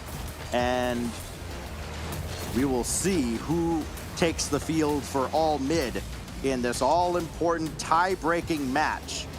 I'd have to imagine might be Flitz. The winner here. Yeah, I'd have to imagine the winner here, Jorby, probably takes the series because they get the choice. They can't lose the series at that point without choosing what they finish on, and I think that's incredibly important. I totally agree, because I think all mid quite clearly have the advantage in 1v1. So if they can somehow sneak out the 2v2 victory here against Toasty and LJ, then Oxygen are going to pick 3v3. And if Oxygen win that 3v3, it's an easy Game 5 closer pick for all mid. And so I absolutely agree with you. Game 3 literally is going to decide this series. Whoever wins this is going to be in a pristine spot to win that game number 5. Because if Oxygen win this game, then it will be all mid picking that 1v1 for Game 4. That Game 5 will likely be a 3v3. I could even see them doing a 2v2 depending on how Game 3 goes, Stacks. Well, we will see how that third game goes. We are underway with Chronic and Flitz taking the field. So they bring in Chronic to be their 1v1 specialist. And then he plays more than anybody else, it feels like, as Toasty will catch this out of the corner. That's the beauty of this format. 3v3 starters just chilling on the bench as Chronic takes over, and his randoms teammates are going to be going, well, darn, this sucks. This goes up to the wing for LJ, and that's going to be Chronic and all mid to take over. Chronic definitely on that catch. Toasty might have had the breakaway here, but Flitz able to swing the ball out away from him. LJ now having to wait. Nice catch by Flitz. Wanted to give Chronic a chance at it. He didn't want to commit. You can understand, Flitz, not a lot of boost. That 50 goes the wrong way for Chronic. Maybe that ball skips out past Flitz. He's certainly going to have a limited option of what he can do with the ball, but now with the full tank, he's got the reset, holds on to it, forced the 50 back to Chronic. That's too light of a shot, but a good start here for all mid. So Flitz racing down to make sure he grabbed that corner boost and got a piece of the ball. This goes right back towards LJ, and we'll wait for somebody to blink. Just that little hesitation to open things up. Flitz with a great read coming off the backboard. And Flitz will have Chronic looking for the demo. LJ evades him, makes the save. Back and forth we go. Nobody is giving an inch. It's a good challenge by Toasty, but he's got no boost. It's gonna be LJ who collects his mid. Now has to defend against Chronic. The tough job, and he can't do it. I thought maybe LJ, the better idea here is to challenge that ball, but he decides to go for the boost instead. Chronic doesn't even leave the ground before he pulls this flick out, and it's just too much power. LJ can't save it. I really think he should have challenged that ball in midfield. Chronic would have had a tougher time hanging on to that ball. Instead, he gave Chronic the space, and Chronic punished him for it. All mid might have an interesting decision to make as we continue on in this bracket if Chronic keeps doing this. I mean, I understand 3v3 is a very, very different format. He is the only person who scored for them so far. Flitz got the save there, point blank against Toasty, and there is Chronic to try and lead them past LJ. He's got one challenge, he won't have the other. There's Toasty's shot. Flitz will have it off to the corner, and it's game on now for Oxygen. LJ, dance around Flitz. 2v1 if Chronic can't get the stop. He can't, but Flitz does, with Toasty just left waiting at the altar. Yeah, LJ's got a lot of good ideas, but the defense has been strong, and it's just falling apart. Toasty got the game-tying goal. Breath of relief for Oxygen. LJ clears out Flitz. I think he hit him twice on the way through, and that put Chronic in a nearly impossible spot. He overturned LJ, and Toasty tie things up at the halfway mark. It's just good to see somebody other than LJ getting the scoring going for Oxygen in the team formats, as LJ will stop this one. Chronic now got around him, and Toasty out and away. Toasty had the double reset dunk, though. Yeah, with 8 seconds left. But it was a sick goal. It was. LJ's not the only one scoring. Feels like it. Goes Flitz. You talk about the only guy scoring. The only guy scoring for all mid is the guy waiting in the corner there. Chronic with a quick turn. He's put Toasty in an awkward spot. Oh, what a turn. And this is going to be well high and wide. LJ gave a look. He's got a full tank of boost that he can clear away. Oh, he's got to protect this one. Didn't want to just throw the ball back to Chronic, who comes up now, forces him to commit. Toasty's got a clean read on the ball. Only Chronic to beat. What can he do with it? He's got the reset, and he got the shot! I thought it was going too fast, but Toasty pops right on time. Now that's one from Toasty that really matters. How about this? Underneath Chronic, just a little extra pace, and with 1:36, Oxygen poised to take that all-important 2-1 series lead and have 2 shots at clinching a spot at the LAN. Flitz has other plans, and LJ stopped him at the corner. Oh, man. I thought Almond were about to tie it. Chronic getting to the next 50 quickly, trying to crash into Toasty. LJ coming up quick, pulls off, and he's rewarded with the ball. Now flips it up. He's got the boost. He's got the demo, and the goal! LJ puts him up by 2. LJ, shoulders got to be hurting at this point. He's done it all. Take out Flitz, put it home. 1:16 to go. Add 1 to the tally. And could that be the goal that gives them a 2-1 series advantage? A lot of time on the clock, especially for this guy. He got bumped and still stayed with the play. Flitz around the boards, and LJ met him right at the top of the backboard. LJ's got his rhythm on the pulse of Oxygen, or of Almid, excuse me. And they have not been able to break through the line. There's another quick pass to Flitz, and a hard shot denied by Toasty. My goodness, he sent a comet. We're going after the ball, and he hit a planet. And that's got to be heartbreaking for all mid, because that's one of your best shots. It's turned aside. You're not going to get many more looks like that. You need 2 with 35 to go. Chronic with Flitz way out in mid, just opted for the shot himself. Flitz looking for the rebound, and it's coming over to him. Toasty brought it. Down in front, Chronic, quick turn, and he could not fake out LJ. Oh, and couldn't get the wave landing either, so he's not going to be available, but he takes out LJ on the play. Now Flitz wants the 50. Does get the challenge up in front, but there needs to be a shot on target with time left. Chronic, one more chance around the corner. He's got a perfect dribble, drills it through LJ, and there's the big clear from Toasty, surely putting the game on match point.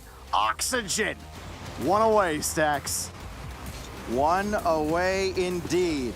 And now the choice does get to come from all mid. There's no choice to make.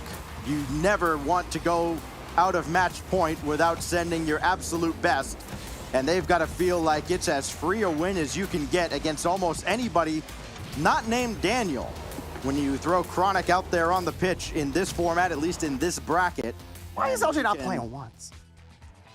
I'm sorry, Stacks. I totally derailed you, but I'm just like watching all LJ's goals. I'm like, why aren't you playing once? Like that is, I mean, well, that's a good question. We go with the experience factor from Gimmick, because Gimmick is just getting smacked, man. I don't think we really want Gimmick to feel like this. Lost the last couple of games. 1v1. Yeah. Well, he's lost the last couple of games by 5 and 4 goals, and you wonder, maybe you just go, all right. I think you put LJ in. It's just not working. You throw LJ out there. You're up 2-1. Even if it's not his forte. You are not, like, literally, I am thinking this is just an auto loss for Oxygen. Sure. Like, Chronic is really good. I think that you have to get a mechanical player in there. And LJ is that guy. Is LJ the greatest ones player out there?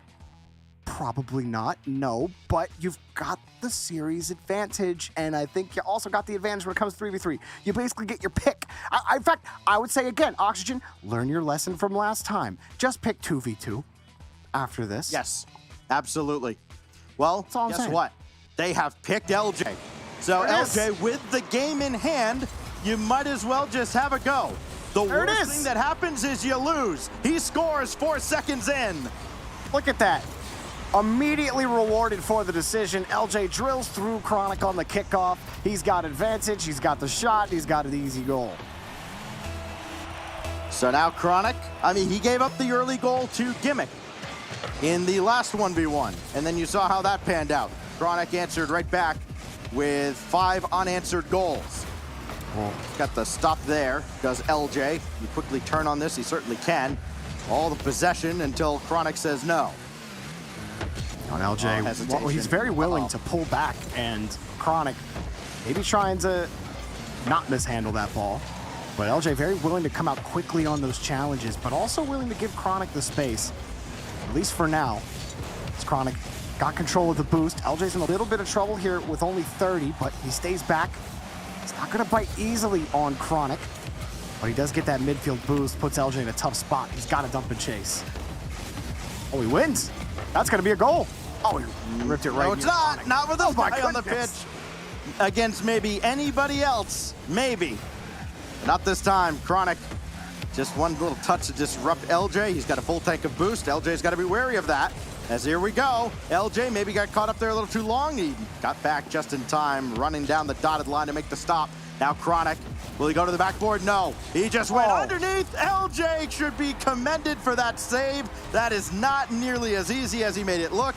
But then Chronic just put it home on the doorstep anyways. Yeah, LJ was just trying to get around those small pads, be in the right spot, and you saw him as soon as he jumped for it, thinking that shot was going to come a little bit earlier. Chronic drops it down, and it forces the bad challenge out of LJ. That was just good work from Chronic, recognizing LJ's positioning, knowing how to get by him on that 50 in front, and utilizing those flip resets to the full advantage that you can.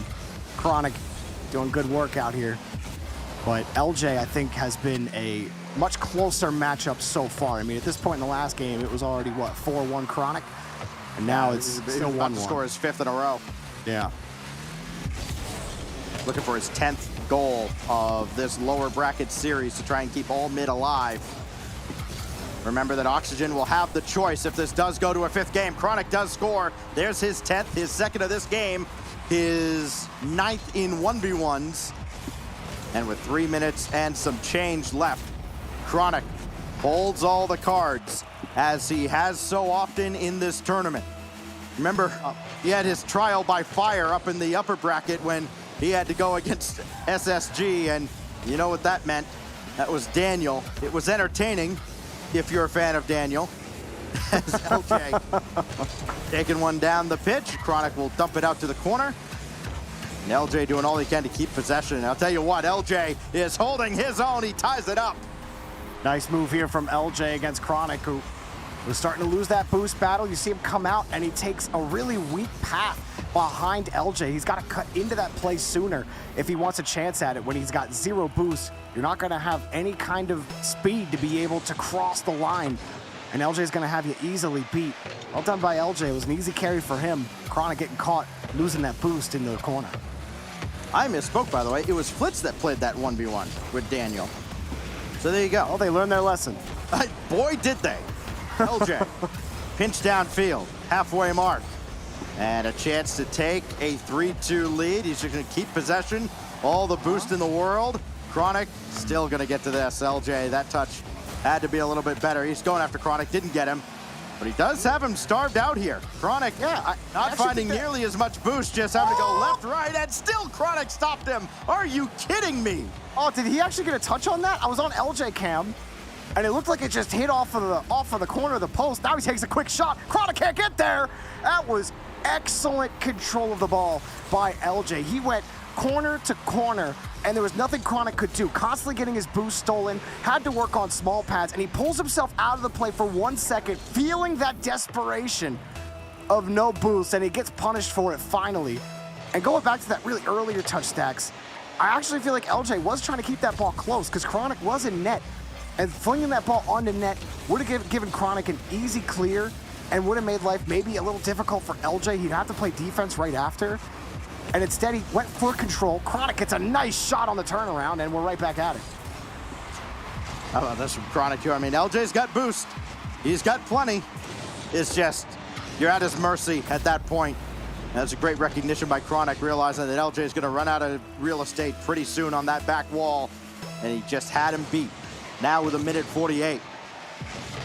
Oxygen's decision to go with LJ is paying dividends as he gets one immediately off the kickoff to erase the one Chronic just scored.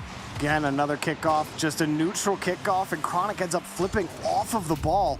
LJ landing with the direction of the ball. Another good kickoff, and that's been the main difference for me, Stacks. When you think about Chronic versus Gimmick, what was the one thing that was consistently losing Gimmick the battle? It was the kickoff. As soon as you lose that, Chronic puts it on target, and LJ makes an incredible stop. Low boost stop for LJ, keeping his team in the lead. Again, Oxygen win this, and they're moving forward. And Chronic holding that flip as long as he can. It has worked in the past, but it's not working against LJ. Standing his ground. He's going to have to quickly recover, coming right down the middle, grabbing as many pads as he can. Now he's got the boost out of the corner, and Chronic made him pay for it. Jorby, I think LJ might have been better served just going up and challenging him, because by going for that corner boost, he gave up a lot of time, and then he ran out of time to make a challenge. Yeah, coming wide like that, it's going to be hard to find the read. You think, okay, I can screen across the net with boost. I'll be able to get the momentum I want when I dive across, make the challenge happen. But instead, taking yourself off the line just makes it that much harder to get back into the play. He had 41 when he turned off the play. Tough to say where exactly that could have went better for LJ, but I agree with you, Stacks. Getting up, maybe trying to 50 that ball, or at least getting in front of Chronic on that. 41, definitely enough, while it's uncomfortable, to make that challenge happen against Chronic. LJ has been very patient defensively. He's going all the way back to the box. Chronic's got him dead to rights as LJ just stopped, and I think he realized, I'll show you where it is, right about here, that he's got no shot.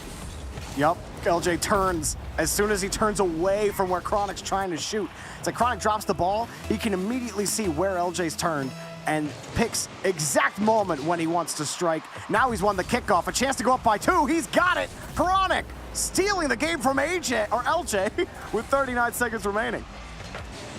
I think even AJ might be watching this going, yeah, kid's good. 39 seconds left. 2 goals. Certainly well within LJ's range. Even 4 would be within LJ's range at this point. But the margin for error is shrinking quickly. Chronic. Oh, big win. LJ doing all he can just to not give possession freely, but he's just done it, and now he's got to pick up pennies and maybe that midfield boost. He did, but Chronic still launches over. One shot, if it's on, it's over. No. Still some life, but now he's just going to play keep away, and LJ's got to chase him down, somehow stay supersonic and not run out of boost. Chronic in an impossible spot for LJ to take over, and that demo will spell the end. Chronic puts one more home, and we will see a 5th game between Oxygen and All Mid. It ended up just being too much for LJ. He got himself caught in some tough situations where Chronic, again, full boost control. So he puts LJ in awkward spots. LJ not wanting to leave the play easily, but it just leads to weak touches. Chronic has time to get back, refuel on the boost, and it was just too much for LJ to handle. He couldn't get that ball away from Chronic often enough, and it was tight for a while, but Chronic really took over in that last 40 seconds. All Mid have given themselves a shot now, Stacks. They have. 1v1. They've gotten it twice from Chronic. Put them in this spot again as we head to game 5. And Oxygen, so I think it's 2v2. You got to pick 2v2. You can't. The 3v3 was close. I actually think All Mid have a shot in the 2v2. But something tells me that like Toasty LJ is just a little too powerful. I think that duo links up so well. I think you got to go to them reliably. Guess what? They're going threes. Yep. Oxygen has chosen threes. Now here's the question for All Mid. You have scored 15 goals in this series. Chronic has scored 15 goals in this series. He has to be out there. Put him in. With a 3v3, right? It's like what we were saying about Razebull. What were we saying about Razebull earlier? Like, he's your hottest player right now. There's like this is the one tournament that you put in the sub for your starter. I think if there's any time to start Chronic in threes, it's now. That's it. He's playing the best right now. He was playing well in twos. He has won both of your 1v1 bouts. Is threes a completely different game mode? Yes, but you need that breakout player. Chronic is that breakout player. Are they going to do it? Kiri takes the pitch. Flitz takes the pitch. Angel takes the pitch. Chronic will not be in for the 3v3. I'll just go ahead and say it. The best player in this matchup is not on the field. So here we go. The best player on the field now, I think by default, becomes LJ. Advantage, Oxygen. Game 5. LAN on the line. Loser is out, and they're going to have a lot of time to wonder what might have been. Kiri out of the corner. Popped one up in front. And Toasty's there just ahead of Flitz. He'll hit Gimmick. I tell you what, Gimmick would love to have something go his way to get his confidence going again after he found himself on the bench out of the 1v1 specialist role in favor of LJ, who nearly pulled it off. Gimmick circling in behind here as LJ gets him downfield. Toasty's next in line, but Kiri says no. And Kiri trying to find a clear here. Oxygen, early pressure. Kiri trying to relieve it with the demo. Flitz trying to protect that ball with the air dribble out. It works out for all mid. Now it's about contesting that midfield line. Angel's going to get the first try at it. Teammate gets deleted. That's a good shot from Flitz, and they do force 2 up. So a good set here for all mid. Angel setting that one across back over to Flitz. Gimmick can't get the touch. Angel got another free one.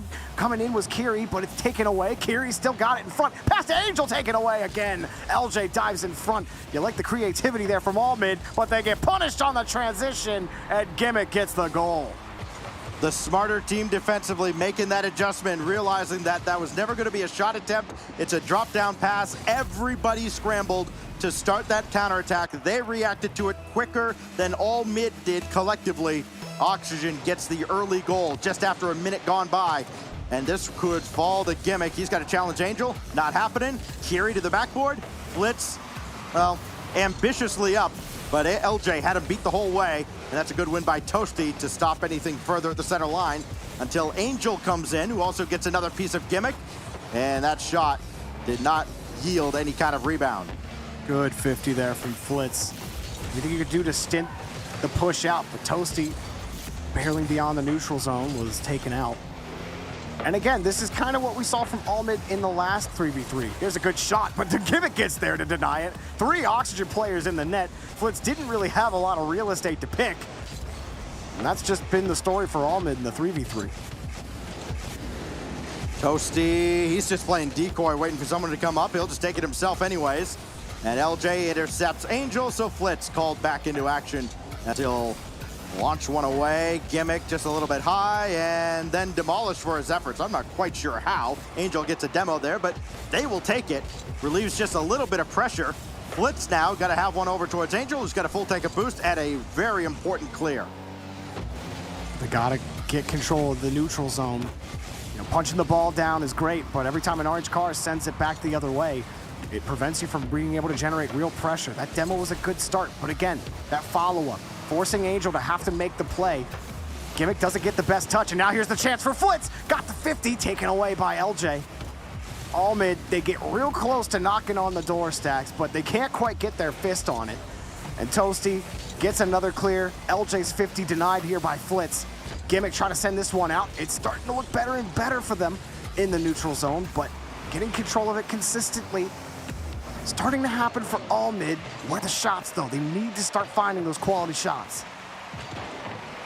The silver lining here for all mid, even though they haven't been able to score collectively against Oxygen in this series, these 3 on the pitch, that is, they've come very close. You go back to that first game, they had a couple opportunities that on another day they probably bury, and then it's a completely different game as Kiri scrambles across. Now Gimmick has LJ waiting. Angel trying to get a piece of LJ. Did not. That's loose in front. Gimmick couldn't turn on it in time. And Flitz will make the save with a full tank of boost and a minute 20. He's around Toasty. Can he get to LJ? No. And maybe Flitz got caught just a little indecisive there.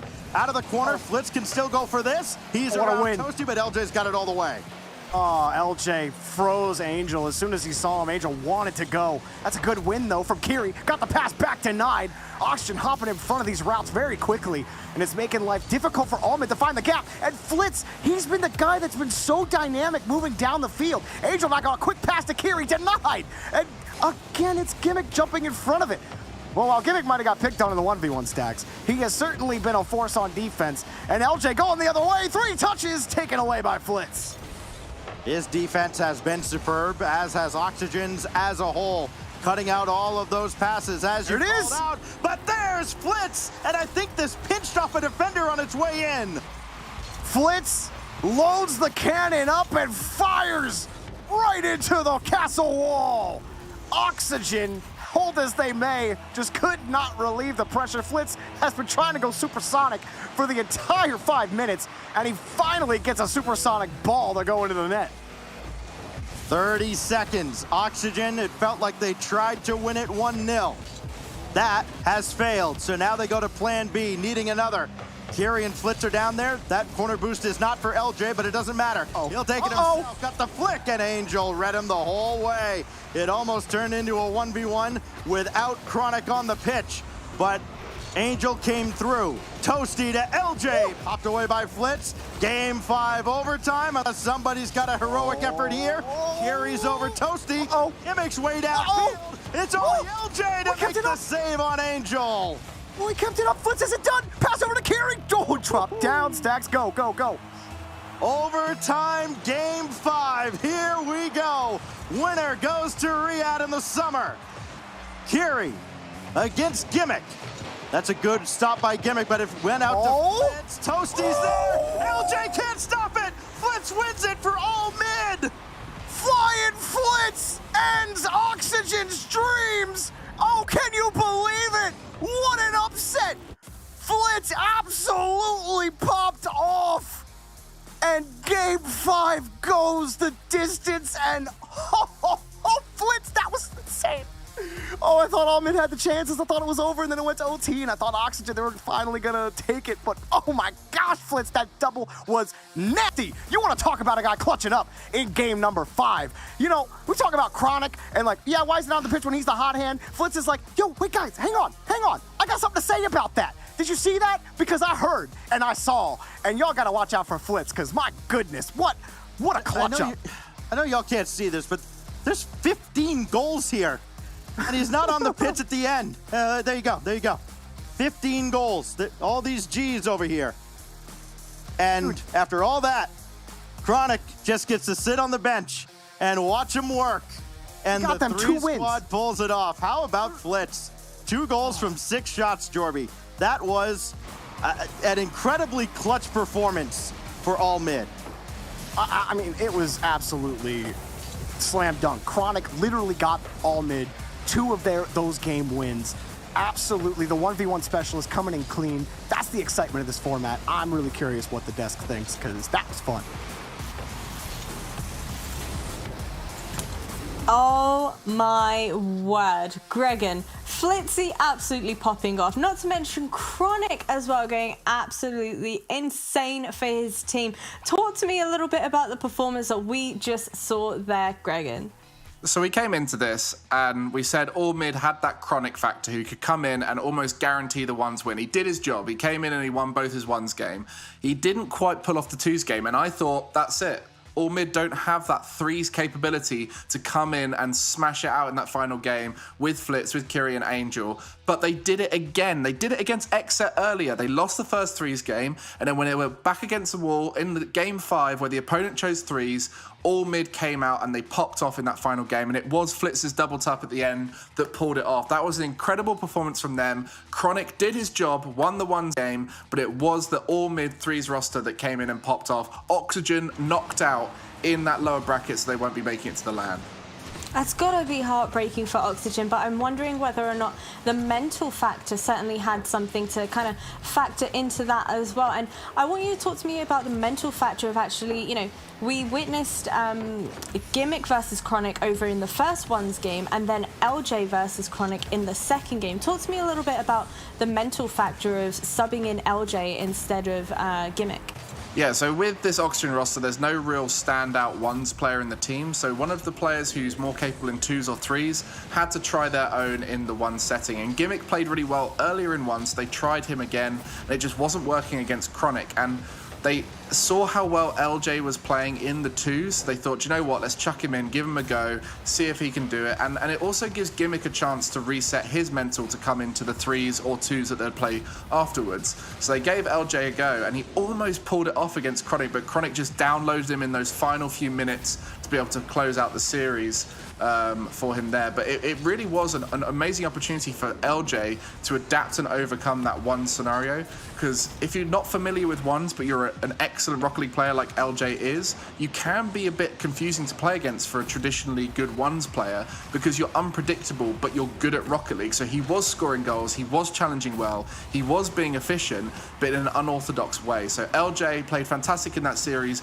almost won that for Oxygen, but it was all mid coming in at the final moment, in particular Flitz with that double tap in overtime of game 5 in the 3v3 to win it out, but Oxygen just missing out on that LAN.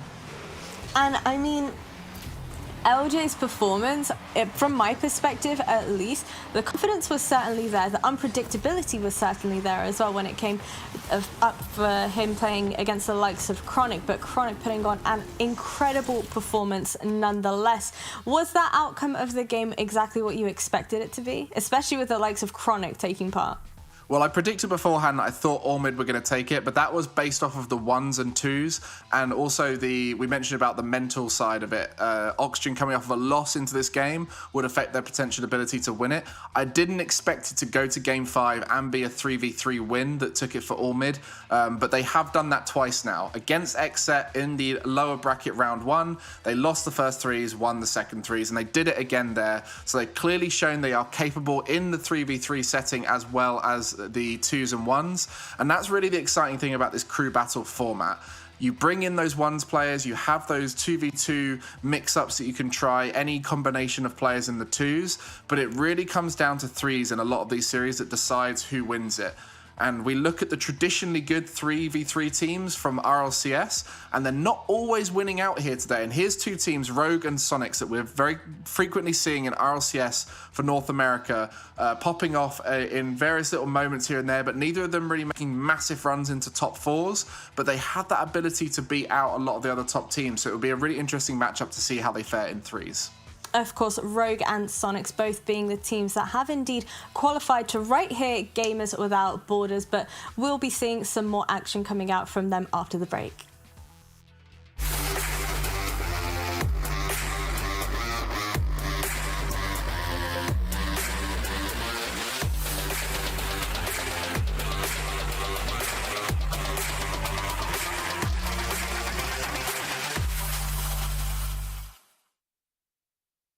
Progress is a race that has no end. After every finish line, another challenge awaits. How can we continue to push innovation in a sport at the forefront of technology? This is how.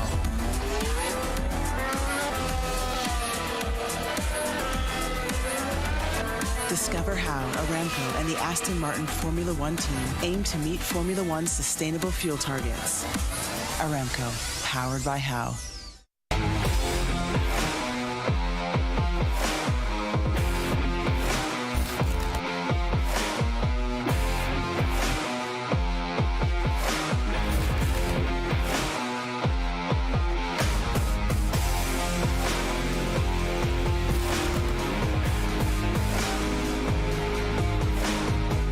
We know you hate it when you have to wait to get back into the game, but the wait will end in seconds. In real life, some people don't have the option to restart. Millions of refugees and displaced people have their lives on hold, eager for a chance to move forward.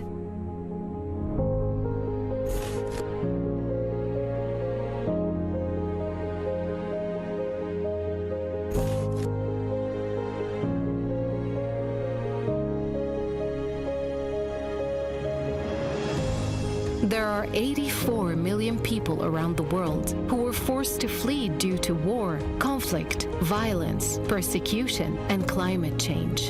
And we are here to serve them, working day and night to provide them with life-saving aid and support. And you can be part of it.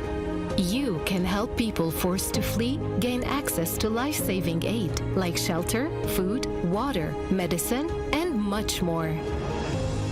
Donate to UNHCR. Help refugees and displaced families rebuild their lives.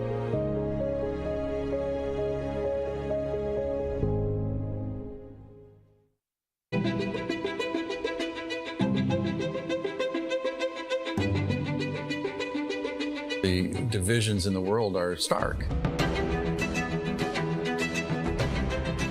Recent years have shown some of the largest natural disasters ever in history. And that really hits hardest the people who had the least to begin with. These people need help.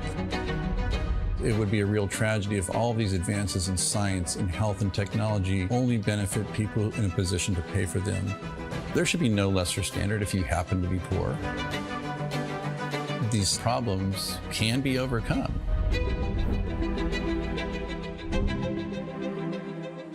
Direct Relief is a humanitarian, nonprofit health organization. The focus has been on the least fortunate, most vulnerable people. On a good day, things are tough for a lot of people in this world and in this country. And what we can do is mobilize private resources for their benefit and make it available free of charge. We're the first nonprofit in the history of the United States to obtain accreditation just like a commercial distributor. And it's been expanded geographically to every country in the world and every state and territory of the United States. What's now Direct Relief officially was started in 1948 as a private effort of a war immigrant businessman named William Zimden. The basic guiding principles of a war immigrant businessman really influence what Direct Relief has done ever since. And they begin with just serving the people who need help. We have this great privilege of engaging with people who come in from very different backgrounds, but with the same purpose of trying to just do something good. It doesn't matter if you're typing or talking on the phone or working on the warehouse floor. They're all part of an effort that means something bigger, and that is the fuel that kind of keeps you going. It gives you some sense that there is a way to make meaningful progress, even for a little organization that started at a kitchen table, but that's what provides motivation in life. The notion that many people, just by virtue of where they're born, the color of their skin, the country they live in, they're going to get sicker, they're going to stay sicker longer, and they're going to die sooner. That's pretty good motivation.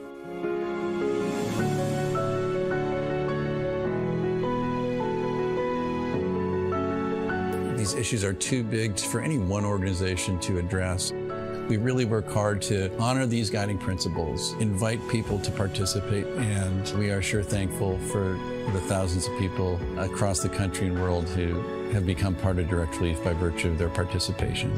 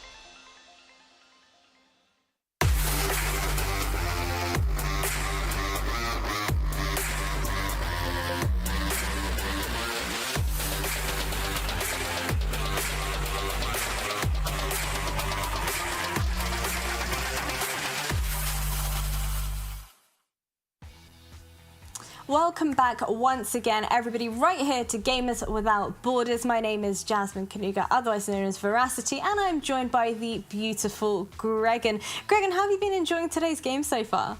Oh, I've been thoroughly enjoying the crew battle format. It's been a refreshing take on the normal 3v3 setting that we normally see within RLCS and everything. Getting to see ones, twos has been amazing, and the strategy behind it.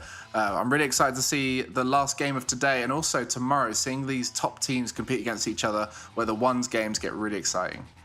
I'm honestly so excited for our final set of matches, but talk to me a little bit about Rogue versus Sonics, both teams of which you have actually qualified to be at this very stage right now. Are there any standout players for yourself heading into these games?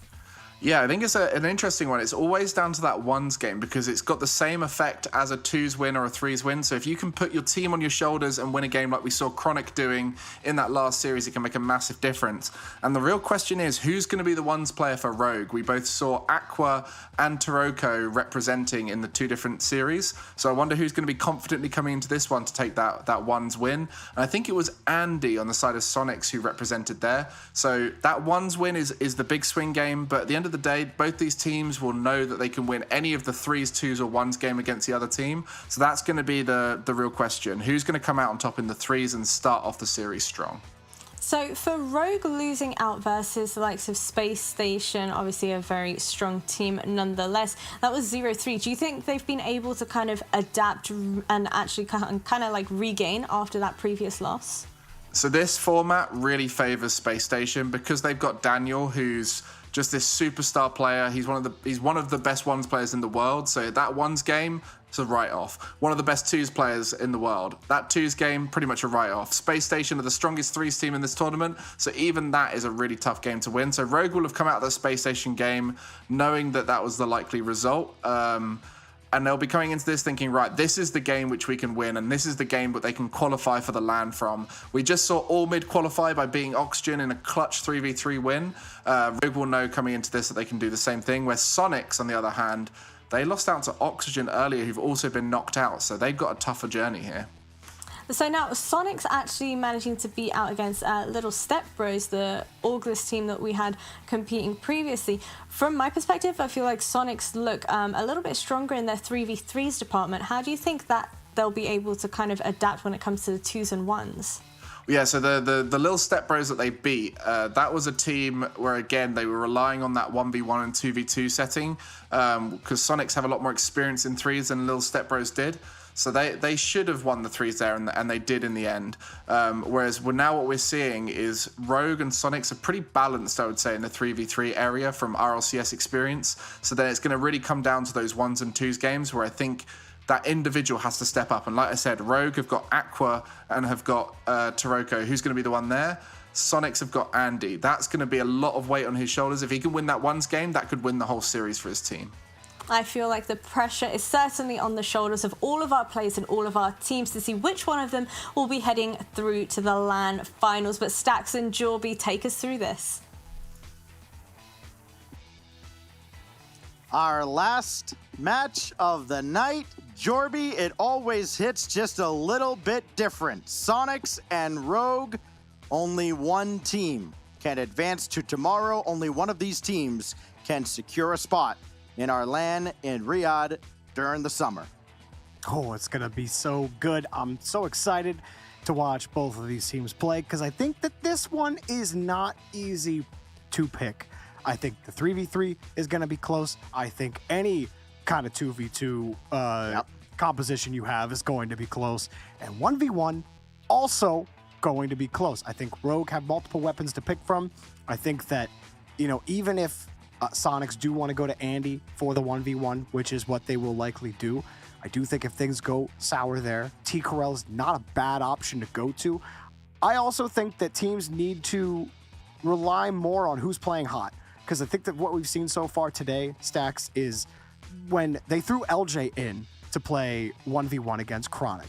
He still lost, yes, but it was definitely more competitive than it was with Gimmick in there. And I think that if you play the hot hand, even if that player doesn't have a lot of ones experience, like Gregan was talking about on the desk before the break, you could still end up surprising the other player. So this one, I honestly don't know what's going to happen. I really don't. Are they going to pick ones right afterwards? Are they going to pick twos right afterwards? I think there's so many options you can go with. But let's see what happens, Stacks. Sonics versus Rogue, run away. One thing you can probably expect to not happen, I don't think any of these teams are going to pick ones, as Andy got a quick shot on Taroko. Neither has chosen ones, neither has won a 1v1 so far today. ZPS getting the scoring started, all set up by that quick win by Andy. Taroko got stuffed by his own post on the attempted save, and there was no follow-up coming. Both of Rogue's defenders still rotating back into the play. The ZPS was there to pick it up first, gets the first goal for Sonics. Some of those stats going to be a little bit skewed. Remember, Rogue did run into kind of a buzzsaw. I think clearly the #1 team in this tournament, Space Station Gaming. And yes, they were one of Daniel's 2 victims earlier today. Here goes T. Corral.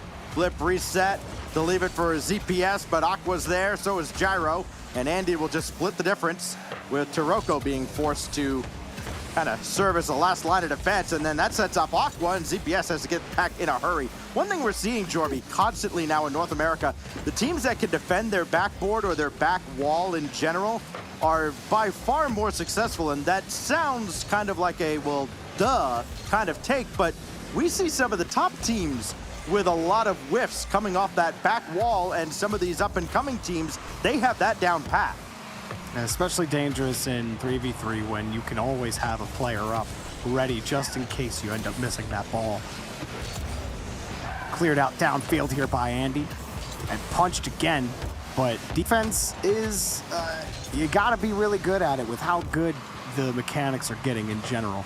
You know, there's not a wealth of mechanics on the field in this matchup. You certainly have players that are good mechanically, but, you know, comparison to other teams in North America when you're talking about backboard defense, is you gotta have that on lock, because all of a sudden it gets harder to defend the backboard the more mechanical of a player you're playing against. And you do have a lot of that on Sonics. You have a little bit of that on Rogue with Aqua, but we'll see which team defends a little better. Right now, T. Corral got a great touch, a great bump, and he has to play his own ball out. ZPS through the corner. Andy waiting right there to play the follow-up as everybody's kind of turtled up defensively. Aqua quickly downfield, but there's nothing there. That just one win is going to come right back in, and we'll see all these demos at the midfield line.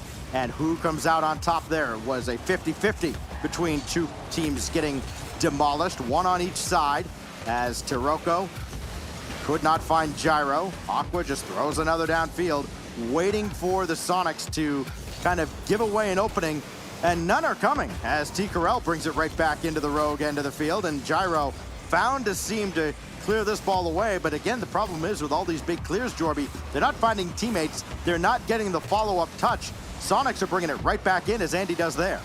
Yeah, the Sonics have been just allowed to march back down the field. Rogue are constantly fighting for the neutral zone. Even right there, Taroko shuffles it out to the side. Gyro's gonna come in. You see the whole back wall there. Gyro gets one touch onto a Sonics defender. Aqua's got control now, but he's out of boost. You see Taroko and Gyro both playing the loss there. T. Corral gets back to the 50, and Taroko ends up giving up the play. That's a chance for ZPS, but he gets back to his own touch. This particular combination for Rogue does not have a 3v3 win today, and they're down 2-0 to T. Corral. It was Gabe, the coach, that subbed in for their very first game, the only 3v3 that Rogue has won against Xset over on the B stream. Shout out to Spaceman, who had to watch his team play again. And now a 2-0 lead for T. Corral and the Sonics. Minute 39 to go. Rogue's 3v3 struggles continue. I'm not sure why Aqua went out wide on that touch from Taroko on the goal that went in. Almost made up for it right there, but it's taken away. He's expecting Taroko to push that ball out to him, but he's the last man back on the play. And you gotta know a Sonics attacker is waiting for that challenge on the other side. And I feel like that's been Aqua's problem a lot of the times on Rogue. Well, it feels like a lot of the time the onus is put on Aqua to try to make those crazy goals happen for Rogue. I really think he puts himself into bad spots sometimes positionally, and he makes life harder for Rogue's rotation in general. This time, ZPS has looked like one of the faster players in the lobby so far, but it's all set up by T. Corral here, drilling through 2 defenders. ZPS has always been a very wily, opportunistic player, And with T-Corell and Andy to set the table, you can expect ZPS to get a ton of goals. Here goes Taroko trying to get one for Rogue. You'll be happy with that. Instead, ZPS with the stop, and he almost scored over 2. Follow-up from Andy, gonna slow it down. He's not in any rush, and because you can't rush perfection, Taroko does get there to make the save. Aqua trying to push that ball downfield. But this is very comfortable for Sonics, and I'm thinking about Aqua putting that ball in and starting the clock for the Rogue comeback. Yeah, 37 seconds left. I'm still thinking about game 2. Yeah. That's the thing is, if Rogue, so if Rogue loses, do they do 2v2 or 1v1, right? Neither team wanted 1v1, so they're gonna do 2v2. It's Aqua Gyro, right? You would have to imagine yes. And then Taroko slam one to the backboard. Andy's got that clear. There's at least some pressure here out of Rogue.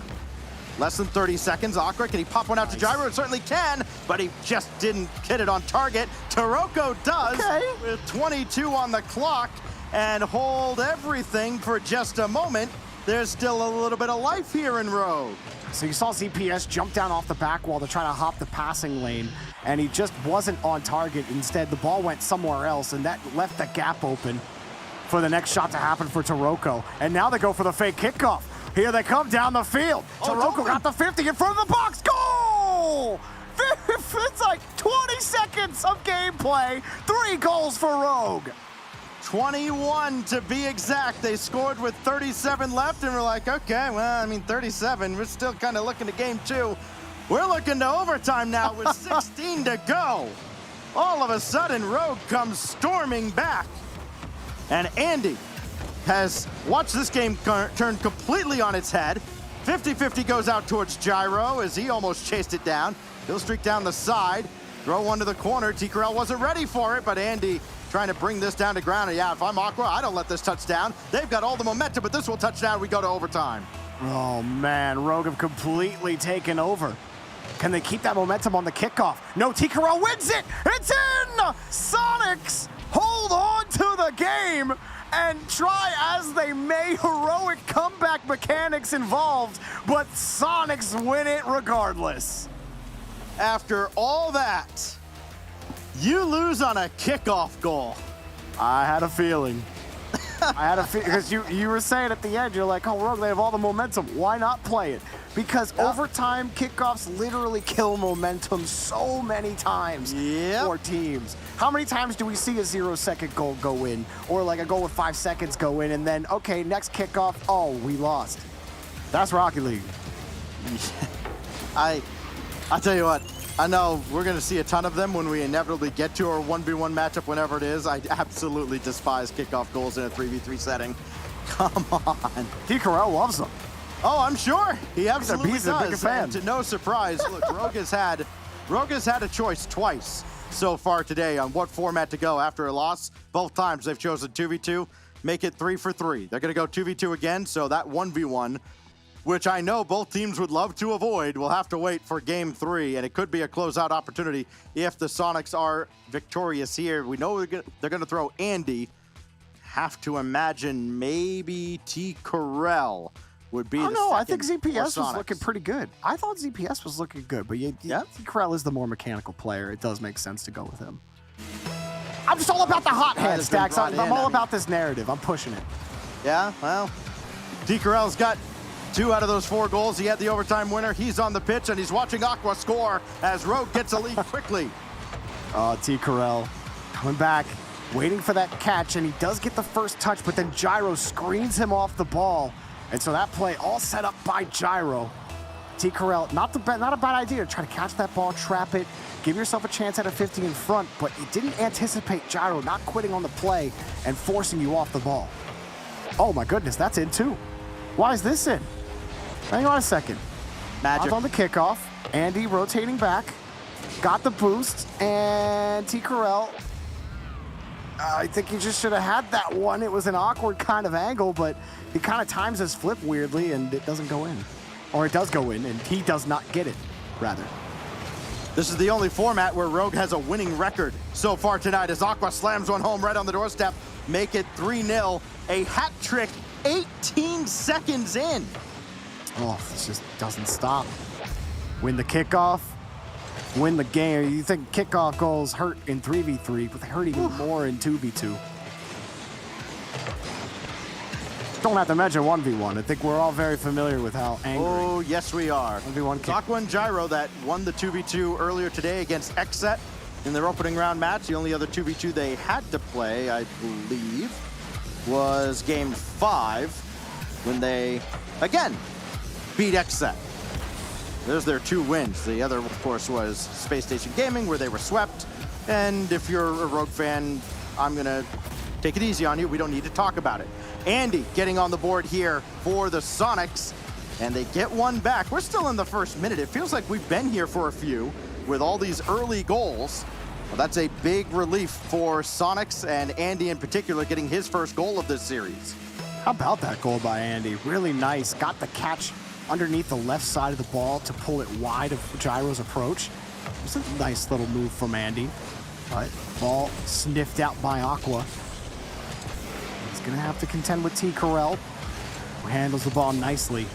But Aqua's been a fiend in this 2v2 so far. Granted, most of Rogue's goals came literally right after the kickoff. This time, not this time. Gyro works for this one off the 50. Gyro, welcome to the scoring sheet. What a win over Andy. And I think that is almost Gyro lulling them into a false sense of security. He had chances to dive in. He came up, he peeled off, came up, he peeled off. And then as they start to break out of the zone finally, Gyro just puts it in park with the backflip, wins that, scores, and then he makes the stop on the ensuing kickoff here. Aqua going to have a tough time with that one bouncing off the wall, but he's got it. And now Gyro, maybe hoping Aqua would have jumped there, but it works out okay as Rogue get back downfield, and Aqua all the way across. He's going to try and work. T. Carell coming back in. He will get there to clear away. Andy very happy that that ball wasn't immediately put into the net as he comes back for the clear. Now T. Carell left with 38. Perfect cutoff on the pass. This gives Andy a chance at it. This should be a goal. It is. Andy puts it in. Good work from Sonics to cut the lead. No lead is safe. Whether it's 3v3, 2v2, certainly not 1v1, and certainly not with these two teams. They can score in bunches. Andy gets one there. T. Carell picking up a second assist here in this game. 3 for the series. He's been very active, whether it's 3s or 2s for the Sonics.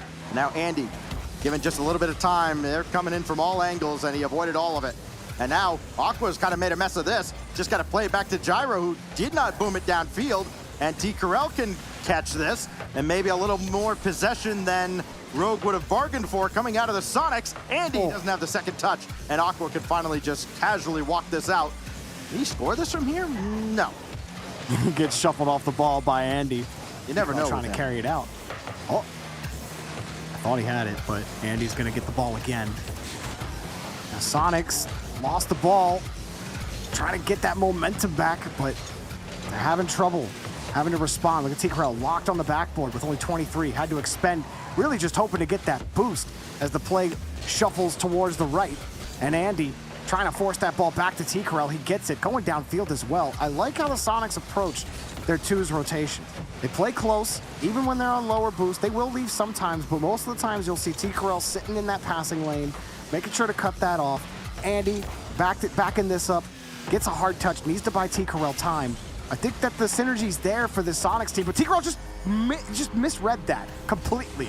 That one on T. Carell completely. He misreads the ball, tries to time it early. You see the jump come really right before the bounce happens, and he gets punished for his read. He went chasing a waterfall, and he came up empty. 3-goal lead now for Rogue. Gyro adding his second of this game. And they slow things up off the kickoff, so there'll be possession for Sonics. And then Gyro from the heavens right at T. Carell. And Aqua now to try and clean it up, but T. Carell with the save. And Sonics, they thought they were real clever there. Now they just kind of go brute force, and Gyro avoids T. Carell, makes the stop. He may score this as well. T. Carell with him every step of the way. Well, Rogue, good for their 6th there, but Gyro almost getting it. T. Carell rolling around the whole back side of the pitch, even though you're down by 3. Looking for midfield boost. Yep. And it finally comes, and I have to say, Stacks, you know one of my biggest pet peeves in Rocket League is watching pros just skip all the boost pads and go for corner and mid boosts. Like T-Corral literally just pretended, as he puts that shot off, he just pretended like the entire middle of the field didn't exist, and he left Andy all by himself, just thinking that goal was going to go in when you had, at that time, it was about 1:40 left to go. And I'm just saying, those rotations have to be a little bit tighter. You can't get distracted by the shiny boost pads. Jorby, corners. Talk to my high school team for me. Because they won't listen to me when I tell them. Stacks, RLCS pros don't even do this. RLCS pros do this all the time. Hundreds of boosts. You think your high school team? You think your high school team is gonna rotate for small boost pads if RLCS pros don't? I don't know what to tell you. Dream, can't I? Sonic could dream for a goal. Make it a 2-goal game, and he does.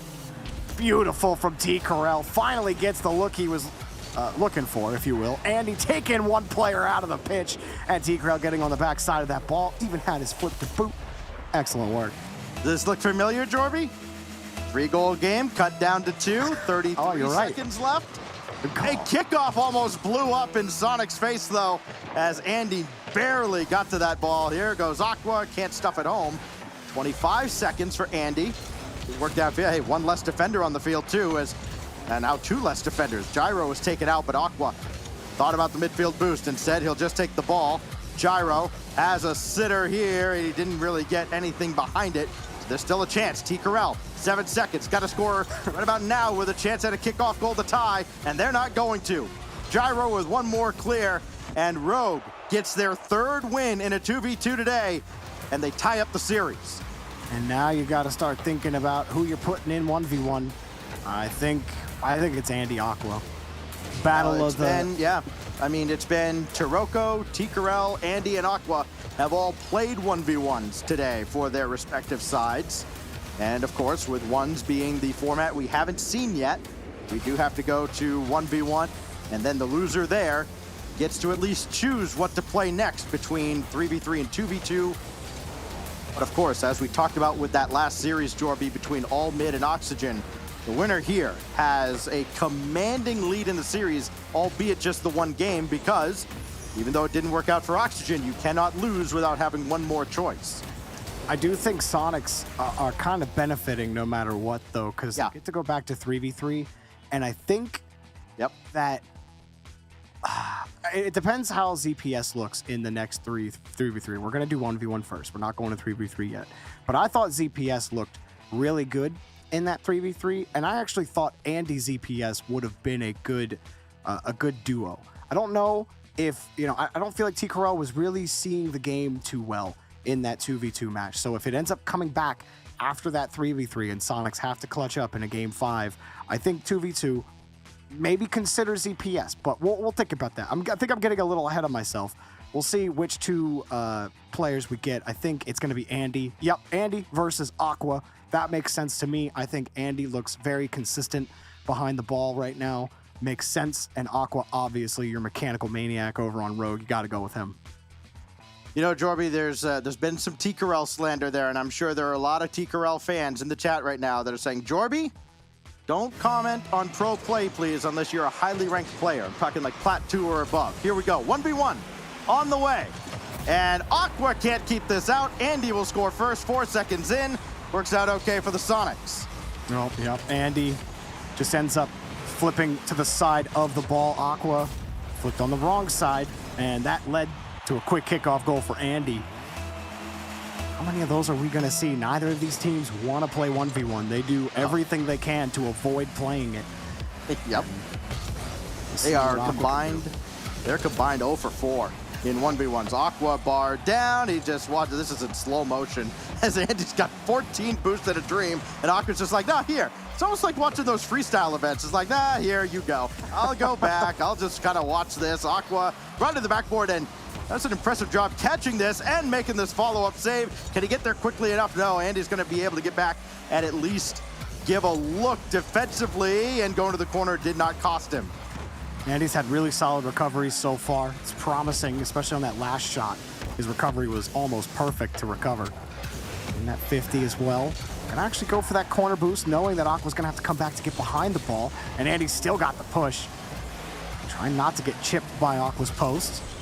He's going to dump that ball out, recollect in midfield, wait for the push again. Andy currently driving. Aqua's starting to look. Get that first boost steal. That's good to keep the push up. That's a risky touch. You've just given Andy a free one, but he puts it down onto the ground. Aqua, not a lot of boost left here. And got the midfield, so no damage done as Andy launches it by. Did Aqua just get caught out? Oh, he just made the save. Yeah, barely, but doesn't have a whole lot of boost in the tank. Andy's got him dead to rights, and he scores right down the middle. Aqua burned all of his boost, falling into his own net, and the ball followed him not long after.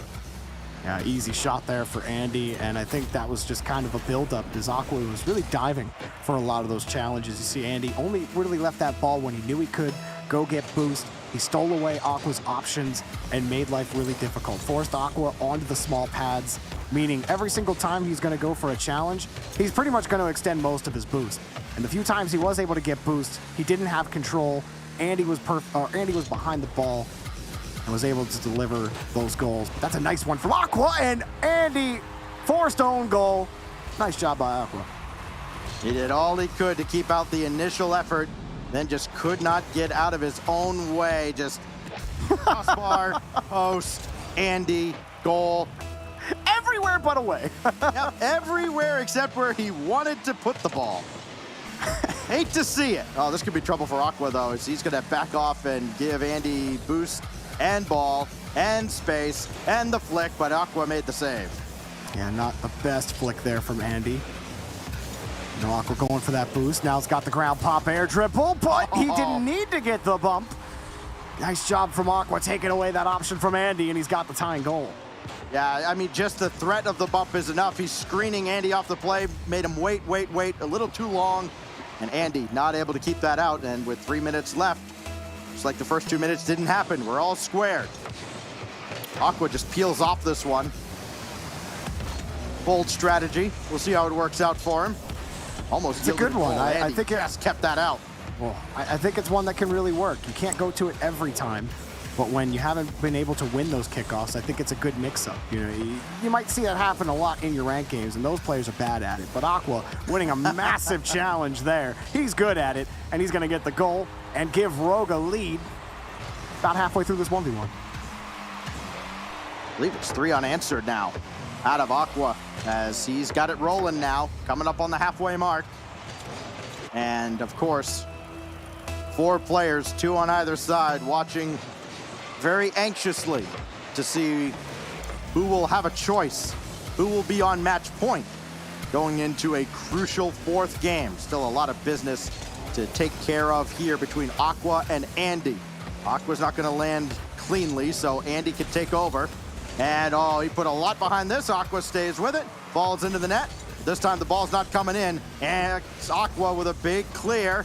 And can he turn on this? He sure can. 2-10, 2-goal lead. I think Andy is getting a little too lax. He comes across on that challenge, and really a poor approach. He jumps to the side with a lot of speed going sideways, and then as soon as he flips over, he kind of just skirts off the ball because he's having to make up for the lost time that he spent going to get that corner boost, thinking the flow of the play will probably go over there, but Aqua getting that first save, it bounces straight back out, and Andy's all of a sudden out of position. So he was already not going to be in a good position to make that challenge favorable, and it all started with where he went after that initial shot. And Aqua's going to do it again, and this is just completely fallen out of Andy's favor. He pulls off again, going for that corner boost, waiting along the back wall. You had it. You had that touch, but it's the timing on the flip. He's again behind it. His nose isn't behind the ball, it's to the side of it, so when he front flips, he gets no power onto it. Andy's approach on these challenges, not the best, and Aqua's punishing. 4 goals and an assist in the team portion of our first couple of games. And now 5 goals here for Aqua as he has figured Andy out. And now it's Andy that has to make the mid-game adjustment. That's a good one as Aqua got caught up on the wall. He thought he had a lot more time than he did. Andy gets one back to stop the bleeding. Yeah, good carry for Andy. Aqua does pull off, and like you said, the ramp slowing down his approach. It's one of those where you think, okay, I can cut across, I can jump, make the 50 happen, but going up that ramp, certainly a risky choice for Aqua as he slows down, trying to catch Andy out. On the kickoff again, trying to play reactionary to it, but Andy's got a chance to come back big time and a demo to set it all up. winner puts their team on match point to reach the top 4. An important milestone here in this North American Gamers Without Borders tournament. Andy has all day to shoot this, and Aqua tracked him the whole way. 50 in the tank, that's plenty as he can get downfield. Down to 18, and Andy's got to give it, or Aqua has got to give it up. Oh, what a win, though. Can he turn around on this one? Andy's going to have time to get back and save this away. Wasting a lot of time for Andy. Oh, Aqua just gave the ball up. He doesn't know that Andy doesn't have any boosts. Andy uses the little bit he's got to get the flick.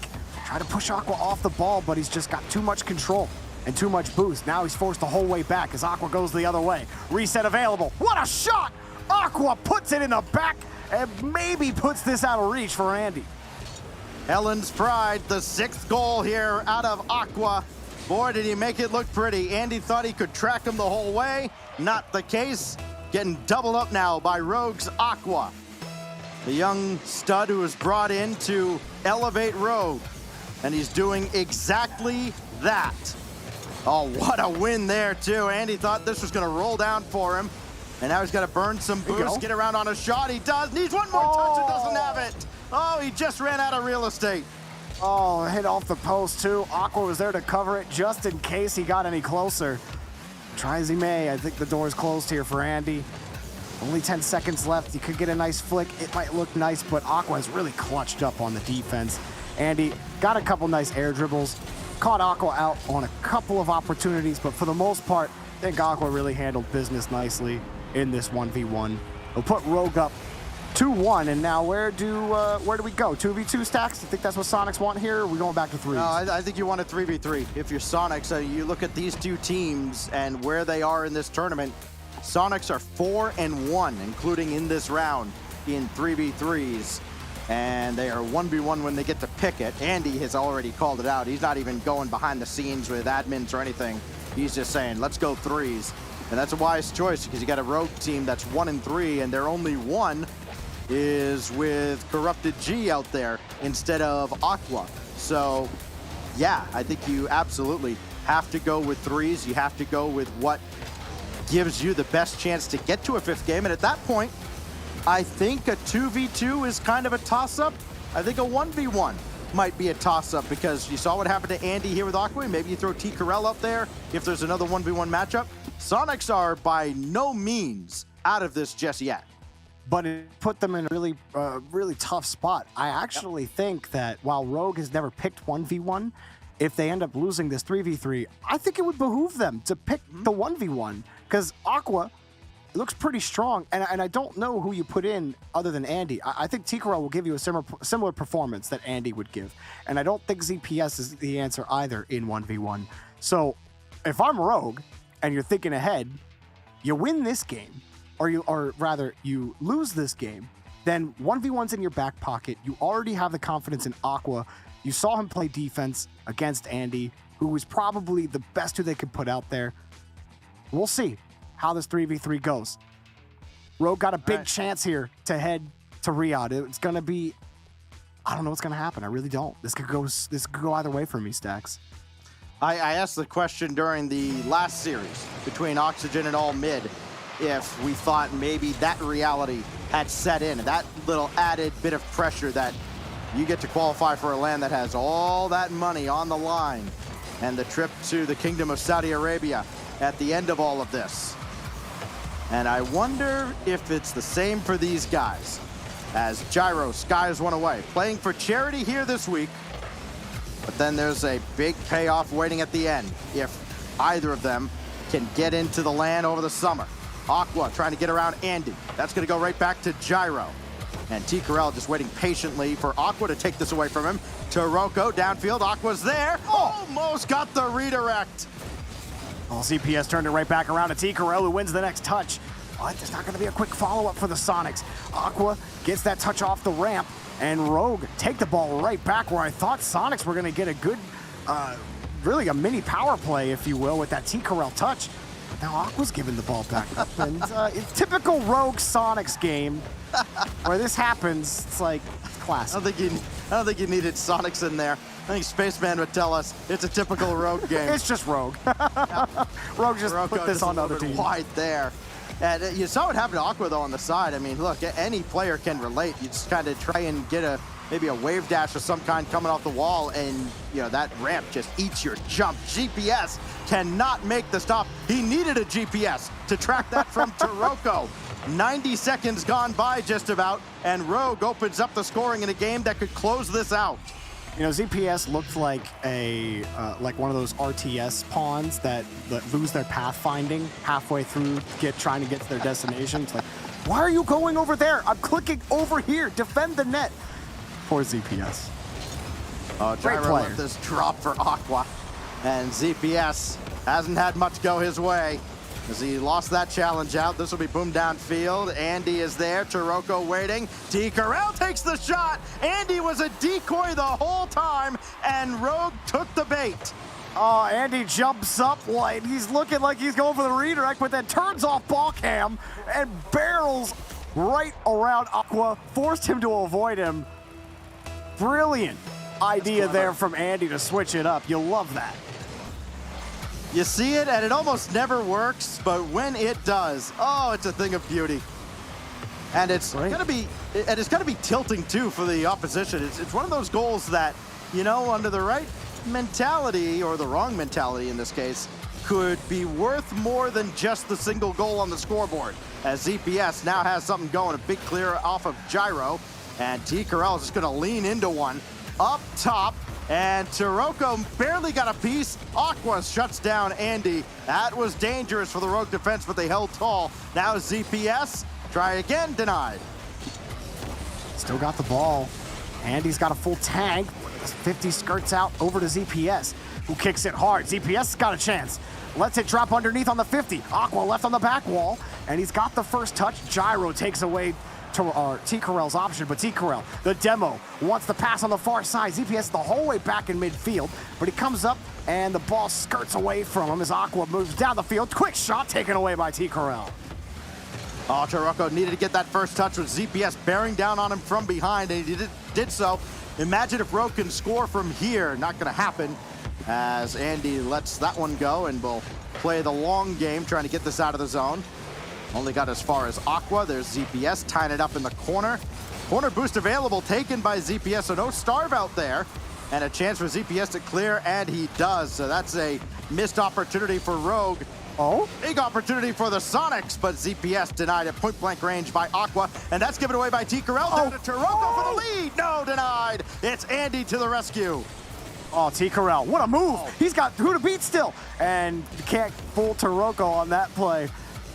Tried to drill that one underneath him, but Taroko gets there and bails him out. Oh, T. Corral always looks like he's on the verge of a transition attack, but then someone on Rogue is able to get in there, Stacks, and take the ball away. And you're thinking it's only a matter of time before the transition goal happens for Rogue. Sonics have had some really good looks at the net. They have one really good goal to their name, but they still need one more. And here comes Taroko, back with Gyro. Actually, it's just Taroko, and can't pull through ZPS, as Sonic's got to play more defense. Hard touch from Gyro. Aqua in the air. Pushes through. Goal!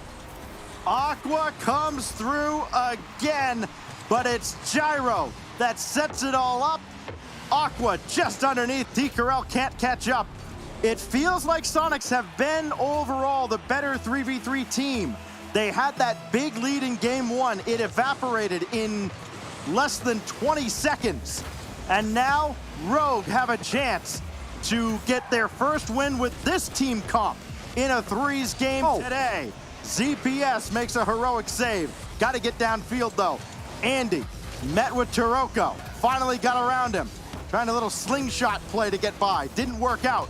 Now Andy's got to steer this away, and he doesn't. So T. Corral hung out to dry against Aqua, and that race to the boost. Believe won by Aqua. There is no boost right now at all for the Sonics collectively. Finally, ZPS has some, but they've got to get out of this zone. Down to 12 seconds. Gyro just got it out to the side. That's a great play, not trying to take the shot. And now time wasting away again. Sonics finally clear the zone, but Taroko puts it away. Rogue advances to tomorrow. Rogue do it in 4.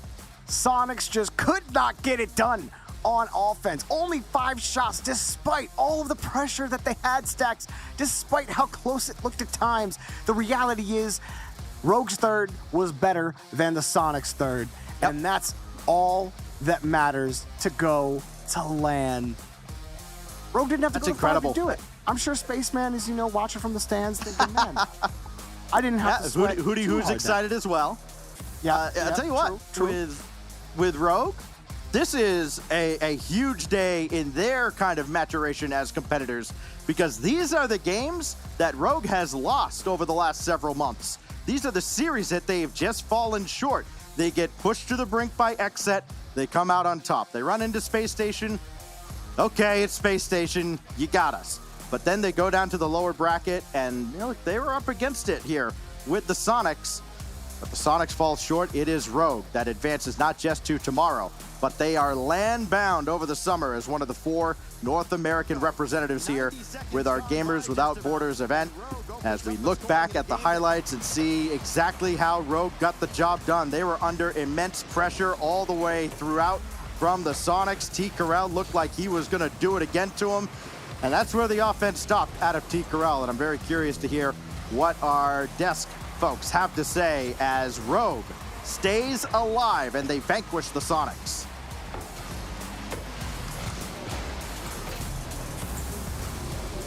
Thank you so much for that wonderful kind of explanation of how that game went down there, guys. Really do appreciate it. That Stacks and Jorb, you guys absolutely killed it on the caster's desk. Absolutely beautiful stuff. But Gregan, talk to me. I did say from the very get-go, I feel like Sonics were going to be looking particularly strong when it comes to their threes, but it just looked like Rogue have managed to close it out. Yeah, Aqua was just too strong, and I guess the less players you put on the pitch, the more Aqua's influence came true. With 1s, Aqua looked incredible. With 2s, Aqua was playing so well, Gyro supporting him beautifully there. But then it came down to that 3s, and I think the momentum that Aqua took from the 1s and the 2s into that second 3v3 matchup allowed that Rogue team to secure that victory. The first game was super close, went to overtime, and Sonics won with a kickoff goal, so not the most convincing way to win the first match, but it was just that Aqua factor that took Rogue over the finish line. Fair play to Sonics, they did so well to qualify to get here and almost make it, but they're just going to miss out on the LAN this summer. Rogue are our 4th team that are going to be making it out to the LAN. But of course, all is not lost. It is very well worth mentioning that they do still get to donate some money to their charity of choice, which is, of course, why we are all here. Yes, of course, we have the LAN finals taking place as well, but all of these teams get to donate some money to a charity of their choosing as well. Yeah, I mean, a little bit. I mean, it's only $1.5 million, It is a huge sum of money indeed, and I think it's an absolutely incredible initiative. But, kind of talk to me a little bit more about how you think this game panned out. Were you surprised to see that Rogue had picked 2s over the 1s option? I think their 2s dominated earlier, and I think it was their strongest game mode earlier on, and I think it just comes down to Aqua feeling more comfortable in 2s because he's probably more used to it. We've seen both these teams didn't really have a designated 1s player. They tried out 2 different players. Andy and T. Corral on the side of Sonics have played 1s today, and then Aqua had taken the place of Taroko in the 1v1 setting. So I think Aqua feels the most comfortable in the 2v2 setting, probably grinds it a lot in ranked, and that's where they chose that game mode. But he did show his individual brilliance when it came down to the 1v1. And I think when we saw this, Sonics started out stronger in that first 3v3, and then it was Rogue who woke up, and I think that really comes down to the way these 2 teams came into this match. Sonics came off of a win to make it to here, where Rogue came off of a really devastating loss to Space Station Gaming. So I think that really does affect your start to the game, and that's why Sonics started on the stronger foot. But once Rogue settled down, they looked like the much more stronger team and dominated in the last 3 games. And do you think this was like a result that was expected of yourself and for the people joining us in the chat as well? Do you think everybody was kind of secretly rooting for Rogue to win? It's tough. I was speaking to you while we were watching the game, and I really think these kind of games could go either way. Both these teams can be a bit inconsistent. They can have high highs and low lows. I think Rogue generally would take it more than Sonics, but you just can't know with these teams, especially with a different format like the 3s, 2s, and 1s, where we don't really know how the teams will match up in the different game modes. I think it's always hard to predict which team's going to win. But I think fair play to Rogue. They seem to have settled in now with their game plan. Aqua is your 1s player, Aqua and Gyro in the 2s, and then Smash it in the 3s. So hopefully they can take that into tomorrow, where we're going to see these guys potentially taking on all mid, see if they can make it into the top 3. Yes, indeed. So that gives us all mid versus Rogue, as you did mention there, Gregan. In our lower bracket round 3, games will be continued to be played out during tomorrow's games, and that will be for charity money. Of course, the LAN finals will be taking place in Riyadh for a $2 million prize pool, by the way, Gregan. That is absolutely crazy stuff to me. The outrageous scenes, honestly. And if those players were feeling nervous during today's games, then, you know, playing in Riyadh at LAN finals is going to be a whole new experience for them. And I cannot wait to see it all unfold before our very eyes. That is going to be taking place from the 14th to the 17th of July as well. So, Gregan, do you think that's enough kind of prep time for these teams heading into LAN finals? I think these guys are going to be going into that main event incredibly excited, not only to play on LAN and play for so much money, but the international competition is a huge opportunity for these guys to compete against other teams from other regions. You know, the European games are going to be next week, and you're going to get a chance to see which of those teams is going to qualify. And then getting to play against some of the Middle Eastern teams will be an amazing opportunity. So all of this is such an amazing opportunity. But as we mentioned before, the money for charity, what an amazing cause to be able to play Rocket League and win money to your charity of choice, and to such great causes. We've been seeing them ticking through all throughout the day. We've been seeing the stories of the people that we can support, and that's an amazing thing we do here with Gamers Without Borders, is we get to really improve the world through gaming, and that's such a beautiful part of this gaming world that we get to be a part of. Yes, I honestly could not agree more with you. But if you are only just joining us, and where on earth have you been throughout today's games? I'm going to give you a little bit of a TLDR throughout today. As you can see, we have a beautiful city that we're actually kind of based in right now. Me and Gregan have been flying around left, right and centre. But unfortunately, the likes of Oxygen and XSET did not make it to the LAN finals and did not qualify for that stage. Gregan, how much of a surprise was that for you to see those two big names not qualify? Yeah, I thought one of them would make it at least, especially Oxygen. I think they showed that they could win in 3s, 2s and 1s, so I'd expected them to have made it. But fair play to all mid. They came in with Chronic as their 1s main.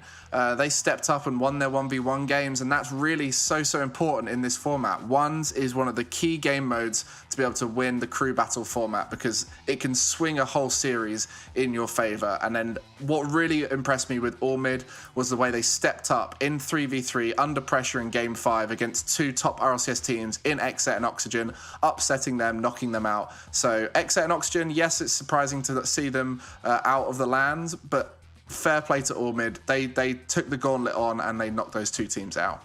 They most certainly did. I'm curious to see what everybody in the chat thinks of all of that and who they're going to be rooting for as well when it comes to tomorrow's games taking place as well. But once again, the teams that have made it through to the LAN finals are Space Station, Complexity, All Mid and Rogue. So a huge congratulations goes to those teams most definitely. And tomorrow's games once again will be played out for charity money, a charity of any of these teams choosing as well. And in first place, they will be able to give away $250,000. That is a huge chunk of change, most definitely. And I encourage everybody in the chat to send in your predictions. Help me gauge my own predictions for tomorrow's games as well, and make sure you're tagging at GWBPS on Twitter as well. Share your predictions with us and let us know who you're going to be rooting for.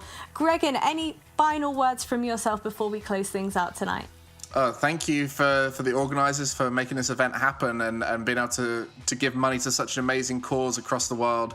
But really, I think to just talk from a nerdy gaming point of view, the fact that we get to do crew battles with the best teams in the world for so much money on the line, such an amazing opportunity. Hopefully you who've been watching at home have enjoyed the crew battle format. I know we have been enjoying it behind the scenes, really enjoying the 1s, 2s and 3s mix up. So huge opportunity to see some more of that tomorrow, so make sure to tune back in. Yes, I could not agree with more. Like the format, I was saying to Greg, and I'm a huge fan of it. Certainly keeps you on your toes and keeps things incredibly fresh. Let us know if you're a fan of that as well. But a huge thank you to yourself, Greg, and our production team and the casters for joining me throughout today's adventures. And we will be back with lots more Rocket League tomorrow at 6 p.m. EDT, or for you folks living in the European side of the world, it's at midnight CEST as well. It's been a wonderful experience being joined by yourself once again, Gregan, and a huge thank you to everybody that's joined us in the chat. So good night, and we'll see you guys tomorrow.